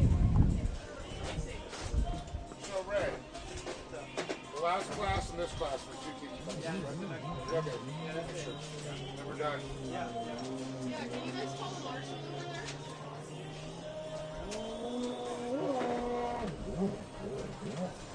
Looks like we need to get a course marshal over the far right side. We got a ski on tower.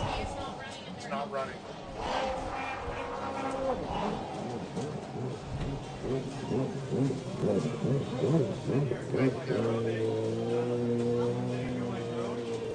Never mind, he got fired. I can't get him off. I can't let it go.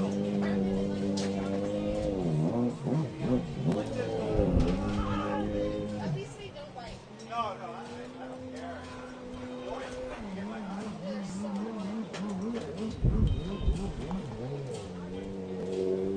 Got Medlin too? Uh-oh.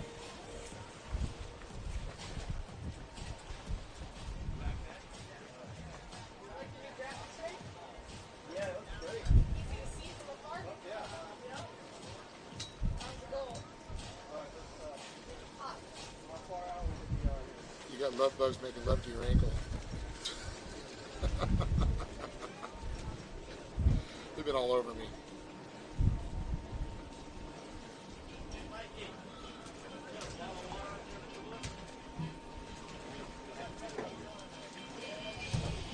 Go to the back of the trailer.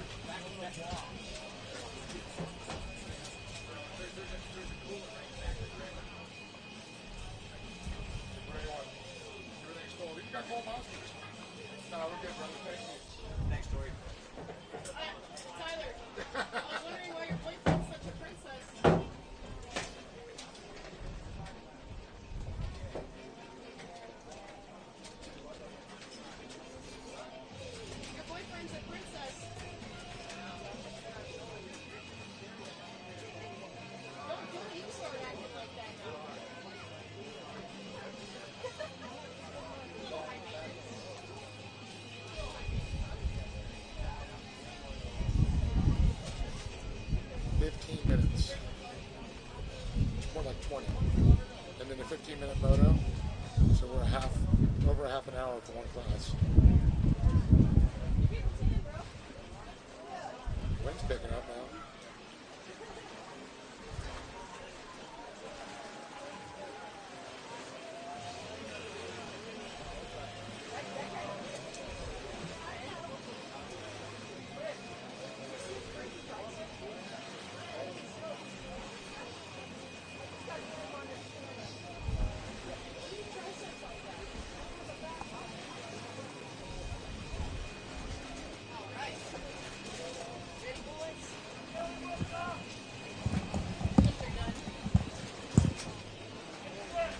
Well, folks, it's time for the roar of the big bore. The GP skis are on the line.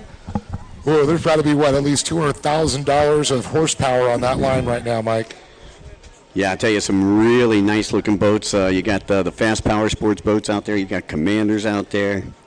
You got a Bullet out there. I mean, you got everybody who's anybody in the aftermarket hull business is being represented down there online. And I want you to know, though, Kawasaki's represented in every single one of those because they all run Cali power plants. All right, riders told to fire up their engines. 95 is Kelly Wilcox, 24 is Charles Gunchard, 114 Sean Dudek, 51 is David Cabrera, 730 Braden Seven, 201 is Crystal Landis, 98 is Eric Medlin, 169 Isabella Parker, 54 is Thomas Lambert, 43 is Pete Noctigal. Here we go. GP ski underway. Well, it looked like Chris Landis got a jump there on the outside. He was sitting on the outside pole at the beginning of this one. We'll be taking a look at that blue 201 on the outside. Let's see the inside. Who's going to get the whole shot here? Looks like Medlin. He did whole shot the last moto, Mike. Yeah, that is Medlin that's leading on the inside. And it's Landis on the outside. Landis will have the drive coming from that outside split. Let's see if he can pick off Medlin. And here we go. Going to be a drag race down the front straightaway. Landis on the inside, Medlin on the outside. Landis pulling right up beside Medlin as they head to the top left-hand side of the track. That is Cabrera back there in third. Isabella Parker in fourth. And it looked like Dudek back there in the fifth spot. That's right, followed by Braden Seven, who was the leader coming out of round number one. Followed by Ginchard, Wilcox, Lambert, and Natchikol. Yeah, Seven taking the win back there in Orange, Texas. First round of the Liqua Mali Pro Watercross Tour. Now this is a little deja vu moment from moto number 3. And it looks like Landis going to go to the inside, Medlin to the outside. Landis going to try to shave some time off as he works his way through that inside split. And that's kind of what we saw in moto number 3. Mike Medlin went to the outside and Landis to the inside. Was able to make the pass. Here we go. It's going to be close this time. Medlin's going to have a good drive coming out the outside. But Landis is charging hard. Here comes Medlin. Barn line, the barn line as they go into the turn. Oh, wow. Medlin trying to steal that position away as he has position for that left-hand turn. But here comes Landis. Landis going to have position here for the right-hand turn. Trying to get to the inside of Medlin. Nothing doing. But they are bumper to bumper, rail to rail here in the Pro Ski GP class. Yeah, these are all 1,500cc power plants that have been pumped up. Over 300 horsepower. We're looking at over 70 miles an hour for these machines, Mike. There's a lot of horsepower, a lot of speed. And Landis still trying to run them out. Medlin pulls away just a little bit. Look at the gap all the way back to third to Cabrera. Well, I'll tell you, they're pushing each other out there. Once again, Landis dives to that inside split. And Medlin opts for the outside. A little more wide open, a little more sweeping on that outside, a little more tighter, a little more technical on the inside. As you see, Landis just setting up for them turns, and it's going to be close as they come out again. You're right, Mike, and you can't make a mistake at that point, but I think this time Landis will have the drive coming off. He's going to take the lead. Medlin's going to put the hammer down, trying to catch up to him. Landis looks over his shoulder at him and knows he's got the lead. A new leader, Christopher Landis. Yeah, Chris Landis, great job there by Chris. Being patient and making that split work for him. And that's the thing, is about being patient and being smooth out there. You can't make mistakes, Mike. And these speeds that these trees are making, you make a little mistake, it will take you out of contingency at that point. And Chris Landis, sponsored by Fast Power Sports, Mark Landis Racing, Rhino Creative Services, and Jet Trim, as well as Fuel Tech, helping him out. And once he was able to get past Medlin, look, he is already amassed about a 6 to 7 second lead. Medlin going to the outside. Landis once again going to that inside. And of course, Medlin's on that Commander Industries machine as he goes to the outside, as you talked about. Landis slicing his, dicing his way through the Liqua Mali tetrahedrons to this point. Landis getting ready to exit from the inside. Medlin headed toward the sweeper on the bottom right-hand side of the track. And they have really separated from the rest of the pack. And was Cabrera in third. Here comes Cabrera. I believe he is on the inside split. He's going to maintain that third place position. But look, he goes way wide coming out of that inside split. Yeah, definitely lost a little time there. And right behind Isabella Parker, that is one fast lady competing with the men in the GP class. It's incredible to see her speed that she has. Right behind him is going to be Braden Sebring really trying to get back up there and salvage some points here in round number 2. Boy, Parker looks good out there. She is in the attack position. And I think that she can smell blood in the water. Yeah, that's right. Of course, Isabella Parker, originally from Reno, Nevada, now making her home in Florida. Joined the Sunshine State, been here about a year, she said, and really likes the riding conditions. She goes, she didn't have to worry about snow and lakes defrost like she did in Reno. Right. At that elevation, that's a tough row to hoe. That is. Well, Sebring goes to the inside, Parker goes to the outside. That's your battle for fourth right there. Meanwhile, Landis all by himself out in front, and has got about a quarter of a lap lead right now over Medlin. Again, Eric Medlin riding on the Commander, as you pointed out there. Special thanks to Steve Webster and all our friends over at Commander for their support. Well, we talked about up to P5 and 6, Sean Dudek, who had some great flashes of greatness in Orange, Texas, with hole shots, led for a while. Fortunately for him, slowed down a little bit, and Sebring was able to get by him. Now that's just going a little bit of the story that started in Orange, Texas. Now here in Sebring, a totally different story here today. Yeah, it looks like Lambert pulling off early out of Johnson City, Tennessee. And, yeah, they're taking the Kawasaki off the ramp right now. Well, that's got to be a tough road to hoe with that factory Kawasaki machine there. Those holes, they do have a limit on how fast they go with these Fast Power Sports and Commander and Bullets, 70-plus miles an hour. Where the Cowies, unfortunately, have a trouble struggling up to 70, and that's why they went with the Hyperion. Hopefully we'll see some Hyperions when we move on to the next round. And I'm looking at Landis out here. He's working his way through the lap traffic, top left-hand side of the track. And Landis right there next to Gouchard. And Gouchard's like, where did this guy come from? Gouchard on that British Racing green, number 24 there. A little throwback to the old 60s open-wheeled Lotuses. Kind of a big fan of that type of racing. You love the colors. Landis so far 3 for 3 on the weekend, trying to make it 4 for 4. A perfect weekend so far for Chris Landis out of Delray Beach, Florida. Yeah, that's got to be a big boost in your confidence level there. Landis coming off the tetrahedron on the inside split there. He's part of that Markham Park crew that practices down there in Fort Lauderdale every weekend. They got a permanent track down there, and they rent the lake out all year long. That is beautiful. Love that fact. Gouchard makes his way back as we see our leaders starting to separate big time for the rest of the pack out there. Medlin still holding on to second. And Cabrera in third, but being pushed right now by Parker.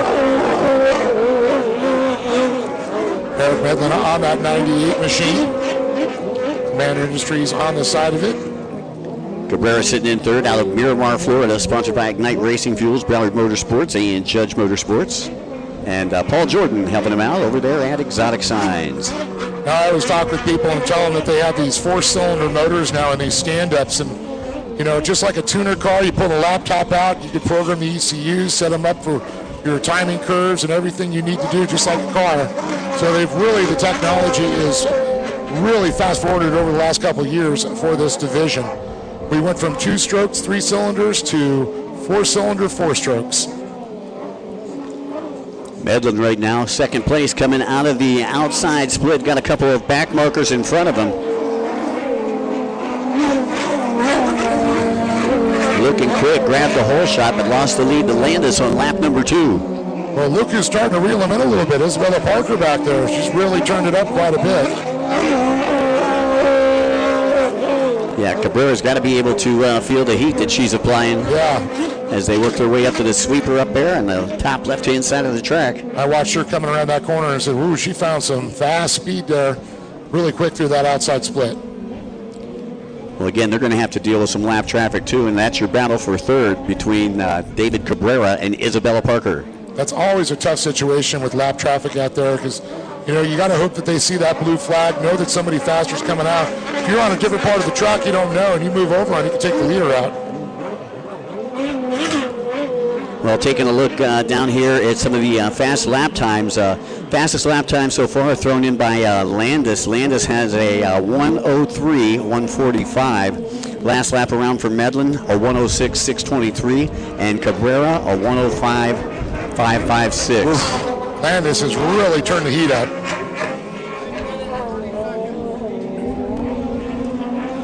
Some great racing here in the Pro Ski GP class. Now you see Cabrera just comes by there as he's looking to work his way around that green machine of Charles Ginchard.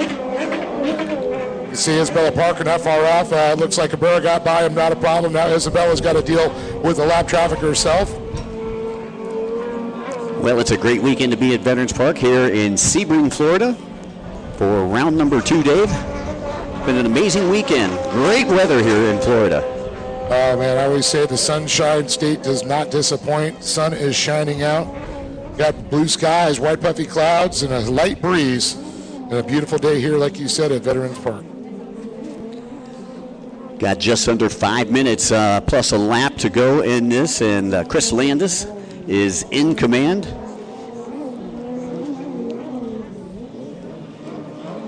Cabrera trying to get around some lap traffic on the outside. He's still sitting in third as second comes through the Liqua Mali start-finish line. And it looks like Landis has about a half a track lead right now, as you can see him going into the outside split now. He's just had a tremendous weekend. And your biggest battle on the track right now is for third between Cabrera and Parker. Isabella charging on him, lap traffic yielding. I believe that was Wilcox. He just moved out of the way for third and fourth place. And it's got to be difficult because your ski's loud that you're riding, and then you have a really loud ski next to you. It's like, where do you look? You don't know where that noise is coming from, and all of a sudden somebody goes flying by you. Oh, that was Christopher Landis. Well, I'll tell you, third, fourth, and fifth fairly bunched up. As we take a look at them on the back straightaway, you can see the gap there between Cabrera and Parker. Let's see if Parker goes to the inside this time, or she's going to follow Cabrera to the hot slag decision buoy.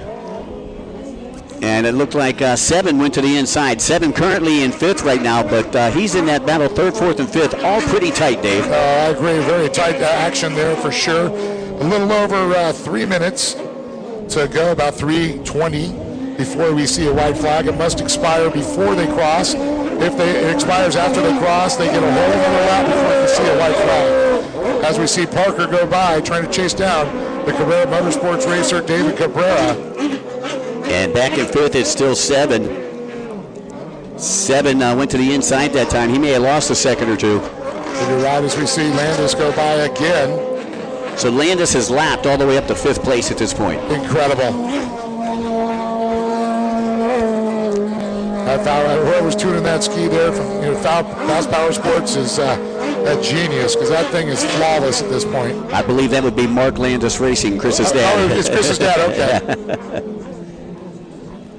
Well, then again, that is a sponsor, too. Mm-hmm. He knows how to spin the wrenches. And it looks like one of our racers going by. They're having some mechanical issues. As we see Medlin come by the 98, Commander Industries. Past the Liqua Mali finish line there again. Well, Cabrera went to the outside, Parker to the inside. Cabrera is out. Here comes Parker. Parker shows him a keel right there as she comes out, and it's a drag race down the front straightaway, and she is closing on Cabrera. And I think I just saw Cabrera back off just a second there. She gained about 3 positions there as we go around. The right-hander sweeping wide. Parker trying to stay out of the pump wash, looking for that hookup on the machine. Yeah, 2 laps ago, Seven was right there with Cabrera and Parker, and it looks like he has slipped off the pace a little bit too. The gap is widened there between 4th and 5th, and look at 4th, look at 3rd and 4th down the back straightaway right now. Oh, I can't wait for the split off here. Parker's going to go to the inside at the hot slag decision buoy. Cabrera to the outside. I'll tell you, my money's on Parker here. I know. She is in beast mode right now. Let's see as they get ready to come out. Cabrera on the outside, Parker out first. Now comes Cabrera. Cabrera going to have the drive. He's on the inside, close to the shore, and Parker grabs a handful of throttle. She moves into the spot and steals the line away. So Parker takes the lead. You can see she kind of looked over there and said, okay, I can move over, take his line away, slow down. But I'll tell you, Cabrera will not speed. We call him Speedy for a reason. He's quick. He did a couple hole shots, and even did take the win. So we know he's got the speed. But Isabella and Christopher, they make one heck of a team there. Yeah, I'll tell you, Cabrera just proved that chivalry's not dead. It's just been sleeping. It's been sleeping.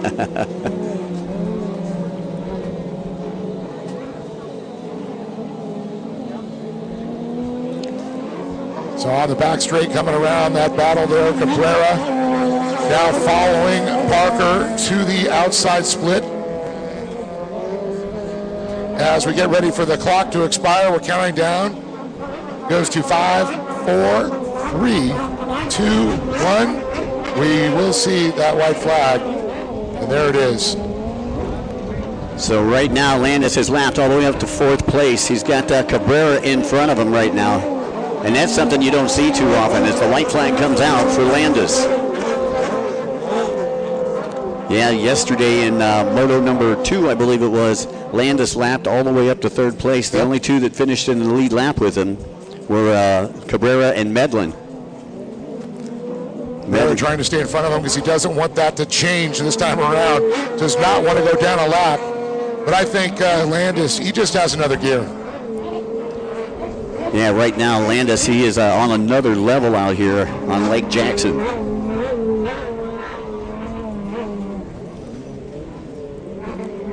And this is going to get interesting here. A little lap traffic in the mix here for our leader coming around.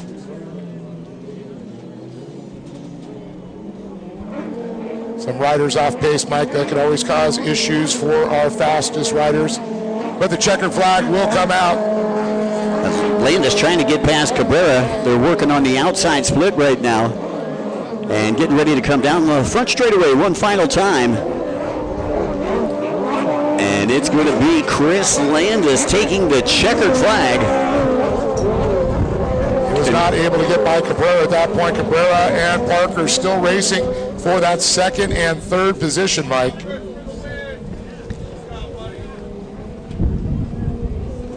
Medlin solid 2nd right now, and Parker in 3rd as you see her working her way down the back straightaway. She's got about a half lap to go before this one's in the books.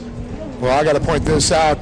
Christopher Landis last time around with a 106.4. Isabella Parker, a 106 flat. Yeah, she was actually quicker. I don't think Landis seen the checkered flag. He's on a victory lap right now.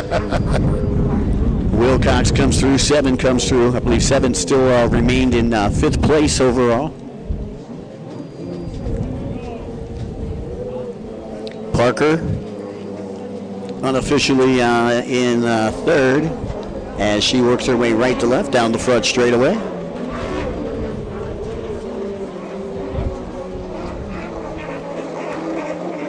So I believe Parker actually ended up in second, was able to get past Medlin. Wow. Incredible. So actually, I'm looking at my timing and scoring right here. It shows Landis, Medlin, Parker, Cabrera, Sebring, Ginchard, Dudek, Wilcox, followed by, looks like Pete, and then Thomas Lambert, who we saw pull off early on. One heck of a race. GP class does not disappoint. And Christopher Landis not only put his stamp on it, he took the sledgehammer and drove it into the pylon. Yeah, 4 for 4 this weekend. Can't beat that. So once again, a big congratulations to Christopher Landis, Eric Midland, and Isabella Parker, David Cabrera, and Braden Sebring, our top 5.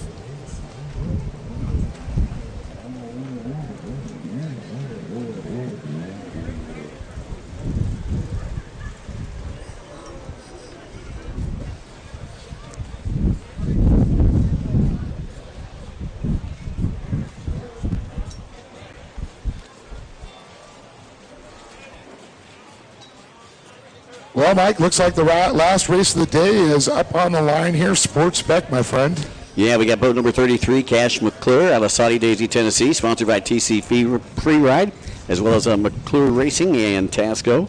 Boat number 11, Bryson Dill, out of Naples, Florida, $9.95 from Ooltewah, Tennessee. We got Jax Rowe. 55, we've got Kirsten Hasty, sponsored by KA Racing. Then we've got Tyler Reardon out there on boat number 118. 14 is Braden Dill. Boat number 110, Tori Snyder, sponsored by Snyder Built, Judge Motorsports, and Monster Energy. And boat number 02, that's Yanio Bermudez, a.k.a. Bermuda.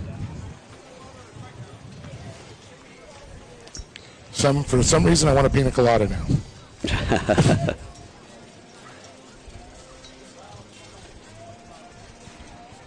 Looks like they're all on the line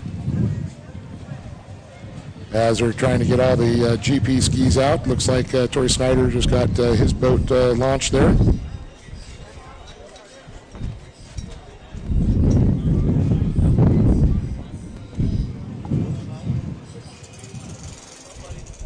Now I see a boat out there that I believe used to belong to Hayden Skellett. Yeah, I saw that. Boat number 296, but we don't have him on our sheet here. I believe that is Dill. Yeah, okay, that's probably okay. Because the 14, or the one boat they had problems with. I think it was the 11. Yeah, Braden Dill. Yes.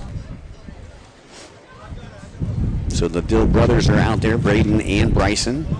Yeah, they had one of the machines go down in motor number 3. So a little quick boat change there.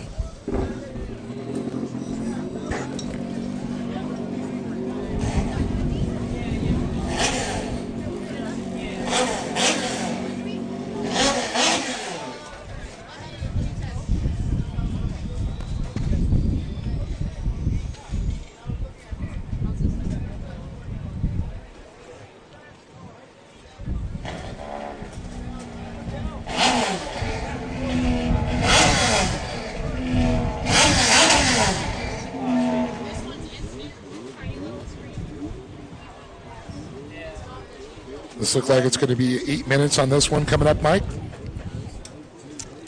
8 minutes to glory. 8 plus 1, and here comes Tori Snyder.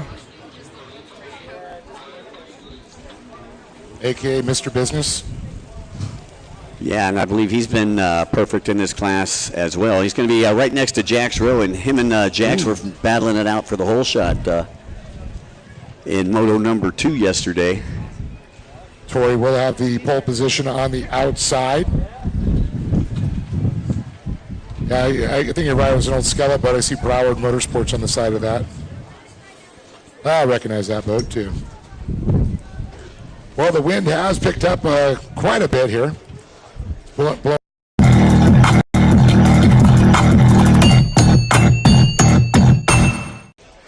beautiful Lake Jackson. Looks like Tori calling for a 2-minute hold. Getting another holder out there. I believe that's Isabella coming to help him out. I think he needs one more holder out there.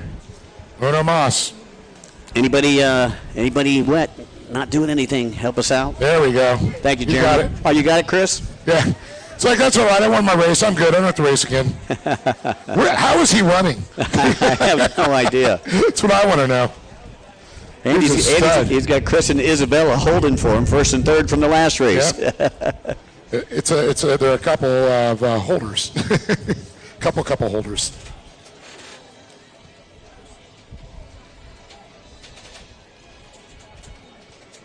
Yeah, looks like the sign says, yeah, we're good. Let's go.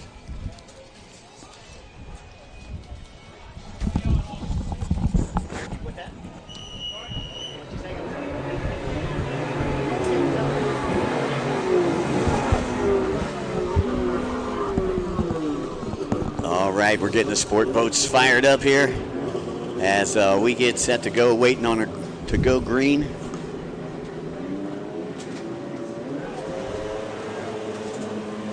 Dill with a good jump on the inside. Rowe and Snyder side by side on the outside. Yeah, it looks like Snyder has that pole position, the inside lane coming in on the outside. It's going to be Dill on the inside, followed by McClure. Can't miss McClure on that bright red 33. And it's going to be Snyder on the outside. And you got Rowe in second on the outside. We'll see how it shakes out here as they get ready to come down the merge.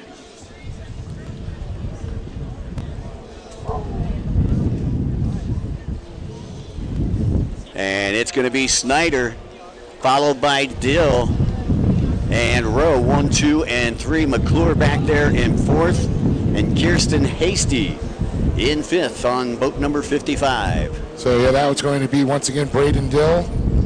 We also got Bryson Dill out there, too. Believe. Yep. Yeah, number 14 currently sitting in second place. That is Braden Dill. I believe that is the younger of the two brothers. Yep. And Bryson's got the older one, and he had the number 11 that broke on him. That's why they brought out the extra boat that they bought from the Skeletons. Very fast boat. Hayden's won many races on that boat right there. All over the country.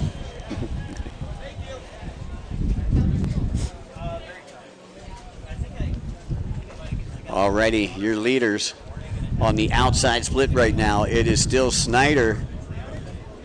And it looks like Rowe was able to get past Dill. Dill back into third.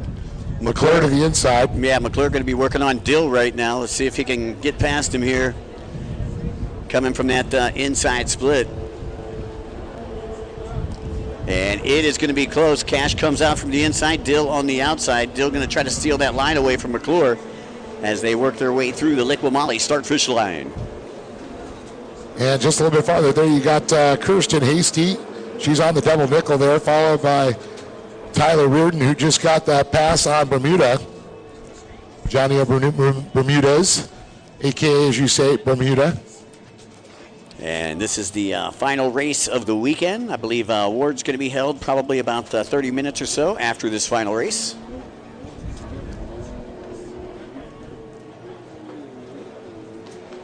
Been a great weekend of racing here in Sebring, Florida. Veterans Park, a great facility here in Central Florida. Love the boat ramp, the double boat ramp here with the dock. Makes everything nice and easy. A nice beach. Yeah, you know, we're talking about the wind shift in directions. You know, yesterday the wind was coming from the lake onshore, and maybe that's why we're going to have the love bug problem today. I mean, the love bugs have just been out of control because now it's going from onshore to offshore. Pushing it right at us. So about 4-second gap there between first and second place as they work the top left-hand side of the track and into that chicane section before heading down the back straightaway. Dill in a solid third place right now. And it looks like Hasty has moved up. Yeah, McClure sliding back. Where did McClure go? It looks like he's down, or do you have a problem with his transponder? Not quite sure, but I do see a rider that looks to be down out there on the top left-hand side of the track. And I'm not sure. That may be Snyder. Oh. Yeah, let me see here. Well, that's a blaster.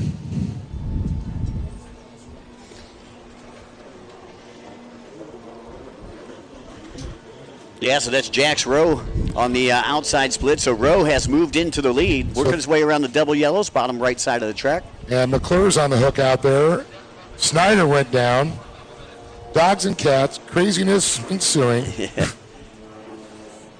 So Dill moves into second on boat number 14.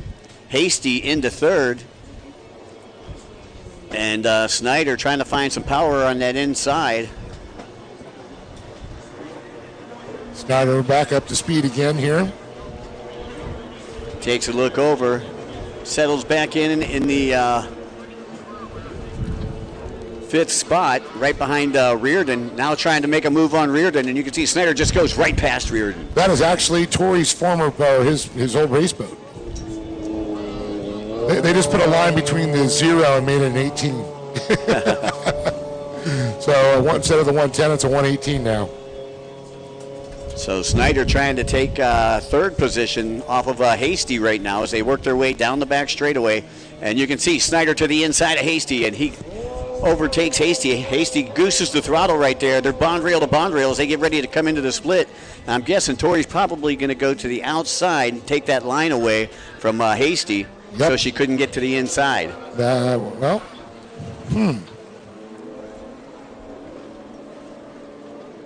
So now Snyder got his gun sight set on Dill as they work their way through the outside split. Meanwhile, your race leader is Rowe, Jax Rowe, who's up the top left-hand side of the track. He's got about a half-lap lead over second place. And here comes second down the front straightaway. 2 minutes to go right now. Okay. So I don't think there is enough track or time for Snyder to catch back up. But I got to say, if he can get by there 3 first and a second, not too shabby. Nah, not too shabby at all. He's going to try to work to the inside of Dill right now as they go up to the top left-hand side of the track and ready to go down the back straightaway. Dill can feel the heat. And Torrey looks like he's going to try to work to the inside of Dill just as he did Hasty on that last lap. And you can see he's reeling them in as they work their way down that back straightaway, and both of them going to the outside split.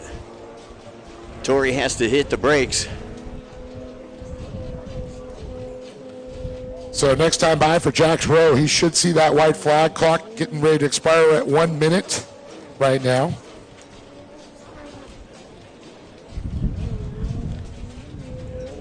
And Dill has a lapper in front of him that slows him down a little bit, and Snyder goes by. So Torrey Snyder moves into second. He just goes right around the outside on him. As unfortunately we're seeing now Cash McClure on the hook. Dill back into third. Hasty in fourth. Reardon in fifth. And then Bermuda in sixth.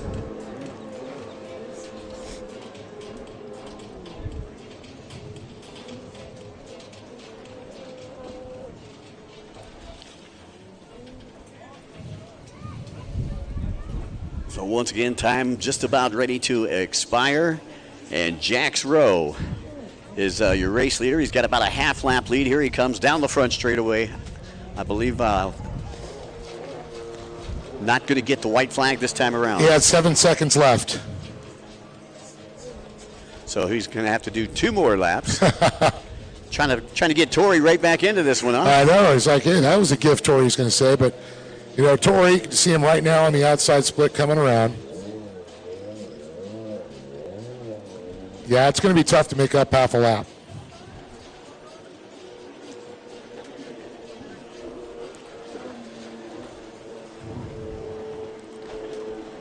Not quite sure what happened to Torrey. I think he maybe just lost a lanyard. Either that or he slid out because he went off the boat. They've been known to slide out on people.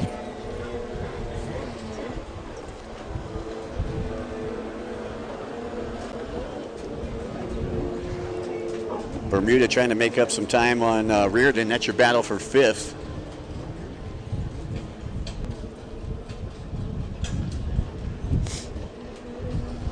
Meanwhile, Rowe will get the white flag this time around. And here comes Jax down the front straightaway. Got a healthy lead. Stitch is making it happen. Did you find out how many stitches he got? 5. 5? 5 stitches. Okay, so it's Jack's 5-stitch row.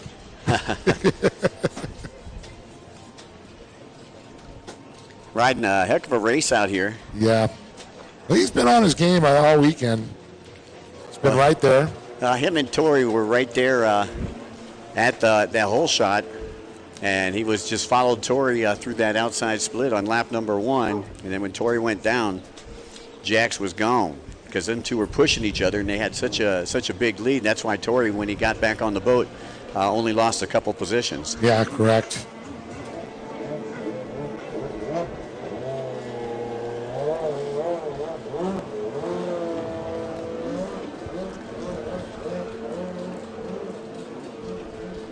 So Rowe with just a couple more buoys to negotiate over here on the bottom right-hand side of the track. Checkered flag coming out for the final race of round number 2 of the Liqua Mali Pro Watercross Tour.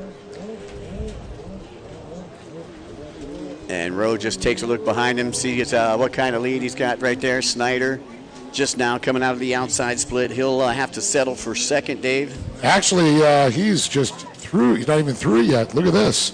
That's actually the other. Oh, that's Bill. That's, Yeah, he's on a white boat too. I know it's hard to tell, but here comes Snyder. So that was a good lead that Jax Rowe had. But I still think that's enough still to give Tori the overall, of course. Oh, yeah. 3 1s and a 2, nothing to be disappointed about. 60, 60, 60, and 53. And he rode, 3 classes yesterday and 2 classes today. Yep. Well, Mike, that's going to do it for today as the rest of the riders come by. Looks like number 14 is going to make his way across there. That, again, is Dill, Braden Dill, and to get which Dill it was. Then you got Kirsten Hasty. And then the 118 is going to cross there. That is Tyler Reardon. Followed by Onia Bermudez, a.k.a. Bermuda. Well, Mike, another great weekend of racing. I got to say a big thanks to the city of Sebring, all of our great vendors that came out, supported us, the barbecue. They were great. The snow in Florida, looks like they've already packed up and gone. But thank you to them. Thank you to Airstream Adventures. Thank you to Liqua Mali, and thank you to you, Mike. Hey, yeah, also special thanks to Jim Jordan for providing the lunches from Lake Yes, Jackson thank you, Landing. Jim. Tommy Bonacci for the bomber eyewear. I think the whole staff got a pair of that, or a pair of those. Airstream Ventures, Fuel One Solutions, great hanging out with Bill and the crew. Special thanks to our good friends from Visit Sebring, SureCan, Short Block Technologies. Of course, Pro Rider Magazine. They're going to make heroes out of all of us. Aloha Medical Services, Moto Option Clothing, No Limits Metalworks. Special thanks to Liqua Mali, 10mm photo, as well as 139 Designs, 595 Handling Solutions, Aerial Flicks, Beer Dart, Cabrera Motorsports, Young Guns, Carl's Gunchard Photography. We've got Jet Tribe, Factory Fade, Global Integrated Technologies, Jet Pump Fit, Hammerhead Tactical, The Hot Slag Company, Commander Industries Works Components, and today's event sanctioned by the International Jet Sports Boating Association. Well, once again, we'd like to say a special thanks to everybody for coming out. Awards going to be held in about a half hour or so, right behind the stage here at the podium. Hope everybody has a great weekend and safe travels home if you take off before the awards. For Dave Arnold, my name is Mike Young saying so long, folks. We'll see you in the pits. 3:30 the awards. 3:30 awards.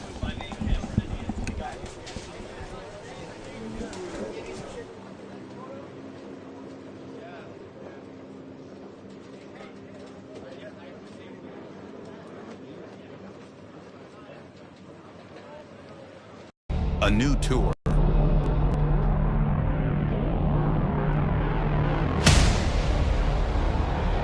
new energy. The best riders in the country, all chasing one thing: Havasu. This is speed. This is chaos. The Liqua Mali Pro Watercross National Tour. The road to Havasu.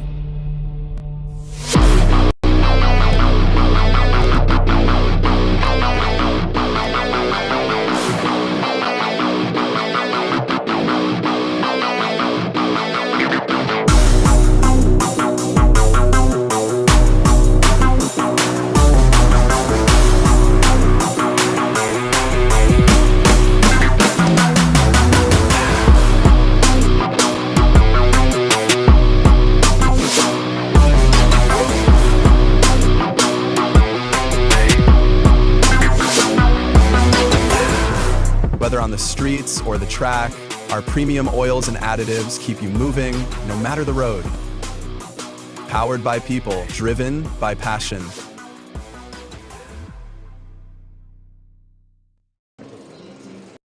Welcome to our hometown, where charm meets adventure and smiling faces greet you at every turn.